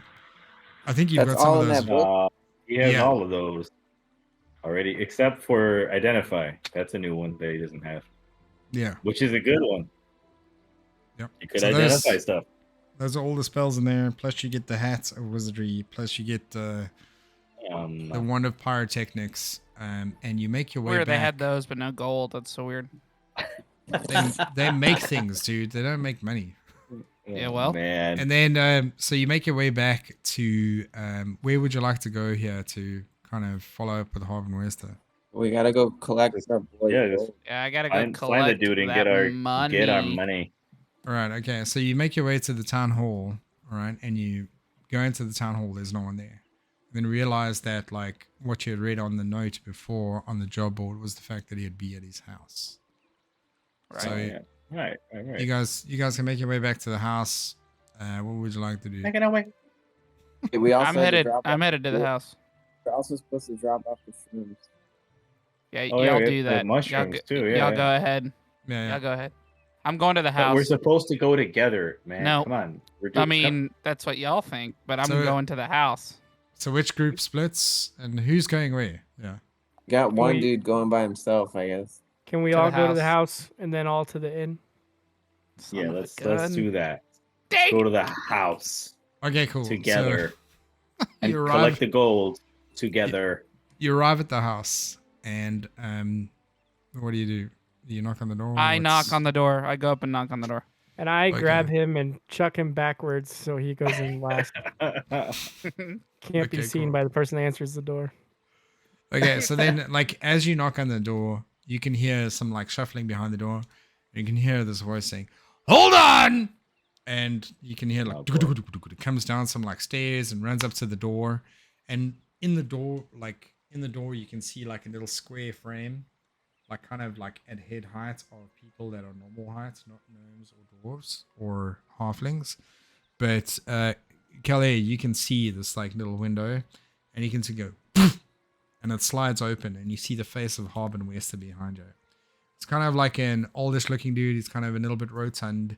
He's got a very kind of like I don't know, stringy kind of mustache, and he looks like he's sweating a little bit as well. He's got a couple of rings around his eyes. His cheeks are like very red. He doesn't look like a very appealing person, but he is the town master after all. He says, "Hello, can I help you?" Yes, sir. We saw your post on the board, and we went and spoke to the gnomes. We received these magic items, and we're here for our payment. Great. Would you want to relinquish any of those magic items? Oh, was that part of that? Was part of the that was what we were asking for. Let me confer with my compatriots. We'll give him the book. Yeah, if we won't get paid if we hold on to any of it. I feel like the hat is That's what probably we- the most that's what we agreed on. useless one though, because it just lets you do cantrips that are pretty weak in the first place, and you have to roll for it. The book, you could at least learn that spell. All right, let's give him the hat then. Yeah. Okay, so you guys hand over the hat? Yeah. Okay, cool. So, like, as you bring out the hat and you kind of bring it up to the door, you see, like, he kind of moves up to the door. He's watching you through this, like, gap. He's now looking down at Roscoe and at Orsic as well. He's got these, like, beady eyes. You can see the sweat coming down, and he slowly makes a crack in the door. Sweaty? It's making me uncomfortable. He's super scared. He's uncomfortable as well. He's not sure what the hell's going on. You must remember he's hiding away because of the dragon. He So tells me to put the lotion on my skin, or else I get the hose again. Yeah, Getting the hell out of here. exactly. So he opens the door. Who's giving him the hat? I'll hand him the hat. Okay. So you hand him the hat, and he's kind of like looking through the porthole, and he's just kind of like imagining where your hand is. He knows it's like in that vicinity. He sees it in his peripheral vision, and he grabs out with this thick paw, this like very, very kind of like fat hand that has like these thick sausage-like fingers and whatever it is, and they're a little bit like shiny, and they're a little bit sweaty and like, you know, kind of squishy or whatever it is, and he grabs onto your hand just beyond where the hat is, because you're like holding the hats in your hand, and he's like, ah, and then he slides his hand up your arm to grab the hat, and he takes the hat and he puts it on he like kind of puts it on a table next to the door that he's got there, and he closes the door. Right? And then he says, "Hold on!" And you hear him like walk away, and you hear him like you hear some jingling and stuff like that, and he comes back. And then he like shoves his hand back out the little square window that he had opened, and it's like a little pouch. Thank you, sir. And he drops it in your hands. He says, "Thank you, sir, for helping the town of Fandolin. Much appreciated. What's next?" And he goes, and he just shuts the door without listening to you. He turns around, takes his head of I wisdom. say Divide the gold I'll be taking my evenly gold. amongst everyone. I'll be taking my cut. No Thank you. worries, Roscoe. We're getting to that. Okay. So you guys have just earned yourself 50 gold pieces for a hat of wizardry. Total, like split. Yeah, Yeah, that's man. the total amount that he gave you. All right. I think we should split it by weight. Agree. So We the should least, split it by the who one that took the weighs, most- who took the most damage. so the one that That's weighs really the least true. gets the most. Because the first will be last and last will be first. Oh, Mm. had to go there, huh? Split it All right, however so you it's- guys want. Are you No making fair. your way back to the Stonehill Inn? I don't care. You guys. we're if gonna you go guys back wanna to the inn, split 'cause it, I can. We have to drop the relinquish my mushrooms cut. off to get the other. If we Okay, split cool. it by, if we split it by 4, We each end Um, up with 15 once we collect for the mushrooms. Well, your Oh, man, okay. your man Right, Calais the has been mushrooms. very, very nice in saying that you can take his share of the 50. So you can I split it just 3 want ways. to. I just want to help people. Okay, Roscoe. If we can help people, if this helps, okay, that's great. Thank you for helping. Okay. You guys make your way back to the Stonehill Inn. What's the order of movement through the front door? I'm in the back. Roscoe, you're in the back. who has the mushrooms? Yeah. Both Ryan and I. Okay, so You guys should probably go ahead and. Yeah, Yeah. we'll go in. I'll so lead. okay, so Orsic and Theron are going to make their way inside. Are you guys going to hang out outside? Or are you going to go inside with them? I'm gonna or- go in. I'm gonna go inside, but I'll just stand by the door, like against the wall, Okay. And Kelly? polishing my hammer. All right. Ask for Lupaloo. Yeah, so Just moving Toblin is around. like very, very happy to see you guys come back, and he's like, "Hello! So nice to see you again. It's actually kind of strange. I hadn't seen you for so long, and there you are again, all the time. Wonderful." So good to see you. We made it back. I Yeah, say, Me too. you know what? I'll take a pint and I'm gonna take a seat for a bit. It's been a long one. Okay, cool. So he pours a pint of the local ale for you, and he kind of puts it on the table. And says, "There you go, sir." And he gives you the thing, and then he turns to you, Orsic, and he asks, "What can I do for you?" Looking for Lupaloo? Lupulu? Oh yeah, of course. Give me a moment. And you see him go, and he walks into the kitchen, and you hear a bit of banter. It's like, and then he comes out. Toblin comes out of the kitchen immediately, followed by Lupulu, who you can't see at the stage because he's down behind the bar counter. And so he makes his way around the bar counter and out into the open area where you guys are standing in front of the bar. I literally go, "Hey Lupaloo. up!" I just go, Hey "Hey up." up!" One little one. Yeah. And then Theron and I just immediately pull out our respective mushrooms. Okay, cool. So he says, "This And is then- wonderful. Thank you, lads. This will go well with my cooking." And then What I did you asked think? him, Yeah. Can we carry these for you because they're larger than you? Can we put them somewhere for you? Absolutely. Absolutely. In fact, you can just put them on the bar counter. I'm sure Toblin will be handy in that particular case and help me out. Perfect. Yeah. And then he kind of looks in his pocket and he's kind of like shoveling a little bit. And then you see he's got this little pouch and he pulls out this pouch and it's got a kind of like a rope kind of tie-in. And he takes the one end of the rope and he goes, and it comes out of the stripping and the webbing of this kind of little pouch. And he looks inside the pouch and he pulls out I'm just trying to think. Carlos, what's the conversion on gold for platinum? It's 10, right?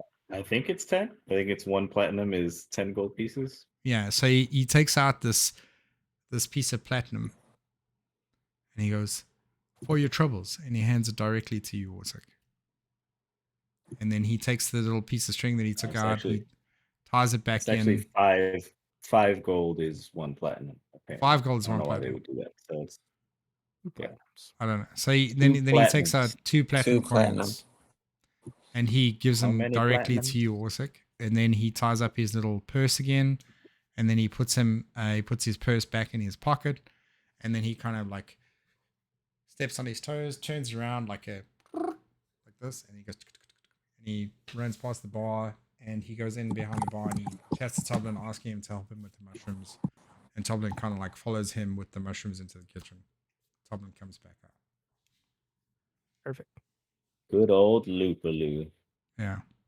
We all sit down at the table, Welcome to the table. split the wares. Yeah. Can Kelly please give me a Constitution saving throw? Oh, yes, I can. A save, okay. Got this. I think it was a I save. haven't. What did I do the last 19. time? Was it a check or a saving throw? Or 18, I mean. 18.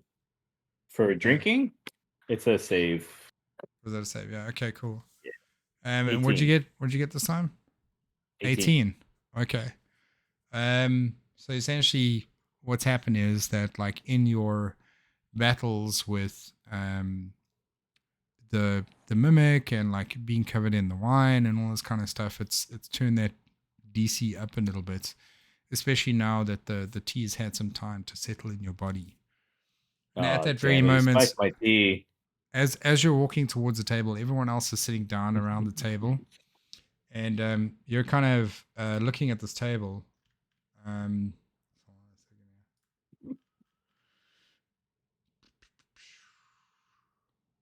Okay, and you're looking at this table, and from the perspective of the rest of the party, you see Kadir like kind of walking, and then he just stops where he is. Like his whole body just kind of like stops in time, and he just like waves a little bit, and then he stands up straight like this, and his eyes kind of like gloss over a little bit the same way that you saw Orsic originally in the bar.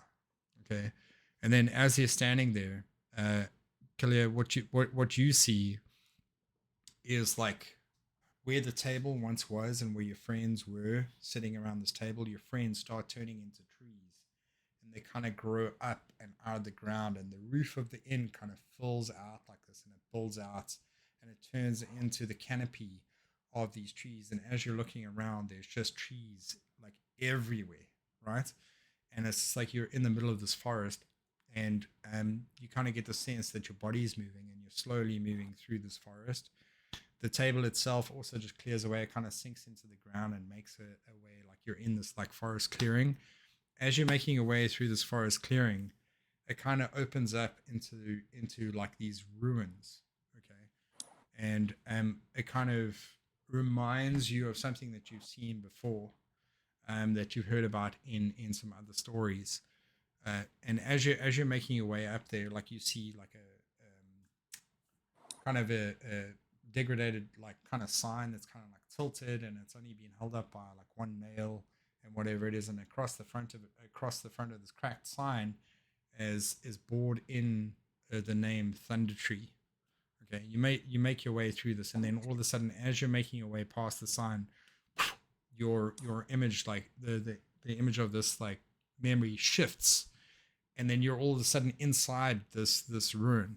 Okay, and while you're standing there, you can see all of these decrepit like stone buildings around you, these like ruins that have been like falling down for years and stuff like that. And there's a statue right in front of you. And as you're standing next to the statue, you see this massive dragon flying towards you.